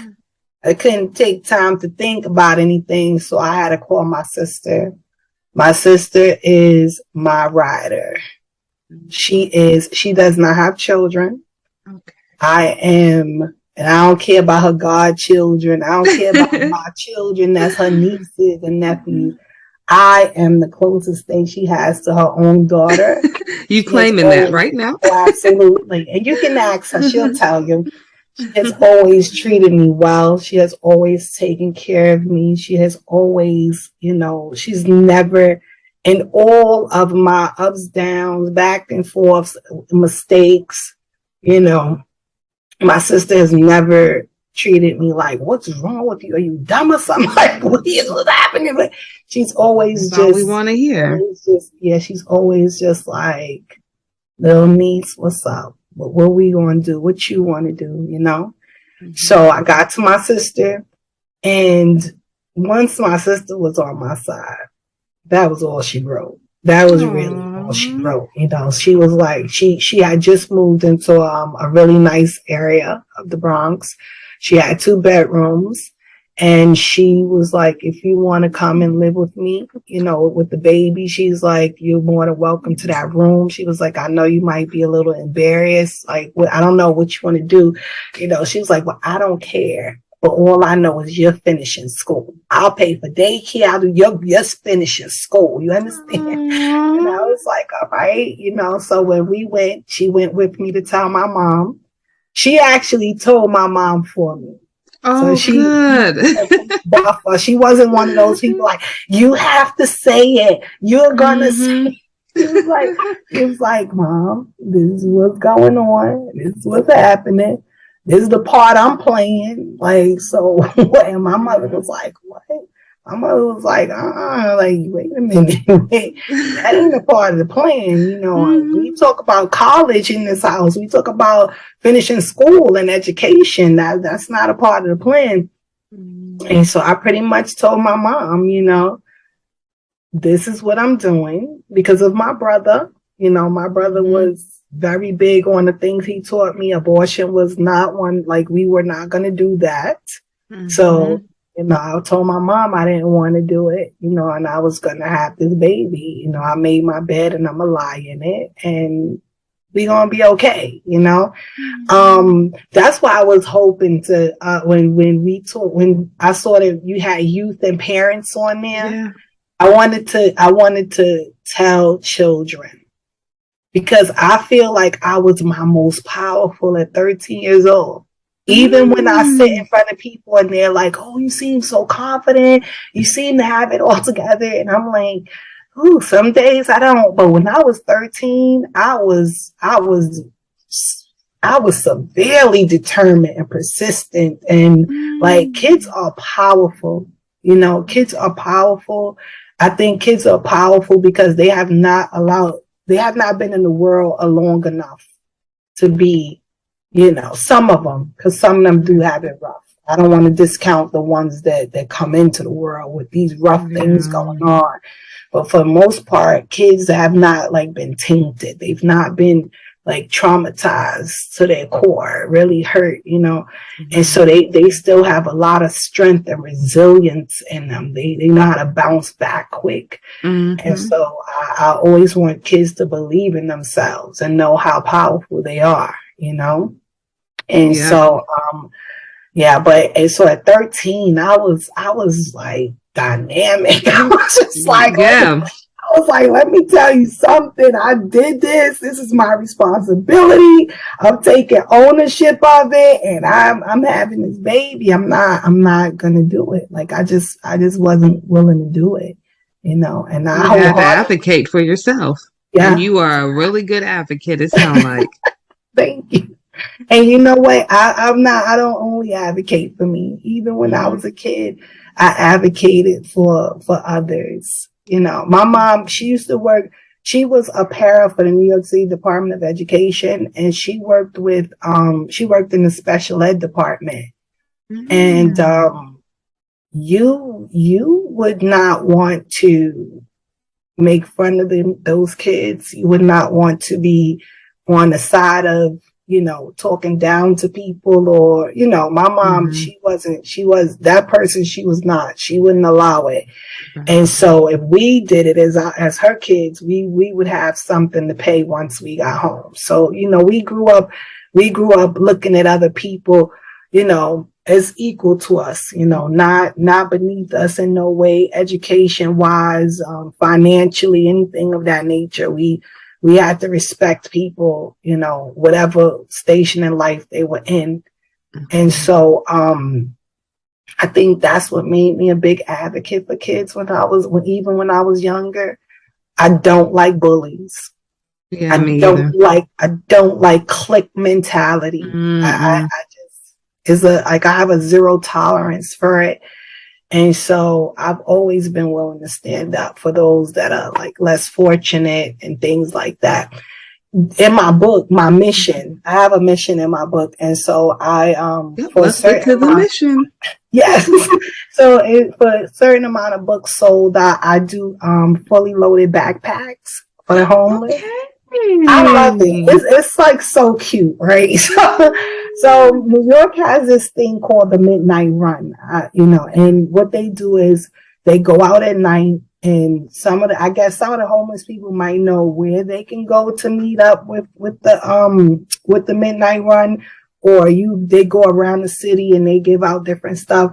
And so I used to give out blankets like during the winter and things like that. COVID came, so it kind of threw me off my game, but I'm definitely going to get back into it. Now I like to do little backpacks, right? Make them a survival kit.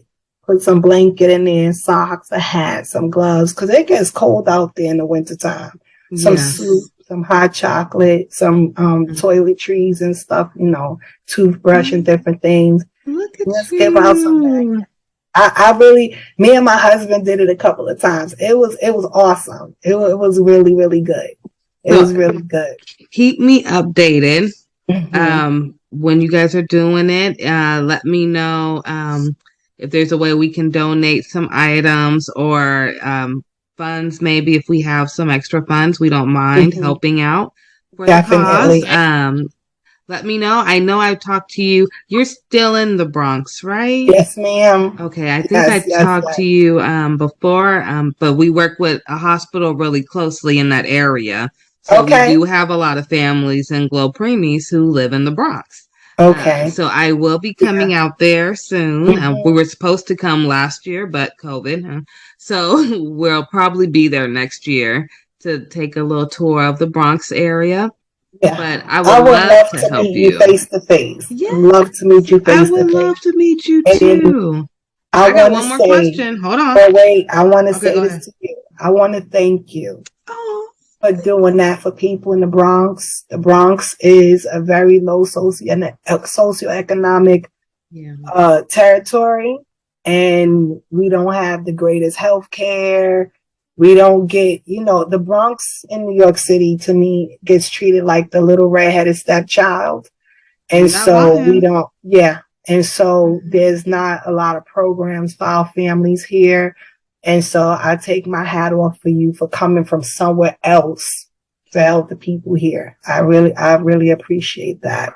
I will tell you, thank you so much. Let me start with that. I appreciate it. I'll tell you this much. My family is not involved at all with what I do. Okay. So if you ask them, hey, what does Ashley do? They'll probably tell you, I don't know. She works from home, I guess. They have no idea what Glo Preemies is. They have no idea what the Alliance is. They have no idea how many policies I have single-handedly helped change. For your area alone, I believe we have already sent maybe 6 breast pumps to new NICU moms, Black NICU moms. We are working on sending more right now as we speak. Okay. So that is just one of the little things that we do. So just to let you know that I am very appreciative for you acknowledging anything that I do, but I never do it for clout. That's what they say. I do it more because I was a NICU mom who had no family who came to see me when I was in the NICU with my baby. I'm a mom that never had a baby shower because I had preemies. I'm a mom who's been let go by a doctor because I was too sick.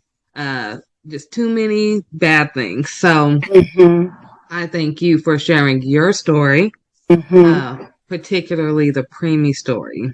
Yeah. But is there a way for those who just heard what you're doing with the mission to be able to help donate to you? Do you guys have like a Cash App set up, or will you get one so that if people see this video and want to help contribute to what you guys are doing without getting the book, or if they want to get the book and still donate, how can we do that? So currently I don't have a Cash App set up for it.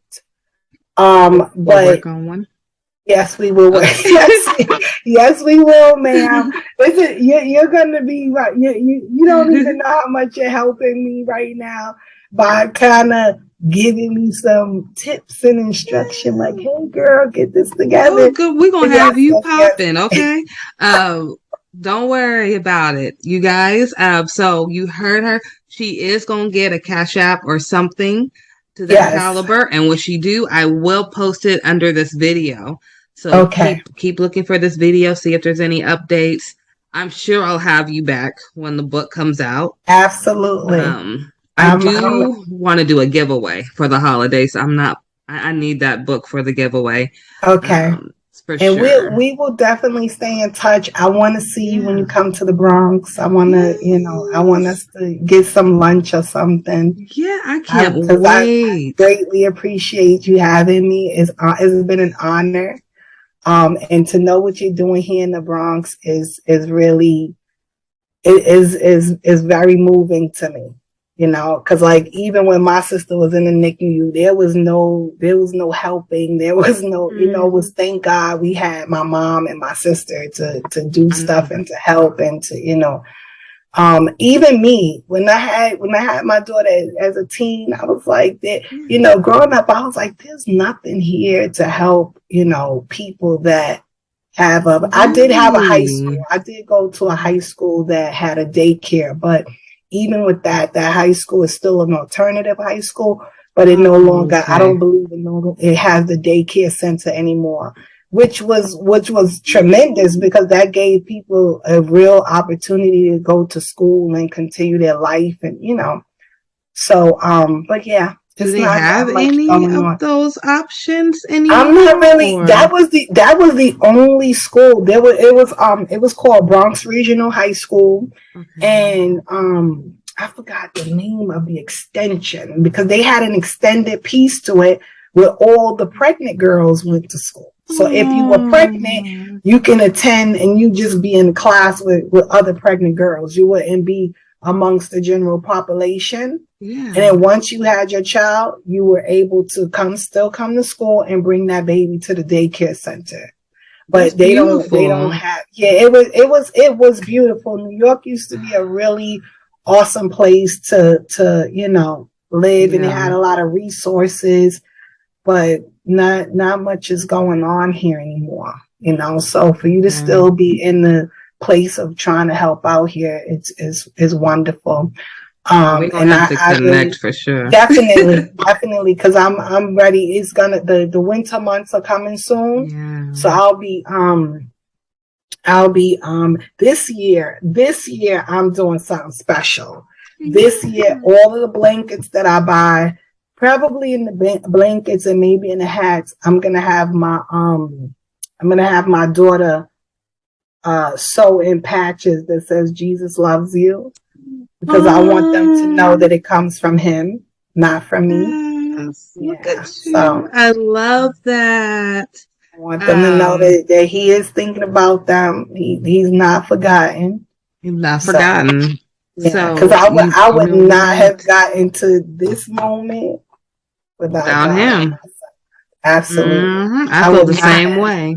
Yeah. I don't. Yep. That's why I said earlier.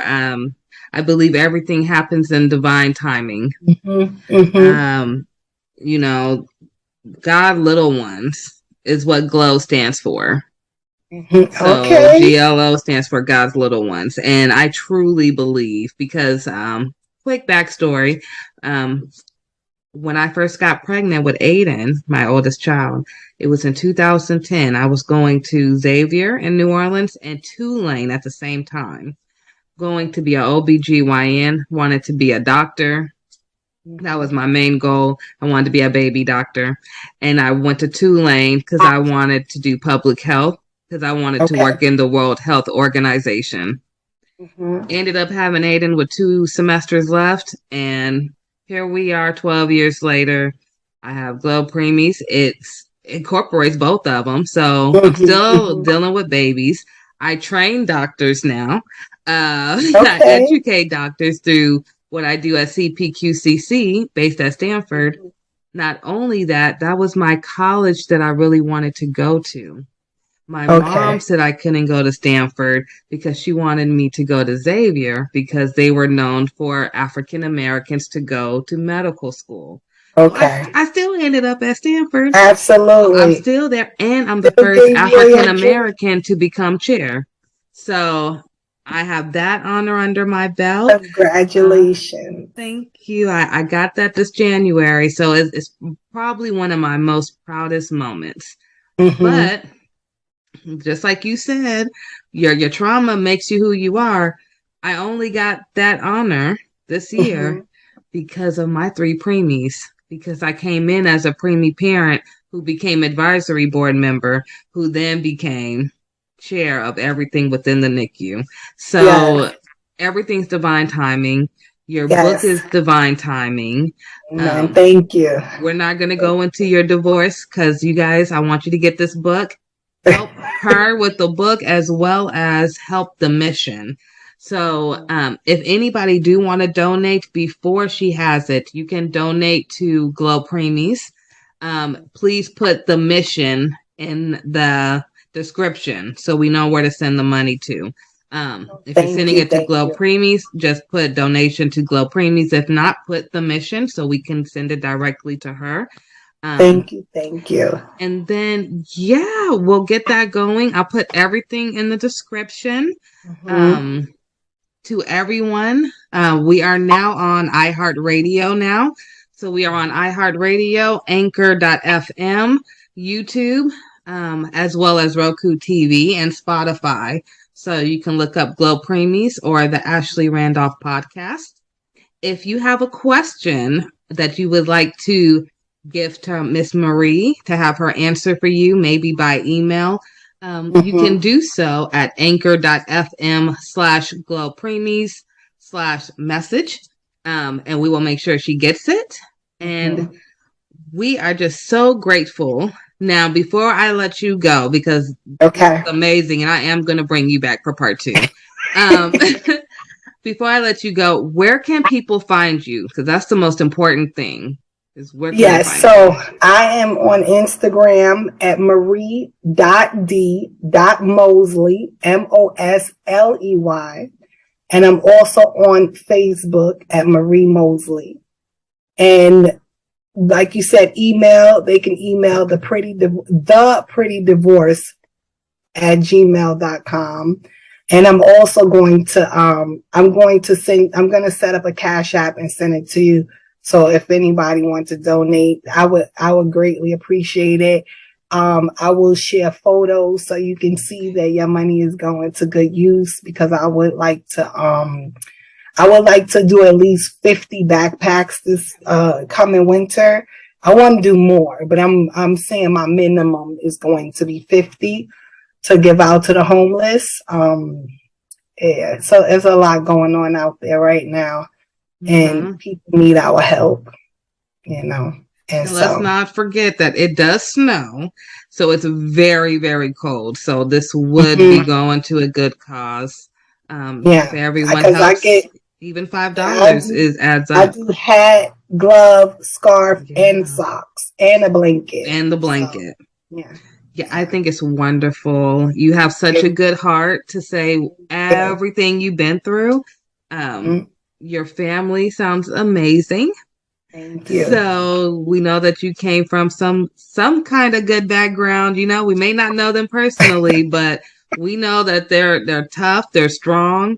And you're the baby, so you're gonna just take everything that you've seen from them. So you have to be a tough cookie. So we are so appreciative of you. And thank you, my dear.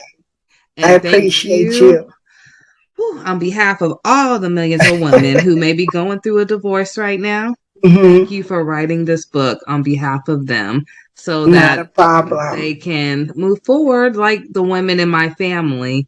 Hopefully I'll never have to go through that. I don't think I will, but you don't want to go through it, but it's those that have been through it or those that feel like they're stuck, I definitely feel like my book would help them because I have a little bit in there about us divorcing ourselves, not only from men, but some other toxic behaviors. See what I'm saying?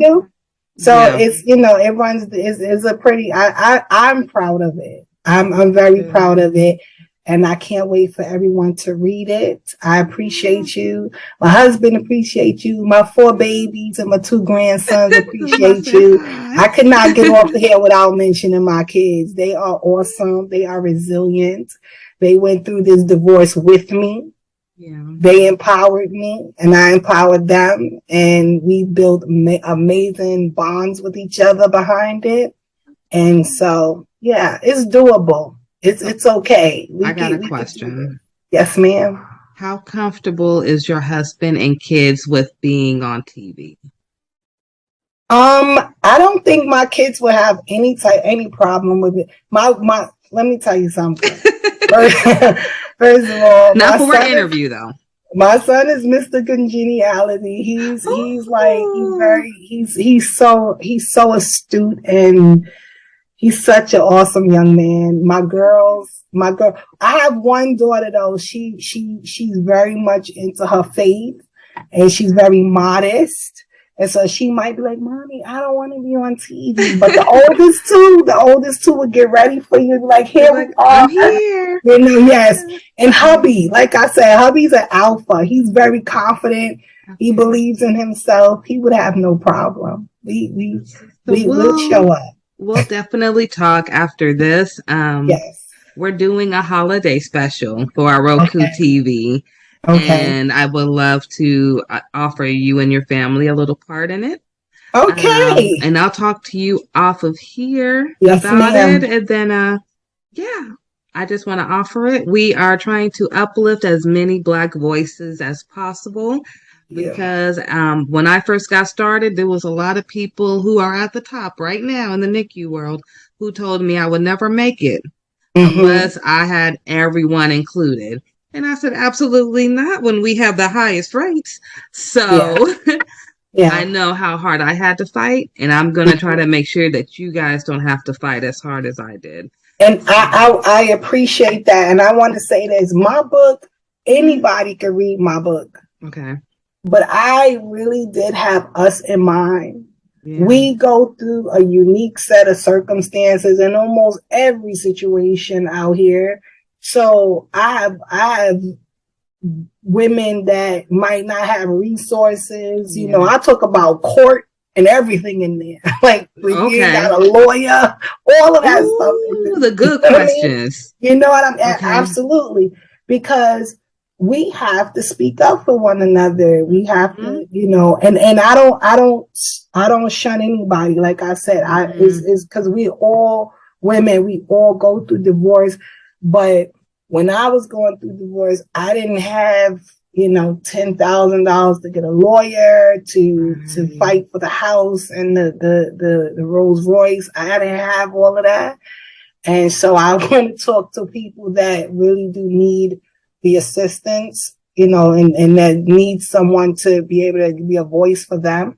And so I appreciate you for that, and just know that I am following in those footsteps as well. I'm so happy for you. This time next year, you're going to be like, ooh, girl, I'm on book number 2. It's like, girl, when is it coming out? Oh, you already have it out? No, I don't have it out, but it'll be done in the next few weeks. Like I'll be ready to send it off for editing. Ooh, all right. Okay, so when book number 3 coming? So it was. I think the Lord was like, I want you to do 3 this year, but I didn't. I've been going through a lot because my mom passed away. Okay. And so I've been finally coming up from that. From that she passed thing this year? Stuff. No, she passed in 2020. Girl, it's so much stuff. Let me tell you something. It is so much stuff. And I'm gonna quickly say this. My daughter, the one that I said is modest, this woman, this cult leader, talked her into. No, I'm being honest. I'm not. I'm serious. I'm being very serious. She talked my daughter into leaving home and not speaking to us anymore. No. Yes, in 2018. Yes. And so we were going through that and trying to get her back. And then my mom passed away. It's been a lot, but you know what? God is still good. He's still on the throne. I stayed in prayer with me and my sister and my family. We started a whole prayer group, and God brought that baby home. She's home. She's doing well. She's happy. She's not, she has things, but she's not like some people that come out of situations like that. She was there for 2.5 years, and she came home, and she's not anywhere near some of the horror stories that I heard. So I'm grateful. It's been a battle. A journey. It's been a journey, girl. I'll tell you really quickly, too. Oh my goodness. See, I told you we could talk forever. Really quickly, my story kind of matches yours. So my mom died January 4th, 2019 with a CPAP machine on her after she'd been complaining about it for a year. She dies in her sleep. My dad dies February 11th, 2020, the next year. Last year, I find out that there is a lawsuit case against Philip Respironics because they knew for 10 years that their CPAP machine was letting out toxic gas instead of oxygen, which is what my mother was complaining for. I am currently right now trying to settle out of court with Phillips. They don't ever answer. Because I really don't want to go through the whole lawsuit proceedings. Like I'm drained at this point. Yes. Okay. The whole situation, can I please just put it behind me now? Yes. I feel like I still have never grieved. So I'm just here just like, come on, let's close this so I can move on. But all of that has happened really fast. And then my grandmother, my mom's mom, she had a stroke this year. She had a blood clot in her brain earlier this year. So she's still alive, but she's nowhere to where she used to be. So if you ask me, I feel like since 2019 to today, all the close relatives I had growing up, they're all gone, and they drop like flies really fast. Close uncles, everything, just. Girl, we lost, starting with my mom, we lost 9 in 7 months. Starting with mommy in 7 months, we lost 9 back to back. In 1 month, we lost my aunt. 2 days after that, her son-in-law, and a month after that, her husband, my uncle. So one of my cousins lost her mother, her husband, and her father in the span of a month. Girl, I'm telling you, it's like I don't know what is going on. Woo, but let me tell you something. Woo.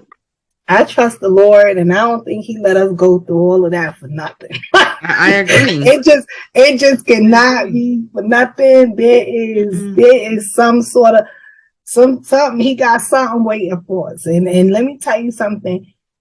Do not be weary in well doing, for in due season you shall reap if you faint not. He cannot lie. It has to. You understand? Yeah. All of what you're going through, all of what you've been through, losing your parents, it is all for a reason. Is not all in vain. You're gonna be able to bless so many people's lives behind it. I know it don't bring them back and fill that void, but God will fill that void for you with His love. And that's really how I have to move through life. Yeah. And it's not for money. I will say that it's not for the money, but I definitely want, I don't even, I ain't gonna say no number because they'll be like, oh, listening. But what I will say is it's about the fact that they did something wrong. They knew they were wrong. And the advocate in me won't let me be quiet for my mom, but be loud for a million other people. Oh, no, you can't. You cannot do that. You have to. You have to. When the thing happened with my sister, my mom, she was so out of it. I think she settled out for like the most minute. And my mom wasn't a real fighter. She didn't like confrontation and all of that stuff. So, but she just wanted it to be done. She just wanted it to be done. But don't let it go. You know, these people, these medical, they have to start doing better. And real quick, and when I was as a counselor, we would go to a lot of different workshops. And I went to one workshop, and they were talking about the medical field and how things are disproportionate between Blacks, not only in housing but also in the medical field. And I had never thought that was even, you know, I really just thought that the medical field doctors, their oath, I thought they had integrity, right?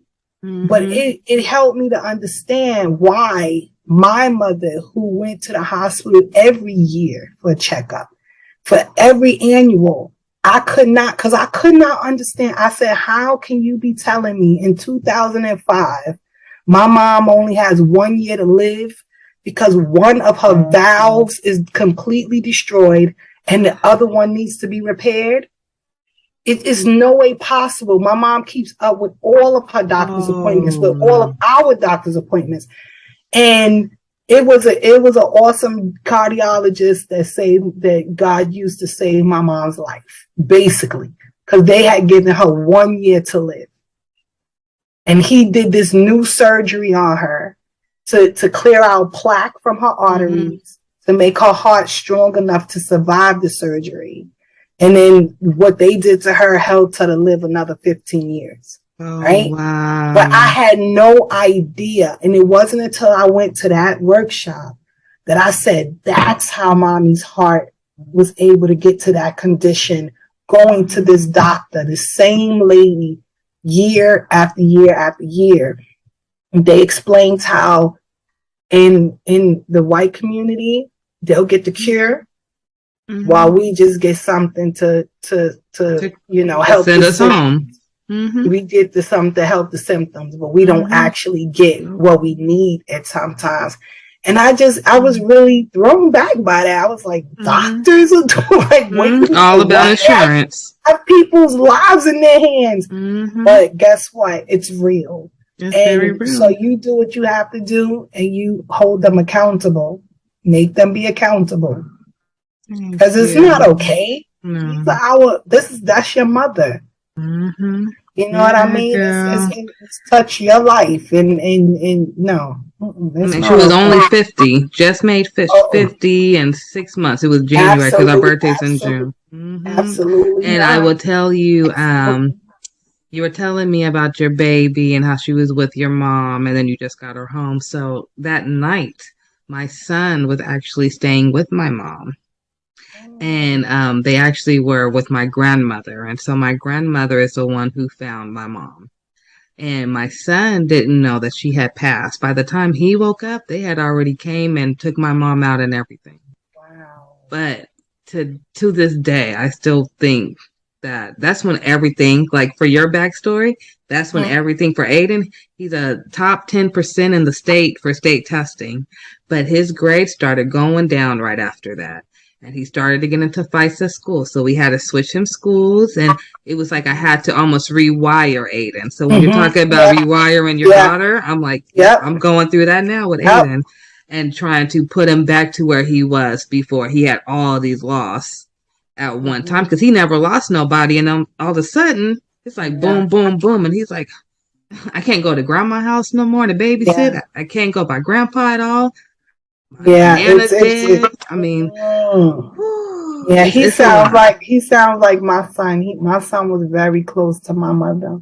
Very close. See, how's your son doing now? I know it's been about 2 years. She passed away 2 days after I dropped him off at college. No. Yep.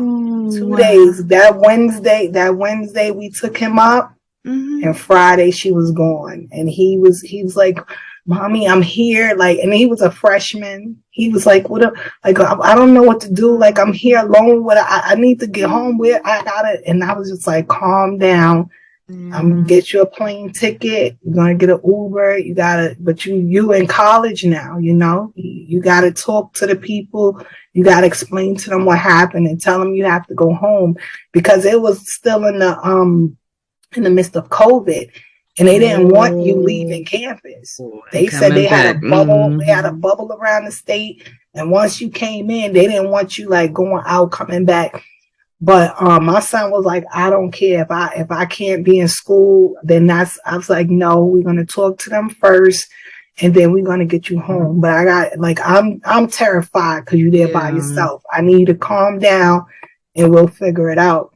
If I tell you, boy, let me tell you, my son, while my mom was sick, my son was washing her, helping her, like without me even knowing, because I had hurt my back. And I was like, what are you doing? You can't be changing, Grandma. He was like, but Mom, your back is messed up. Like, I have to help you. I have to help Grandma, Them boys are something else. They're amazing. And that's why your son is going through that, because of the love he had for his grandmother, And you just got to help him work through it. You got to just help him work through it and keep talking to him, and it's difficult. It's difficult. Loss is difficult. It really is. I thank you for talking to me through that. And we were supposed to be talking about you. We done ended up helping me out. Okay, that's how a good interview goes. It's okay. Yes, and we will definitely stay in touch. Yeah, Okay. we'll have you back for a part 2. And thank you so much. And everyone. Yes. Please share and go visit her Instagram and Facebook. Like, follow, subscribe, share, all that jazz. And look out for the mission. That's what we're going to call it now. So if you hear me say we're getting ready to do the mission, we're talking about them backpacks, okay? So thank you again, Marie, for talking to our families. And we will talk soon. Yes, ma'am. Take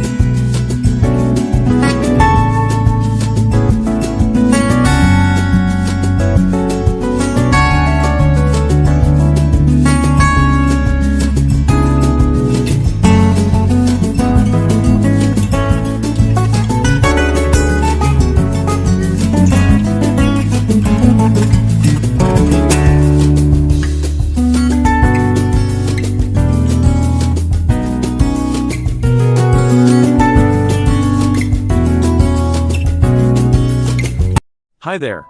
Have you ever wanted to publish your own story but didn't know where to start?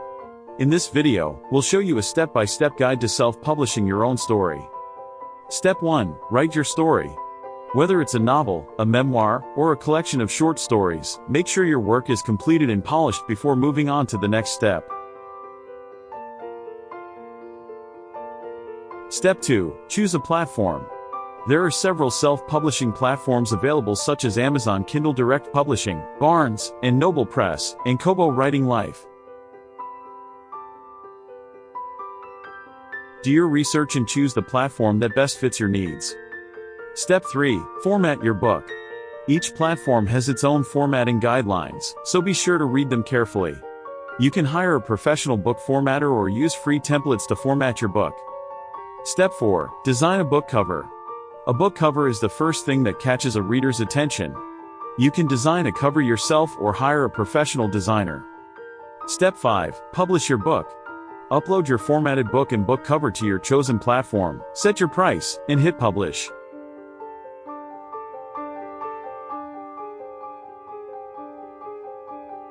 Step 6. Promote your book. Use social media, book blogs, and book review sites to promote your book to potential readers. And that's it. With these 6 steps, you can self-publish your own story and share it with the world. Thanks for watching this video, and don't forget to subscribe to our channel for more tips on writing, publishing, and marketing your books. Hey everyone, welcome back to our channel. With fall and Halloween just around the corner, we thought it would be fun to share our top 10 movie picks for teens and for some of you younger siblings also to watch during this spooky season. So grab some popcorn, turn off the lights, and let's get started. First up, we have Hocus Pocus. This classic Halloween movie is a must-watch for anyone who loves witches, magic, and a good laugh. It is perfect for a cozy night with friends or family.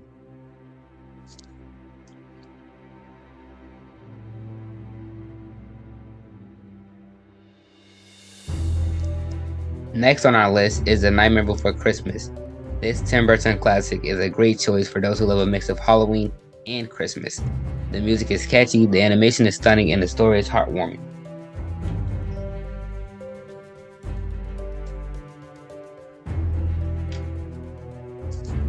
For those who love a good scare, Teenage Mutant Ninja Turtles Mutant Mayhem gives the right amount of thrills and excitement throughout the film.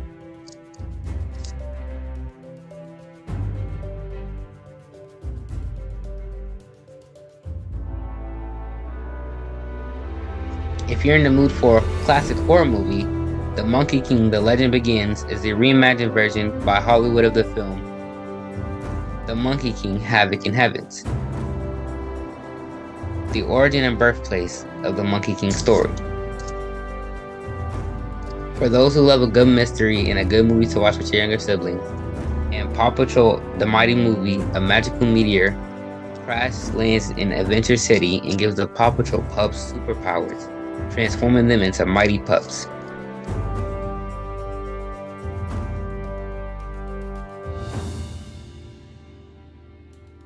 If you're in the mood for a comedy, Leo is a great film. A 74-year-old lizard named Leo and his turtle friend decide to escape from the terrarium of a Florida school classroom where they have been living for decades. For those who love a good coming-of-age story, The Witch is a great choice, and you can watch it with your sisters. Witch follows a young girl named Asha who wishes on a star and gets a more direct answer than she bargained for when a troublemaking star comes down from sky to. If you're in the mood for excitement, watch Wonka with your parents. They had Willy Wonka and We Got Wonka. The story will focus specifically on a young Willy Wonka and how he met the Oompa Loompas on one of his earliest adventures. For those who love a good film, Ghostbusters Afterlife is one everybody loves. Set 31 years after the events of Ghostbusters 2, it follows a single mother and her children who move to an Oklahoma farm they inherited from their estranged father, Egon Spengler, a member of the original Ghostbusters. The sequel will come out in December 2023. For the last film, but not my least favorite, we have Migration. Migration is a film about a family of ducks trying to convince their overprotective father to go on the vacation of a lifetime. A film for not just you, but for the entire family.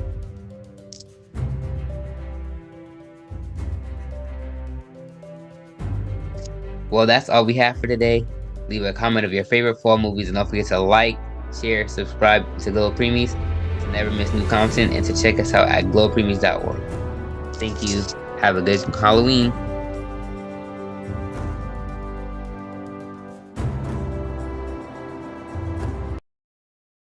Host, welcome back to our channel. With Christmas just around the corner, it's time to spread some holiday cheer. And what better way to do that than with festive wreaths? Today, we'll show you some amazing DIY ideas to create your very own wreaths. The first step is to gather your materials. You'll need a wreath frame, some evergreen branches, pine cones, holly, ribbons, and anything else you'd like to add for a personalized touch. Start by attaching the evergreen branches to the wreath frame. Use floral wire or hot glue to secure them in place. Now, let's add some pine cones and holly. You can arrange them in clusters or evenly spread them out. Get creative and make each wreath unique. To give your wreath that finishing touch, tie a beautiful bow with a festive ribbon. You can choose traditional colors like red and green, or go for a more modern look with silver or gold. And there you have it, a stunning DIY wreath, ready to spread Christmas cheer. Don't forget, wreaths can be made in different shapes and sizes. Hang them on your front door, over the fireplace, or use them as centerpieces for your Christmas table. Deck the halls, top 3 Christmas wreath designs. Let's get started. Design number 1, the classic wreath. This timeless design features a lush green base adorned with vibrant red bows, golden baubles, and pine cones. It's a traditional choice that never goes out of style and will bring that festive spirit to your front door. Next up, design number 2, the whimsical wreath. This whimsical design takes a playful approach to holiday decor. It's filled with colorful ornaments, sparkling ribbons, and jingle bells. Hanging this wreath will surely bring joy and smiles to all who see it. And finally, design number 3, the rustic wreath. If you prefer a more natural and cozy look, this is the one for you. With its combination of fresh pine branches, pine cones, and burlap bows, it provides that warm and inviting touch to your home. There you have it, our top 3 Christmas wreath designs. Which one is your favorite? Let us know in the comments below. Don't forget to give this video a thumbs up and hit that subscribe button for more festive inspiration. Thanks for watching, and remember to have a joyful and magical holiday season.